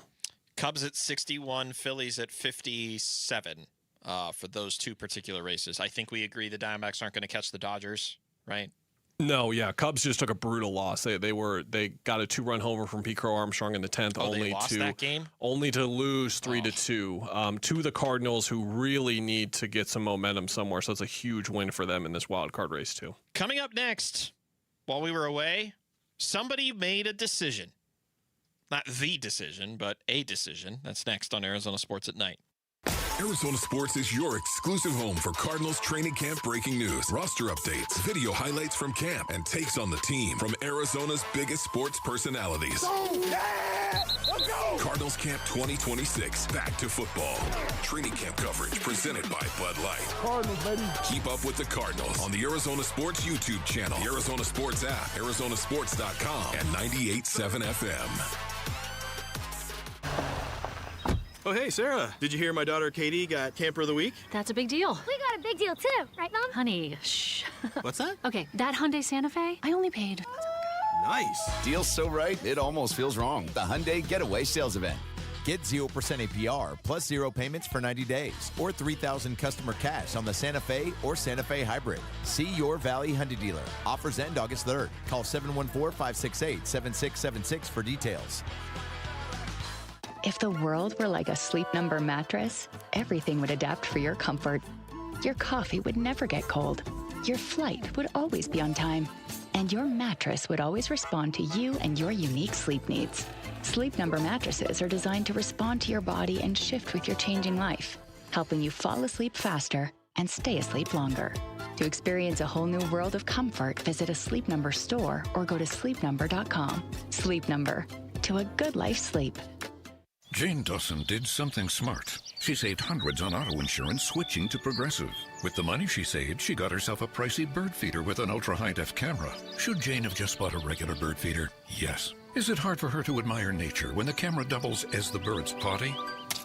Also, yes. But it's Jane's savings, and if she wants to spend her time watching the digestive habits of the white-breasted nuthatch, we say you go, girl. Switch and see if you could save with Progressive and treat yourself. Progressive Casualty Insurance Company and Affiliates.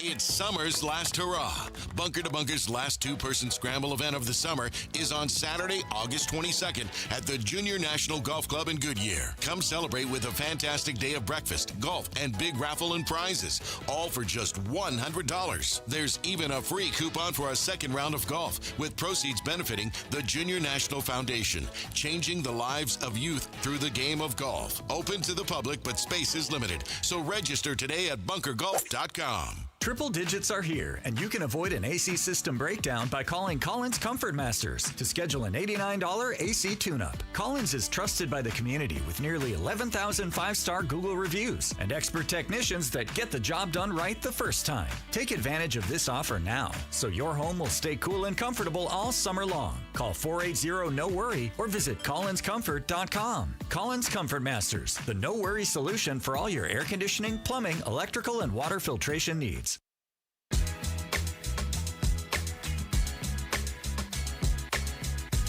Hey everybody, Dave Burns here. Has the Diamondbacks' change at closer impacted their trade deadline plans at all? We'll talk about it tomorrow at 2 on the Arizona Sports YouTube channel, the Arizona Sports app, and 98.7 FM. Every now and then there is a conversation, whether locally or nationally, where Mitch and I didn't have the opportunity to talk about it, but still want to elaborate on such things, like Jacoby Brissett, for example. A couple days old. We understand that when we talked about it during the show. Hello. We get it. Hi. Hello. We're Sorry here. to bring up old news. We're here every day. Apologize. But we want to have the conversations and in a way that will extend into the summer and into the next following season. The version of that conversation we're going to have right now is LeBron James making his decision at last. He is a Philadelphia 76er. Mm-hmm. He's not in the West. He is in the East as well. What were your not so much initial reactions, but like your 48-hour, 72-hour reactions now that you were able to sit with this for a few days and kind of look at what LeBron had in terms of his choices available and what he ultimately chose in going to Philly? So I guess that's the advantage that we get talking about this. It happened last Friday, so we've had... Yeah, it happened on Big League Murata while I was in there, so we were live reacting. We've had almost a full week at this point to digest all the latest reporting, how teams have responded in just that lost out on LeBron James, right?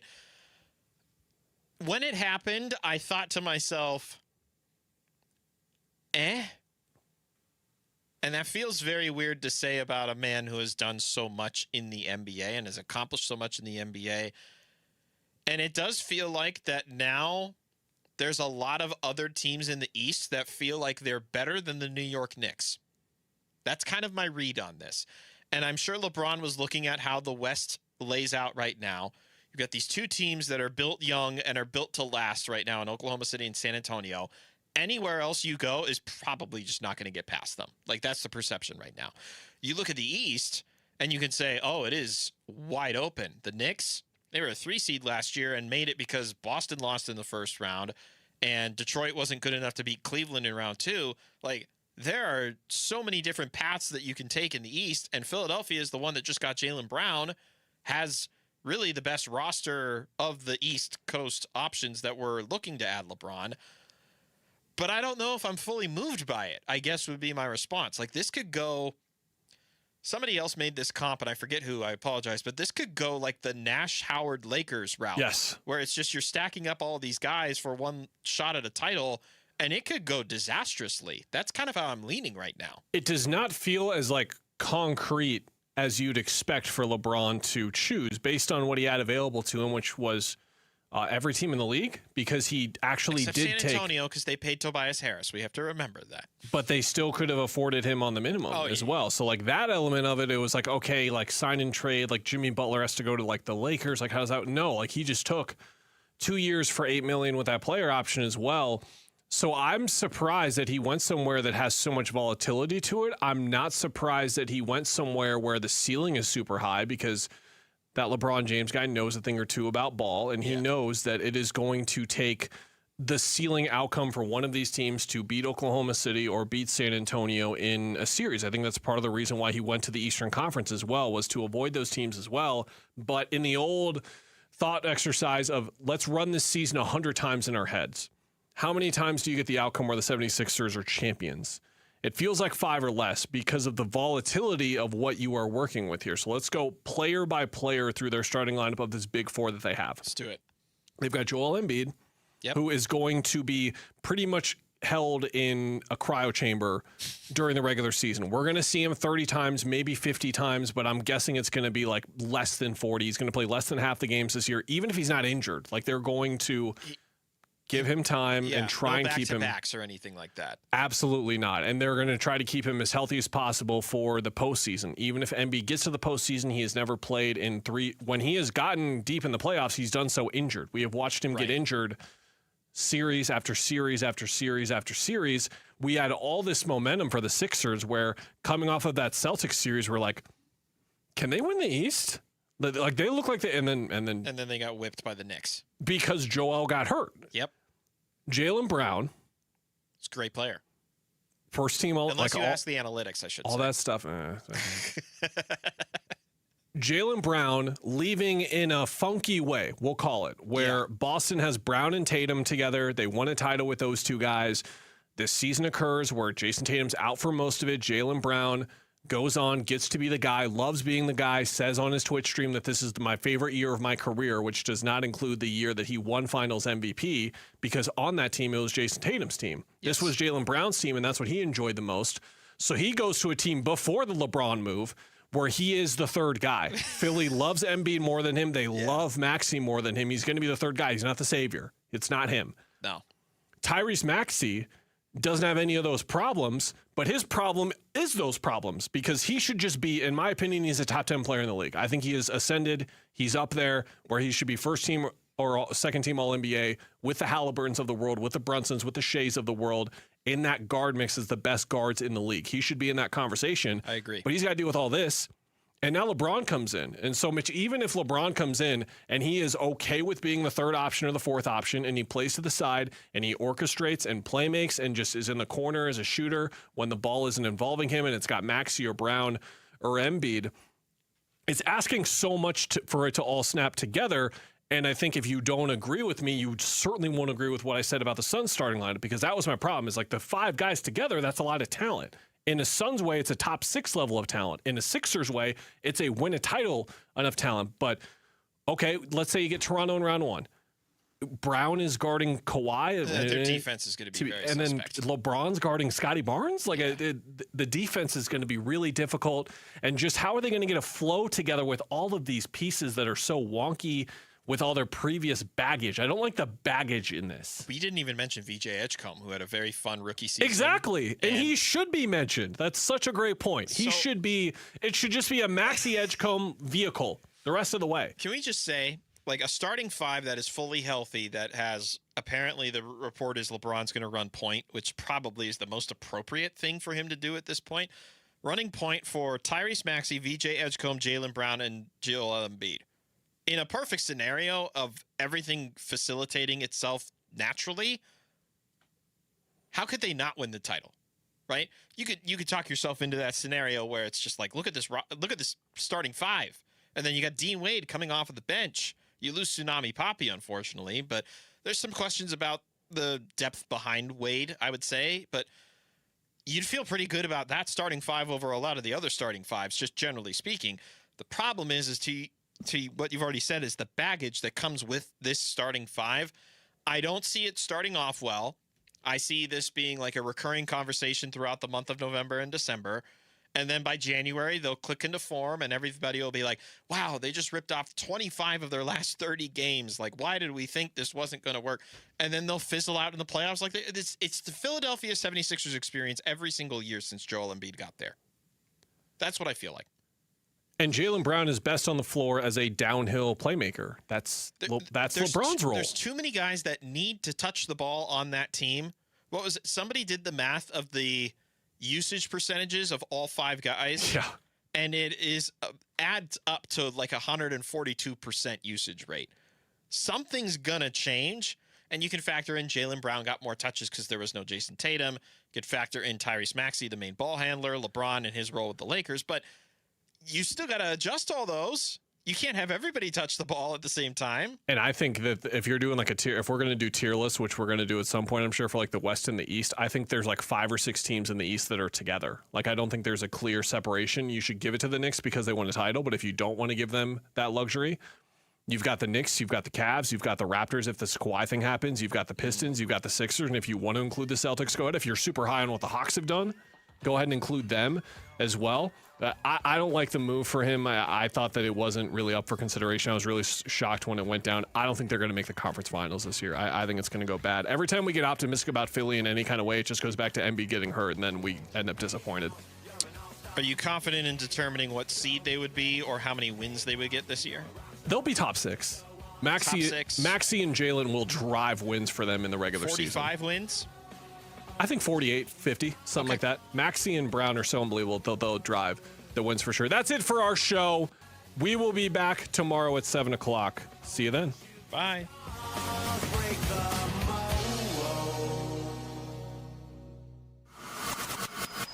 the Arizona Sports YouTube channel. Just the local sports leader doing what we do on YouTube. Serve yourself some Arizona sports for live shows, podcasts, viral clips, shorts, and more. Subscribe to the Arizona Sports YouTube channel. This summer, there are 250 reasons to join T-Mobile. Girls trip? Booked. And switching to T-Mobile helped make it happen. With experience beyond, switch and